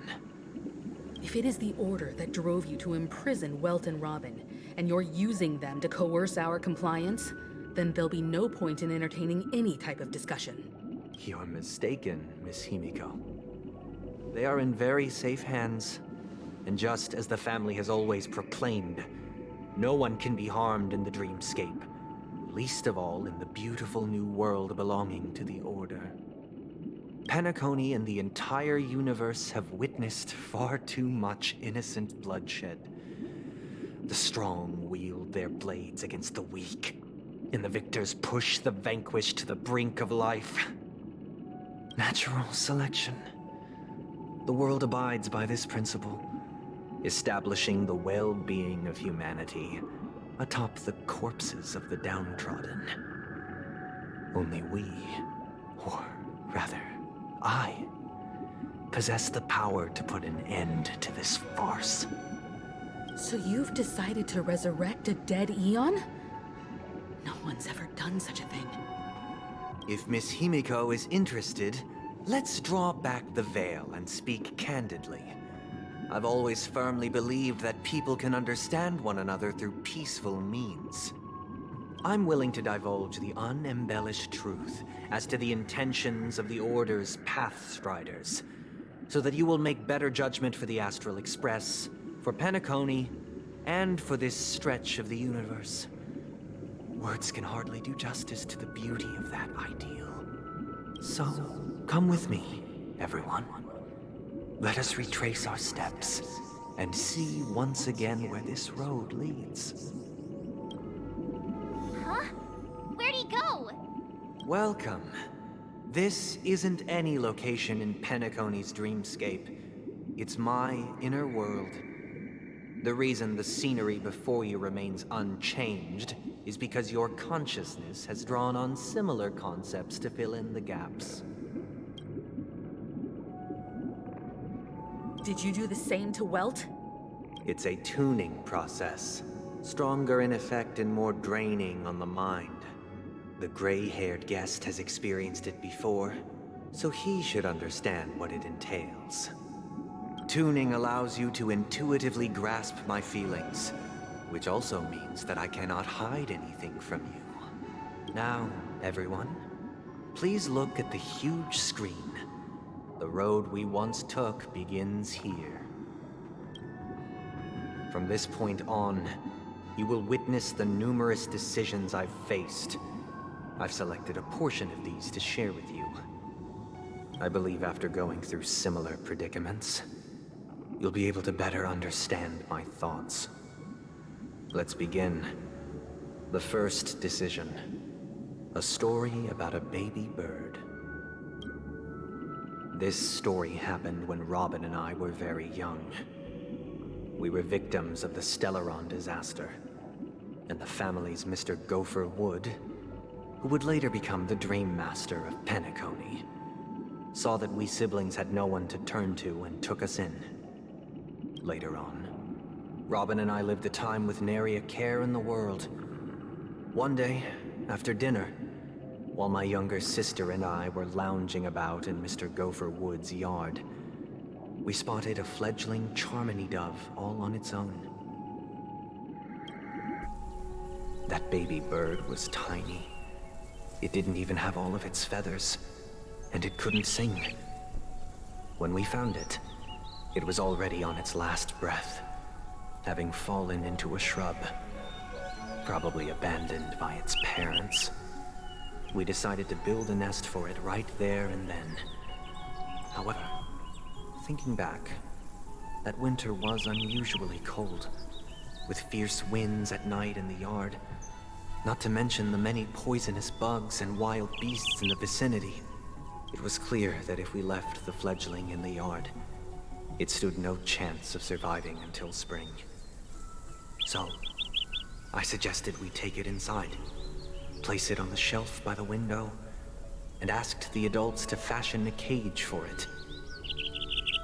We decided that when it regained its strength enough to spread its wings, we would release it back into the wild. The tragic part, something that we'd never considered, was that this bird's fate had already been determined long before this moment. Its destiny was determined by our momentary whim. Now, I pass the power of choice to you all. Faced with this situation, what choice would you make? Stick to the original plan, and build a nest with soft net where the Charmony dove fell. Or build a cage for it, and feed it, giving it the utmost care from within the warmth of a home. I eagerly await your answer.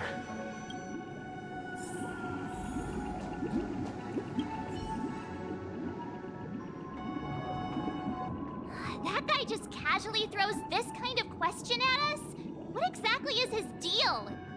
But fine, I'll answer, I guess. If it were me, I guess I'd choose to build a cage for the little Charmony dove. After all, leaving it there, it's bound to get hurt by wild animals or something. And that'd just be too sad. Yeah, but the way I see it is that, why do we get to decide these things? Is it because a higher power helped us? And we chose to represent or pity this thing? Or is it because the natural order of it means that we know it will most likely die?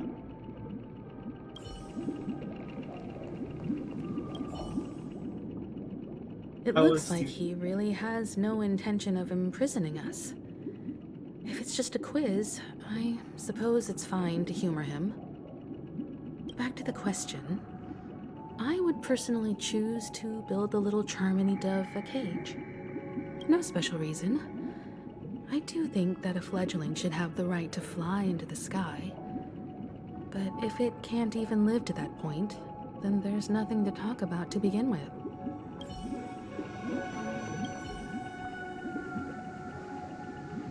I can't decipher his intentions right now, but based solely on that question, I would probably choose to build that dove a cage.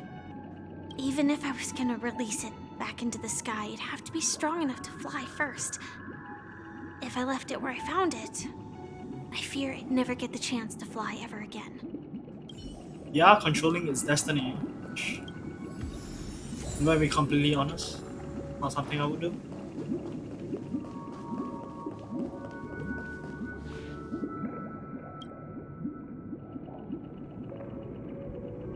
Interesting. Since you've made up your mind, allow me to reveal what fate this choice will bring to the fledgling. Oh, I'm aware. From what I've observed, there are at least 3 predators in that yard that prey on small birds.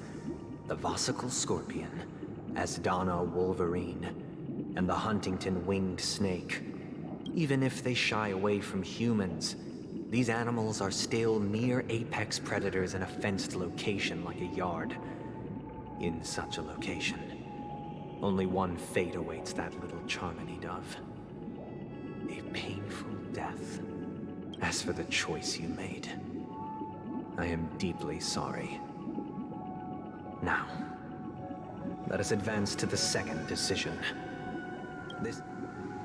This story happened when I was appointed as Bronze Melodia, a position exclusive to the Oak family, charged with listening to the problems and vexations of Dreamscape residents, and providing them with the relevant guidance. It was during that period that I had the opportunity to hear voices from all corners of the Dreamscape. Joy, sorrow, arrogance, regret. The complex tapestry of human nature that formed the world. And I was fortunate to catch a glimpse of it.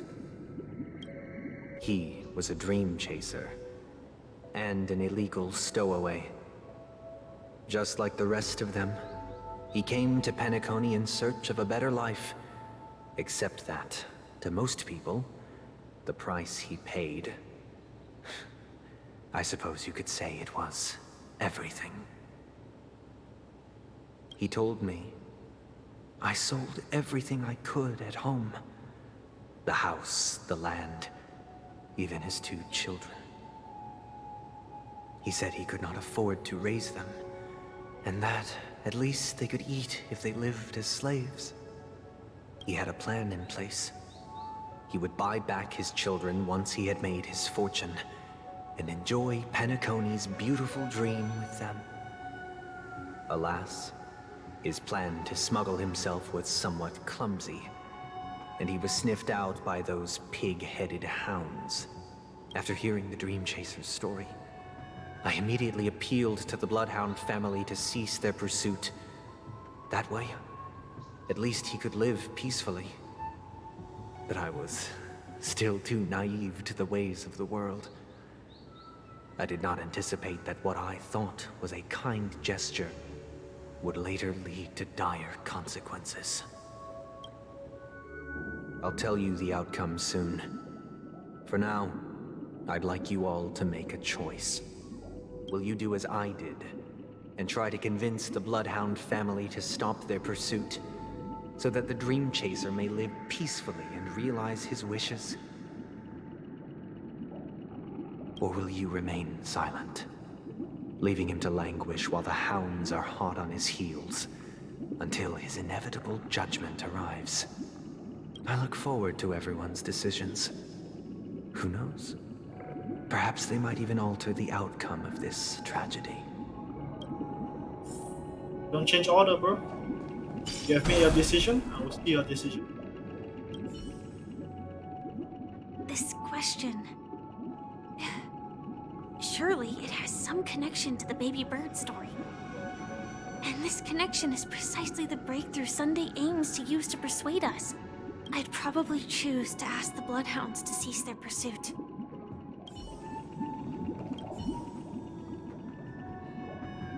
A Dream Chaser story. If I acted out of kindness, I would probably ask the Bloodhounds to stop their pursuit and lend him a hand. But what cruel repercussion would this choice result in? I think Sunday must have been deeply impressed by the limitations of the strong defending the weak through this incident. No, I still know I'm gonna do. It seems illegal stowaways are really quite common on Penacony. But that guy in the story, I don't think he deserves any sympathy at all. He sold his kids to chase a dream. Even if he intended to go back for them, it's still insanely irresponsible. With that thought, there's only one choice. Let the Bloodhound send him back home. This person deserves to be punished. I'll say very fair, Mark, but I just want to see the consequences.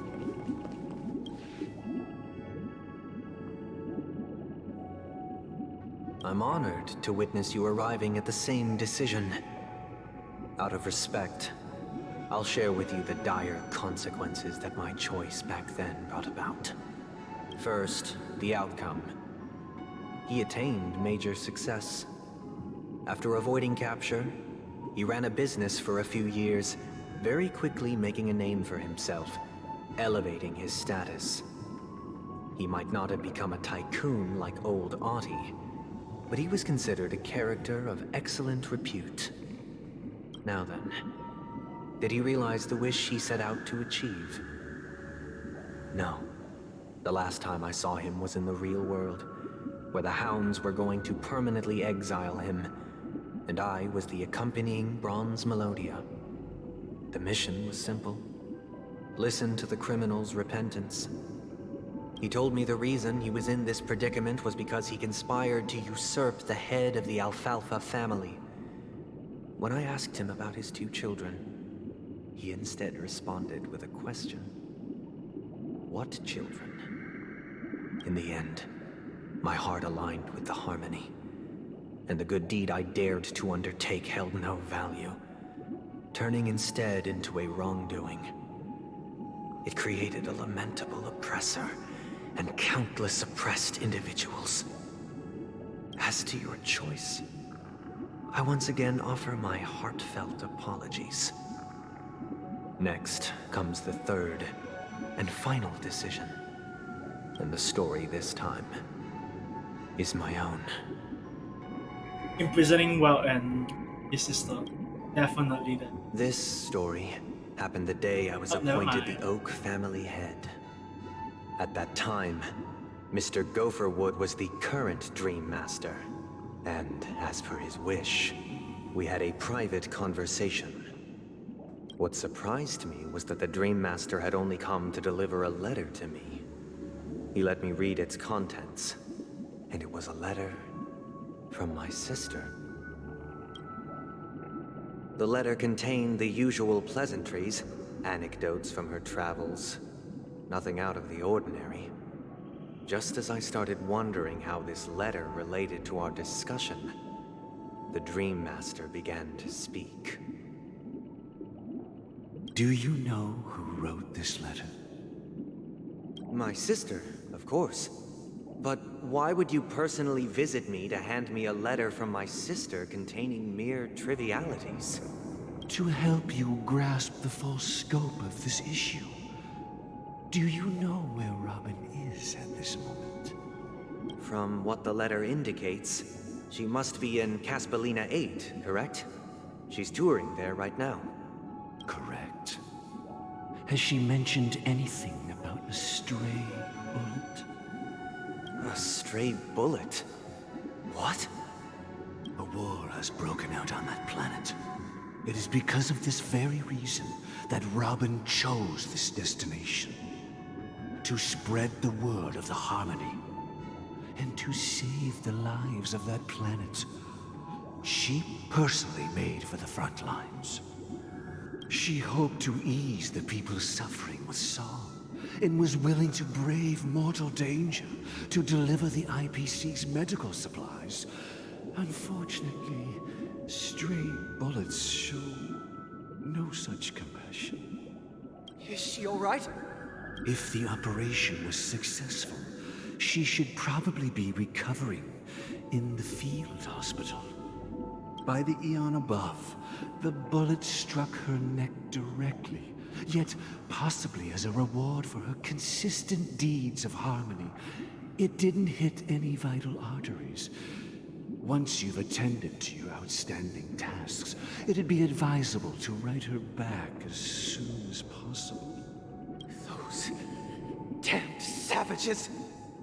I'll pack my bags right away. My gratitude for bringing this to my attention, Mr. Gopherwood. I feel like this is how he's getting manipulated, bro. This feels like manipulation. Now you understand why she always wears such elaborate neck ornaments, don't you? How could this happen?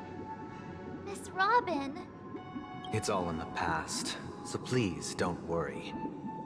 I share this in the meager hope that you will understand the harmonies, limitations, and predicament. As grandiose as the strong defending the weak sounds, many times, it is nothing more than wishful thinking. Yeah, I have to agree. Likewise, I've prepared one last question, one last choice. But rest assured, this choice will not have any grave consequences. Because this is merely a figment of imagination, a nightmare that has haunted me through countless nights. If you ever had the opportunity to make a choice like I did, Lock your sister at home or something? would you still support Robin's journey on the path of harmony?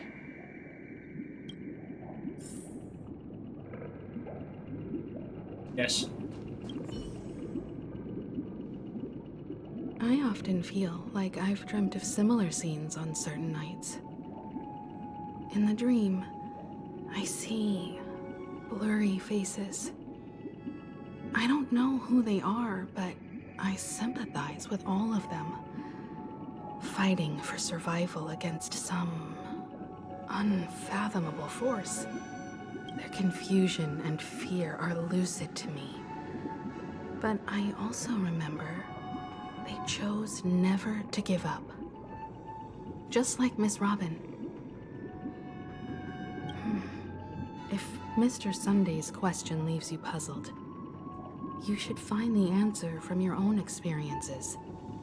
With each trailblaze, dangers and tribulations will surely follow. But would you ever back away? Would you stop March and Don Hung from reaching their next destination?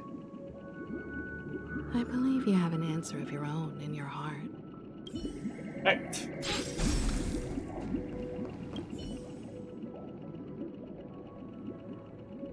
Miss Robin's courage is admirable. And here I was thinking she was just another superstar celebrity. But the fact that she is also Mr. Sunday's younger sister? No, I doubt he'd wish harm on his own flesh and blood. No matter how grand the ambition.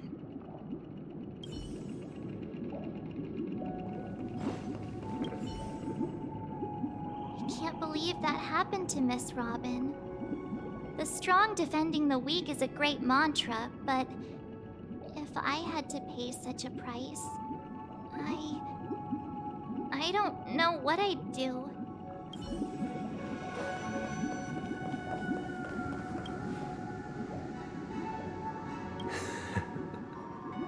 I see. I am now aware of everyone's stances.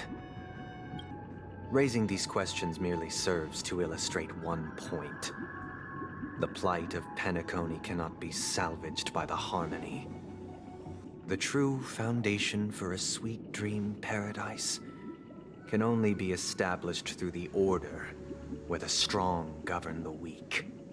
That's called oppression, Sunday. I know the suffering of being tormented, the turmoil of losing your way, how sorrow and even despair set in when matters don't work out. All of this causes me unending pain, because this is not what happiness is at all. Harmony never mentioned anything about happiness, and so were your order, bro. We must teach the weak how to live a happy life. And this life isn't some noble propriety that the upper crust preaches, but in definitive terms, a way of survival that belongs to everyone. So what is your definition of living a happy life? Good question. Human consciousness is fundamentally an illusion, a cage known as self-worth. People lured in by this illusion make mistakes, yet still ask that external influences bear the burden. When one mistake after the next permeates the masses, they become impossible to trace. Thus, the amassing of these individual cages culminate to form a prison. A place dictated only by the rule of survival of the fittest. Nature is always accompanied by predation and sacrifice. Its antithesis is known as order. That is what I want to do. Unite people's happiness under the banner of order. They won't need to make bitter choices any longer, nor face the weaknesses of humanity.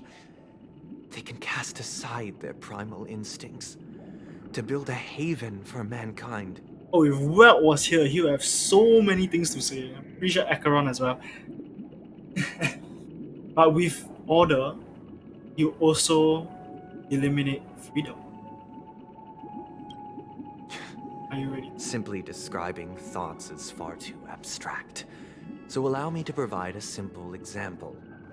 As you all may know, there are societal norms like weekends and long weekends that exist on some worlds. During these hard-earned rest days, people are given the chance to extricate themselves from the stresses of everyday life, allowing a certain tranquility to return to their souls. And it is only on these days that people do not have to adhere to the law where the strong prey on the weak. They can live out their lives happily during these brief intermissions. It's just a pity that 2 or 3 days are still too fleeting compared to the span of a lifetime. From where I stand, society's ideal system should be 7 rest days. Following Sunday, there should ensue a second, a third, and indeed an infinite procession of Sundays. This should be the face of the new world. Idyllic, eternal, peaceful days. So, how will you get shit done? And thus, every person can return to their base selves in this utopia. Some gaze in reverence at the stars, pouring their whole beings into calculating the distance between us and the isolated world of Pagana. Meanwhile, some seek refuge in quiet corners, holding one another, unencumbered by the chains of unwelcome obligations. There would be no need to bear the hardships of reality. Only in this way can humanity face the inevitable end with the purest of spirit, living a life of dignity. This is what it is to live in bliss. Live in bliss. It's not living only. Part of living. Miss Firefly, you who are stricken with entropy loss syndrome, you of all would surely understand this.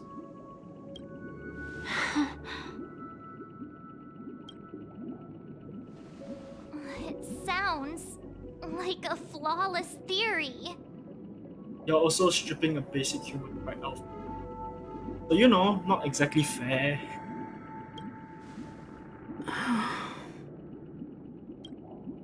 But what is the price to attain all this? Freedom. Commit your soul to someone else's hand legitimately. The cost is minute, merely a personal and eternal sacrifice. If this paradise is to be maintained for everyone, someone must remain trapped in solitary awakening until the end of the cosmos. Awakening. Which means that this so-called paradise is still a dream. Stepping into this paradise means forsaking reality, correct? It is not forsaking, but transcending. Flesh, blood, sorrow, weakness. If the physical is the root of spiritual suffering, it is only logical that we defeat it. But the physical is also what makes us human. this supposed bliss, people won't have defeated their demons. The chance to overcome their tribulations would be forever lost to them. In other words, it is an escape. That's another way of understanding it. But there is no shame in escape. On the contrary, the seeds of escape exist in everyone's hearts. And don't you agree, Miss Firefly? And as to why we sleep, it is because we are afraid to awaken from our dreams. Or so that we don't get tired, brother. But this is not in conflict with the grand plan. Only in acknowledging this can we truly understand the frailty of human nature, and from there, show compassion and protection.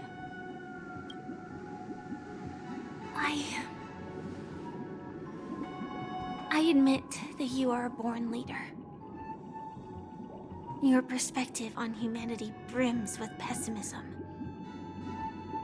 Yet you express compassion for all, even when your heart pities them. But unlike you, I live for the self. From my perspective, individuals making choices for themselves is their birthright. The want to escape may be innate in the weak.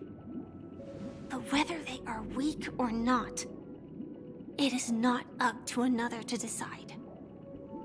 Perhaps in your mind, you also view me as weak?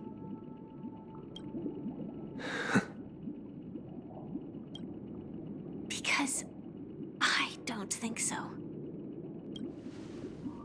Since Miss Firefly has said her piece, the Astral Express will also naturally give you our answer. We'll leave it to you, just as Mr. McHale instructed before. Tell him our choice.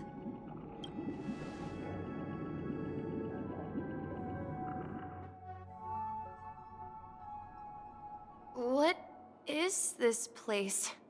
Does this place ring any bells, Misha? I don't know, but I feel a sense of déjà vu. What is this place? It's the realm within a dream bubble. This was left to the Astral Express by a nameless, but weirdly, when we entered it, it was completely empty. Oh, he's the key? Dr. Edward from the Dreamscape sales store told me that dreams are formed from memories, and a dream bubble can't take shape if its core is empty. So I thought you might be able to help us in unraveling this mystery, Misha. As a hotel doorman, you know Penacony best among us. I don't know much about dream bubbles, but if you want to figure out what this mansion is, I'll do my best. I'm counting on you then. Himeko, I still don't get it. Why were you so sure that Misha had a connection with this dream bubble? I wasn't sure. It was just a hunch. But since Misha feels familiar with this place, my hunch might be correct.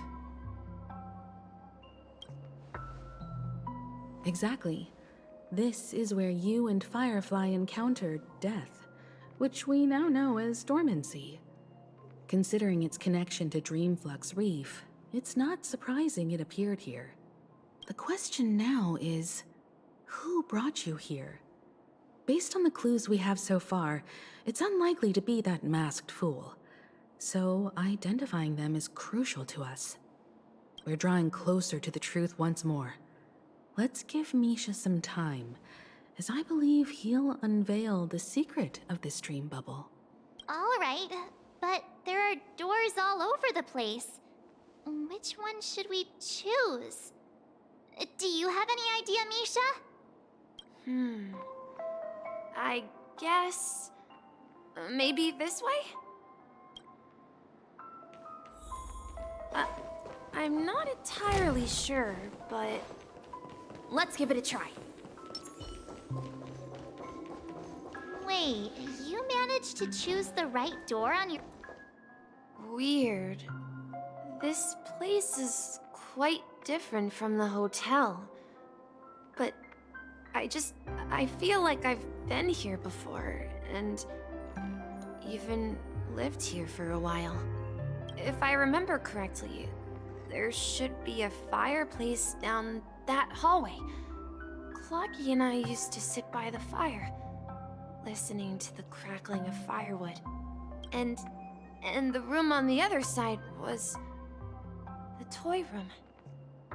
I loved spreading out all the toys from the box on the floor and making up stories for each of them. Hold on. This doesn't make sense. Didn't I grow up in Dreamflux Reef? So, what is this place? This could be a case of amnesia. But don't worry, Misha. It's common for everyone to forget certain aspects of the past. Those memories haven't vanished. They're just lying in the depths of your mind. We can surely get them back. Since this place seems familiar to you, why don't we explore a few more rooms and see if you can recall anything more? Yeah, then let's check out the rooms I just mentioned. Tick-tock. Tick-tock. Something very important. Tick-tock. Tick-tock. I heard some noises from the room. Origami Bird? That's a friend of mine. You and Origami Bird are friends? Yeah. It's a member of the Compass crew, just like Clocky and Miss Mirror. And there's more than just one Origami Bird. They are a big family with lots of brothers and sisters who look the same. They follow Miss Mirror's orders and handle all sorts of jobs on the ship. They're the best sailors. Sailors? Can Origami Birds be sailors? Could you tell us more about the compass, Misha? The Compass is a ship bound for the New World. Clocky and his partners travel through layers of fog to the depths of the sea. Whenever there is danger, Clocky will use a compass and guide the ship in the right direction. That's a great story. But in the Penacony cartoon, Clocky and his partners have always lived in Dreamville and never ventured out, right? Huh? Oh, that does seem to be the case. Weird. I clearly remember Clocky arrived in the New World in the end. Perhaps Clocky has a hidden past. So, where has Clocky gone? Did he leave to protect Dreamville?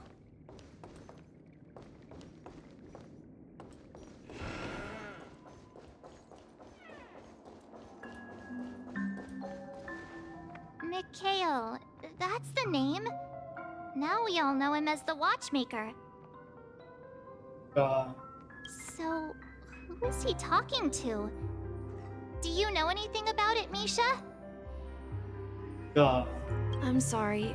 I don't know much about the Watchmaker. But, Mikhail... Anything special about that name? Mikhail is Grandpa's name. Oh shit! Grandpa? Do you mean you're the Watchmaker's grandson? But we haven't heard anything about the Watchmaker having descendants. And the name Mikhail is not rare. Perhaps it's merely a coincidence. Could you tell us more about your grandpa, Mikhail? Yeah, sure. He was a seafarer who fearlessly ventured into mysterious seas and storms. He was always on the sea and had lots of friends who accompanied him on his travels. He didn't want me to call him Grandpa because that would make him sound old. He believed he was still young. The name Mikhail was given to him by his parents, Mihaly and Elise, both renowned seafarers. Every time he came back, he'd share his logbook with me and tell me about his adventures at sea. I want to become a great adventurer, just like him. It appears that the seafarer has nothing to do with the watchmaker. So, perhaps it's just a coincidence? So, where is your grandpa now? He went off on a new journey, and it's been quite a while since I last saw him. I think I hear the sound of water. You once mentioned there's a magnificent fountain up ahead. Yes, I told them about the story of coming here. Look, there it is! The water resembles a precious jewel, embedded in the dreams of all seafarers. Every time I gaze at the shimmering lights beneath the waves, it feels as though I'm back in this place, standing by your side. Have you recalled anything, Misha? Yeah, I saw these sentences in Grandpa's logbook. He used to say that despite the perils of the sea, whenever he stood on the deck in the afternoon, overlooking the sparkling waves, he would think of this fountain in front of his house. He often said that those moments felt like returning to his family's side, and the difficulties at sea didn't seem quite as challenging. You know, I quite understand such sentiments. I'm not an elder. I was just being a bit sentimental. Perhaps every adventurer far from home carries a fountain within their soul. Even though the other side of the sea remains shrouded in the unknown, the fountain in front of his house serves as a compass, leading him back to his cherished ones. Yeah, while Grandpa was at home, we would stand by the fountain and place the compass, a toy boat that I made, into the pool. Back then, I would ask him when I could go on adventures like him, and he would always laugh and say I was still too young. It seems this Mikhail is truly a seafarer and has nothing to do with the watchmaker. Yeah. Based on Misha's recollections, the scenes in the dream bubble appear to be his childhood memories. But this raises more questions. According to Misha, he was clearly born on an oceanic planet and led an ordinary life, with no connection to Penacony at all. Could this be some sort of metaphor? Perhaps the sea refers to the memory zone. I'm sorry. I don't know, but my memories keep pouring out uncontrollably, like water flowing from a fountain. Perhaps I'll remember more things if we go further. That keyhole iris. I wish to share your burden. We're going to the opposite side, right? No, we should turn left here. Huh? Something feels different about this place. This is it. I remember this corridor. Up ahead is Grandpa's study. It was in that room that I saw him the last time. The atmosphere in this room feels totally different. Misha! You finally come! Clocky! You're here! Huh. Yeah. This is the room where we first met each other.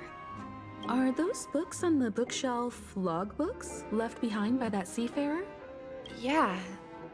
Whenever he came back, he placed a logbook on the bookshelf in his room.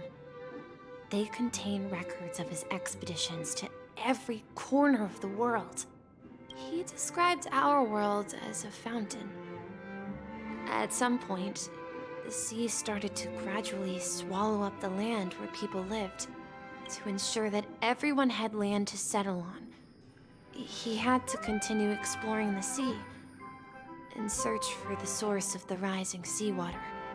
On that day, he called me to his study, telling me that he was embarking on another journey.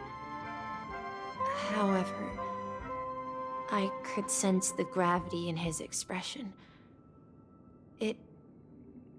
It was the same look I had seen on my father's face before his final voyage. I asked him if I could go with him, but he said that my adventure lay elsewhere and told me to stay home and patiently await a certain sound at the door. What sound? He told me about a vast ocean in the sky. An ocean of stars. He spoke of a train that transports children with a desire to venture far away, traversing the sea of stars without ever stopping. And it sure sounds like the Astral Express. He said that he knew the crew on the train, and that he had asked them to take me along. He said the journey I had always dreamed of would start there. A train? Could it be? It's the Astral Express. I remember now. Grandpa's friends are a group of nameless who came to this world to resolve a disaster caused by a star. Then, he gave his pocket watch to me. It was his cherished treasure, appearing in every one of his adventure tales. He explained that difficult times were ahead, but assured me that the watch would guide me. He said, as long as I kept moving forward, I'd eventually reach my desired destination. And then, it was as if I heard the distant sound of a train whistle, echoing throughout the room. Exactly, Misha! And then we followed that whistle, didn't we? Yeah. I think I can still find the way we took back then.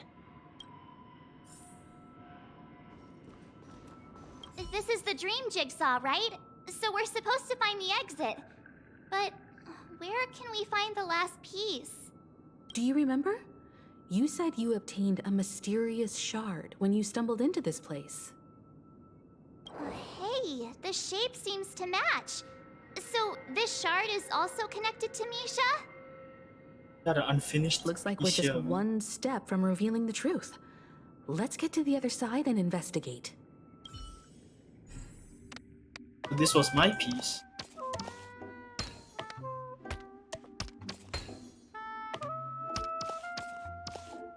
That's wrong. Ah!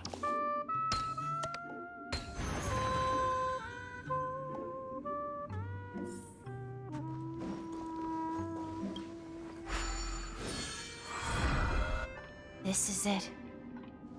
This is my room of clocks. While I spent my time waiting for Grandpa to return from his voyage, Walter gave me this workshop, and it became my secret base. Here, I learned how to repair clockwork and gears, out of my fondness of precision mechanics. In my dreams, I was the captain of the compass, embarking on adventures with my companions, Clocky and Miss Mirror, in search of the new world. I was born and raised here. So, this building in the dream bubble is your childhood home? Yes, but not exactly. To be more precise, this dream bubble itself is my home. What? Looks like you've remembered everything now. Wait. Why does it feel like everyone else knows something I don't? Oh, don't worry, I don't know either. March, do you remember when he mentioned a clocky that only he could see? Yeah, the little guy here, right? But we all saw him in Dreamflux Reef, right? And Mr. Yang even greeted him. Looks like everyone on the Astral Express has a childlike spirit. The answer lies in the Astral Express. His experience shows that neither Firefly nor Acheron can see this Clocky. And when we were in Dreamflux Reef, you may have noticed that for some reason, nobody outside of the crew had ever talked with Clocky. Wait, really? A mimetic life that can only be seen by a select few? It's just like a hidden message, left by someone for the nameless. But Misha can see Clocky too, right? They even grew up together. But Misha hasn't started the way of the Trailblaze yet. That's the key to the mystery, March. Now, take a moment to recall. Have you ever seen anyone outside of the crew interact with Misha? Whoa. Wait. No way! That's the answer, March 7th. This dream bubble is the place where I was born. And I'm a dweller in this dream.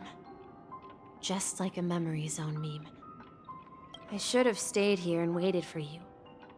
But when reality and memories merged, I unconsciously pushed open that door and left the bubble with Clocky. So it's not that the Watchmaker's dream bubble is empty, but rather the stuff inside ran away? And the whistle you heard, was the sound of the Express arriving at Penacony? That's one way to see it, but I believe there's a longer story behind all this. It's best for Misha himself to explain all the details. How about we start with your name? Now, should we call you Misha, or... Kill. Thank you all for helping me rediscover my true self. Now, please allow me to reintroduce myself. I was born on Lushaka, in the Presmere system, adopted by seafarers Mikhail and Char. They gave me a treasure, a name that carried their hopes. So not actually Mikhail. Mikhail Char Legwork, or simply Misha. Okay, actually Mikhail. If you prefer, you can call me by a more familiar name. The Watchmaker. So, you're the Watchmaker himself? Unfortunately, that legendary figure is no more. I'm only a reflection of his life. As for the child who has been with you, he's the innocent protagonist of Misha's childhood dream. A friend of Clocky, a young apprentice, and a future mechanic on the Express. And this also marks the beginning of his journey, devoted to the Trailblaze.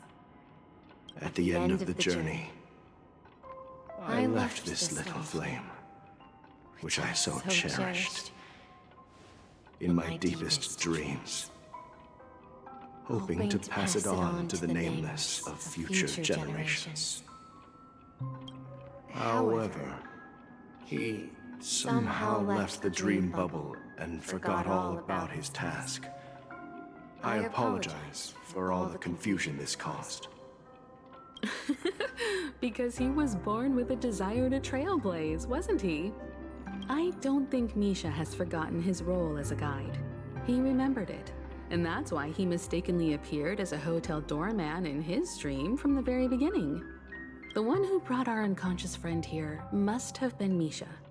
If that's the case, we encountered the Watchmaker's legacy from the beginning, didn't we? Well, I have a sarcastic friend who says I always take big detours and end up back where I started.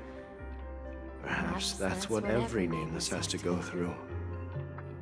But in the end, you found me. I'm sure you're all wondering what my legacy is. I believe my hound has mentioned the Stellaron and my wealth.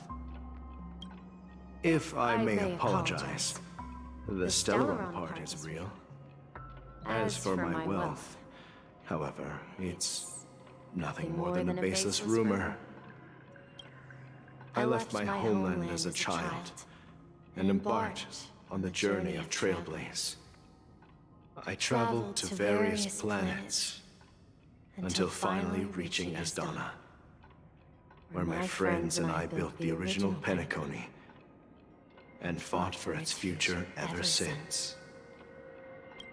I've been moving forward all my life, doing what I could to overcome the obstacles in my path. But ultimately, my journey reached its end, and I left behind no possessions worth entrusting. So, if you ask what's left within this worn-out train engine that can be called a legacy, I suppose it's the things that are still burning in the engine's furnace. Now that you're well aware of the current situation of Penacony, I certainly hope that you'll help me get this world back on track. But I'll leave that decision to you, for the path of Trailblaze is never paved by others. All I have for you is a story and 2 gifts. I want to give you my pocket watch. It has accompanied me throughout my long journey, guiding that naive child forward, and has been blessed with the presence of so many great people up to this day. And my hat, too. The one who navigated for me placed it on my head and planted a fanciful thought in my mind. The trailblazing expedition will never end. Now, it's time for you to make your choice. Once you've made up your mind, open that door and enter the long dream of an old man. I'll be waiting for you at the end of this corridor of time. All right, everyone. Let's make a decision. Although I don't think anyone will have any objections. Object! Come on, stop joking at a moment like this. We've come this far. Surely there's no other option than moving forward. In that case, the vote stands at 2-1. Then let's proceed together to the end of this dream and tell Mikhail our decision. I know I should have ended way long ago, but I want to see where this goes. Mikhail, where are you going? Someone has to step up and save Lushaka. So why can't it be me, Misha? Please don't go. And if you must, please take me with you. Don't leave me alone. Even without me, you know how to proceed forward, brave Captain Misha. The compass is waiting for you. Haven't you always wanted to be a better adventurer than me? Now go, board that train and start your journey. Where are you going, Mikhail? I'm going to clean the floor in the parlor car. I've promised the conductor. Wait, first tell me, did you fix this watch? Yeah? I know what it looked like before. Its chain was broken, the back case torn, and the marks on the dial all worn out. How did you manage to fix it? Well, it's hard to explain, but I knew it could be fixed. It's the hands, Mr. Amundsen. Its hands were intact and pointing in the right direction, so I knew there would be a way to fix the rest. I see. You'll work with me from now on. Haven't you always wanted to tinker with this train? You're its mechanic now. As for the conductor, I'll do the talking. But I only know how to fix watches. Don't worry. You've got what it takes. I'll teach you what you need to know. Where are you going, legwork? It's time to head to our next stop. I'm staying in Astana with Rosalina and Tiernan. I see. This place reminds you of home. The people of Astana have only achieved a tiny victory, and still have a long way to go towards true freedom. Hanunu needs us. Don't worry, not all journeys lead to the stars. Even if I leave the Express, our path of Trailblaze will continue. Yeah. I knew you wouldn't stay on the Express forever. Leave in peace, my friend. And, take this with you. This is Mr. Amundsen's hat. But why? When he departed, he said he would leave it to his best student. Well, I suppose the time has come. Farewell, legwork. Take care of Tiernan and Rosalina. And don't forget to write to us.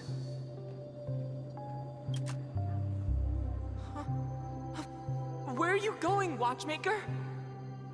Don't worry, Micah. Just going on a little trip. Someone has to be at the forefront of the interstellar frontier, and I'm the only former Nameless in Penacony. So why can't it be me? Because you're all we have! Have you forgotten about Tiernan? The cosmos is way more dangerous now. What will happen to Penacony if we lose you too? But what will happen to Penacony if we don't find a way out? Ah, Tiernan. How could I ever forget him? I've spent countless sleepless nights asking myself why I didn't go with him back then. We Nameless won't stop. Don't worry, Micah. It's just a matter of getting back to my old profession. Just wait for me to come back. But if, and it's a big if I don't come back in one piece, then you'll become the next Watchmaker. Where are you going, old man? Oh, you're here. Answer my question. What are you up to? Relax, Gallagher. I just came up with a great idea. Wanna hear it? Oh, come on. Aren't all your ideas just ways to get yourself killed?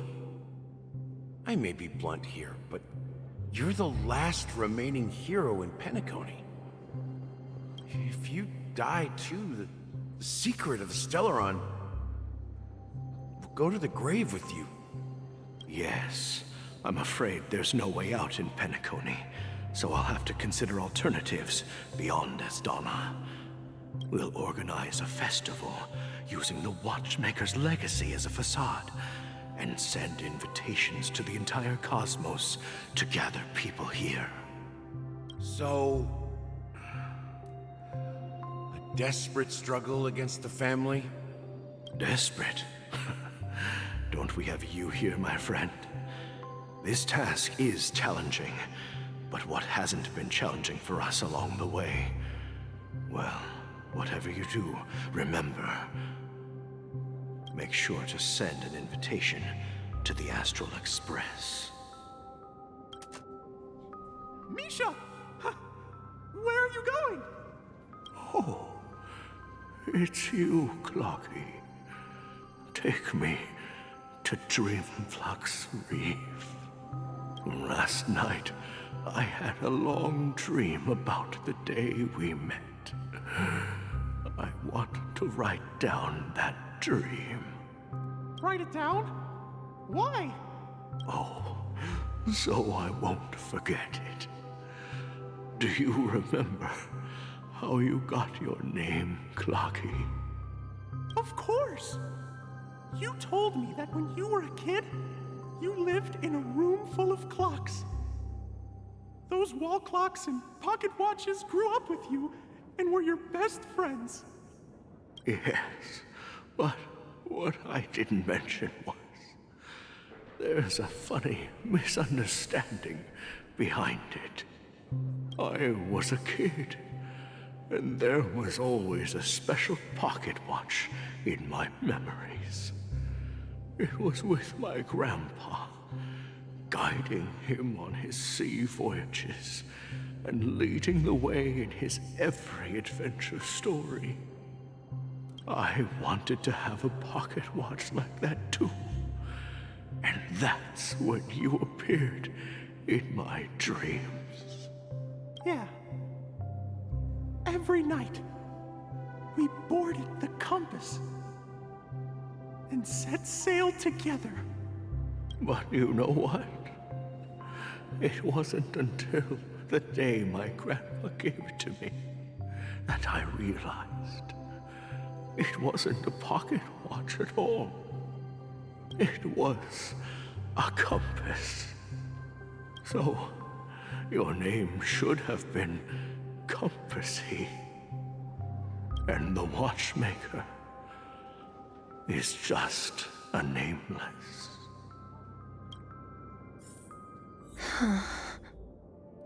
We've arrived at Dreamflux Reef. So, where to next? You know, Clocky, I don't think I'll be going anywhere else.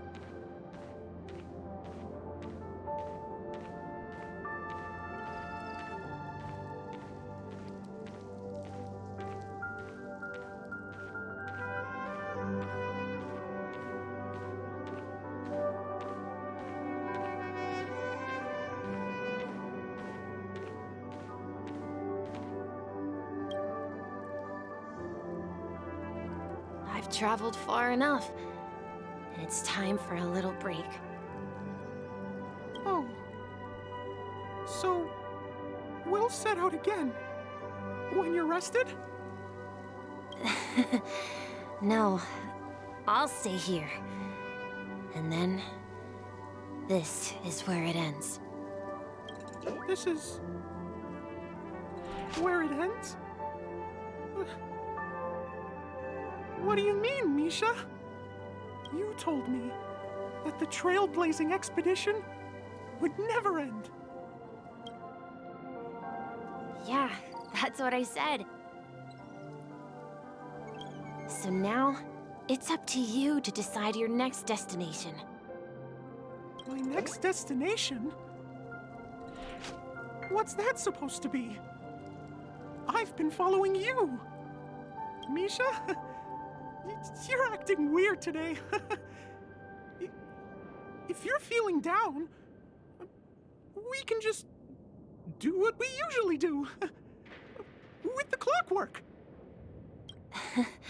No, I'm not feeling down. As for clockwork, yeah, it resolves all problems in this dream. So, do you know what clockwork actually is? I'm not quite sure. Well, everyone gets lost at times. They may hesitate and doubt which way to go. That happens in this dreamscape and beyond. But don't worry. Everyone goes through moments of uncertainty and hesitation. Eventually, they gather the courage to make bold decisions. Whether it's calming, joyful, angry, or sad, all they need is a little nudge to take that step toward where they truly belong. I'm leaving that little nudge with you, and I hope you'll share it with others. Such is the essence of clockwork, the will of the Trailblaze. Clocky's hands spin around non-stop, indicating confusion, frustration, and weakness. But ultimately, people still need to move forward. Just like your hands, always pointing ahead. This is where my journey ends. From now on, it is your path to walk. Trailblazing means taking paths your predecessors forswore, and venturing even further. The Penacony in Mikhail's dreams does not belong to Order.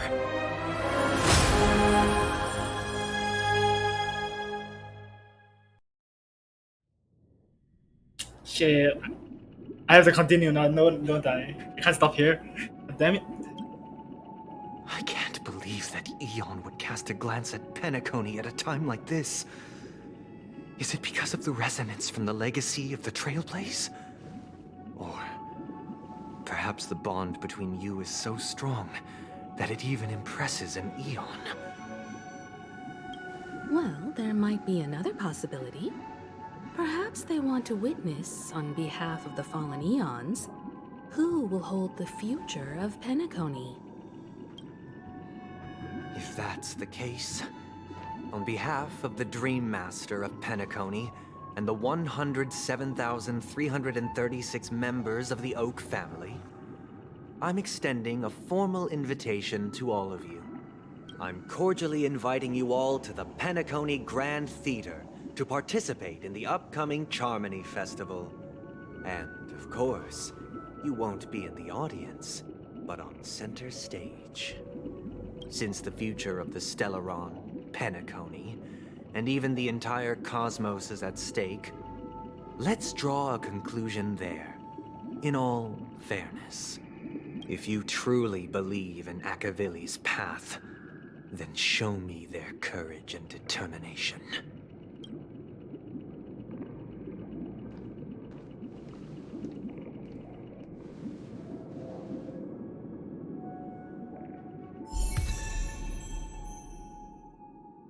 What? That's Mikhail's tent.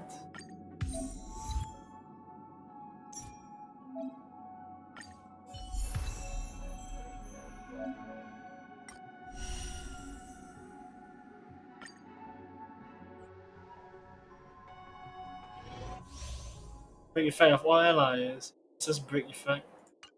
Enemies up. Please stay tuned. Please stay tuned. Ha! Ta!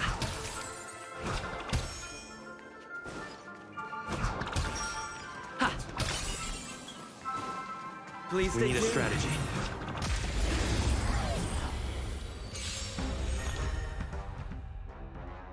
Okay, skill. Minor damage, okay. Backup dancer. Backup dancer break effect increases. Can super break one time.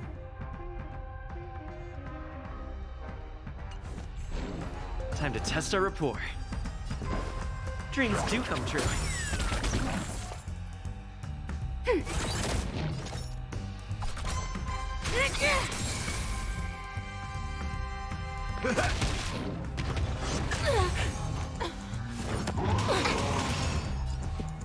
Oh shit! Homage! Let's improvise. Ready for another?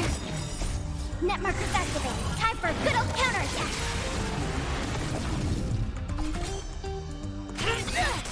That's all you got? Time to mix things up. Motor function restored. Life's like a good, my friends. Indulge yourselves! The mood is set just right. Let the show begin! Step up, let's see ya.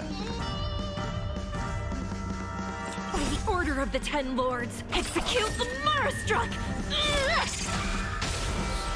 Oh, that's super break. Okay, cool. It ain't over.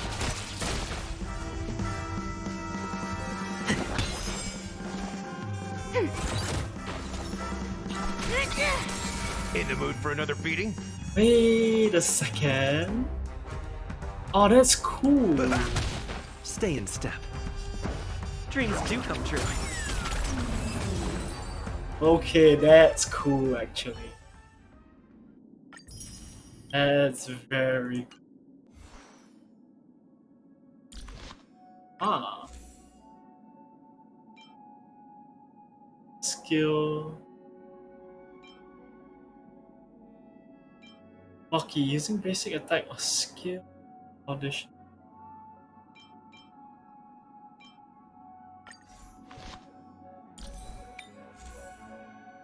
Oh, I want break effect. Oh my god, I want break effect. Yeah, holy shit. Watchmakers. So much sun. Okay, for now, I just have this.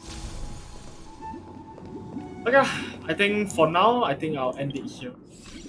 It makes a lot of sense to end it right. Go face. Alright, that's the...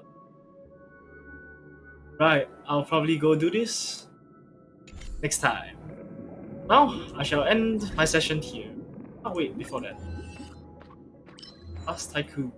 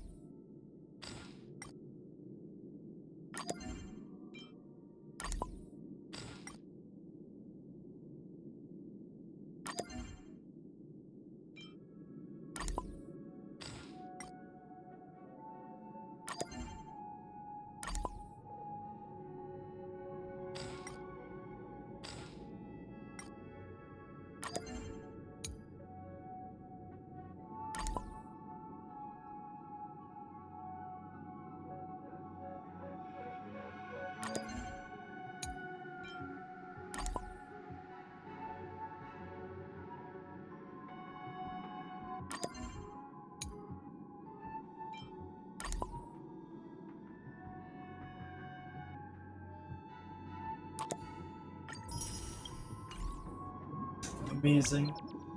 Okay, everything here, and shall end the session here, I guess. Oh my god. The perfect place to end, actually. Honestly, cool. A harmony unit that does damage. Interesting. Okay. And adios.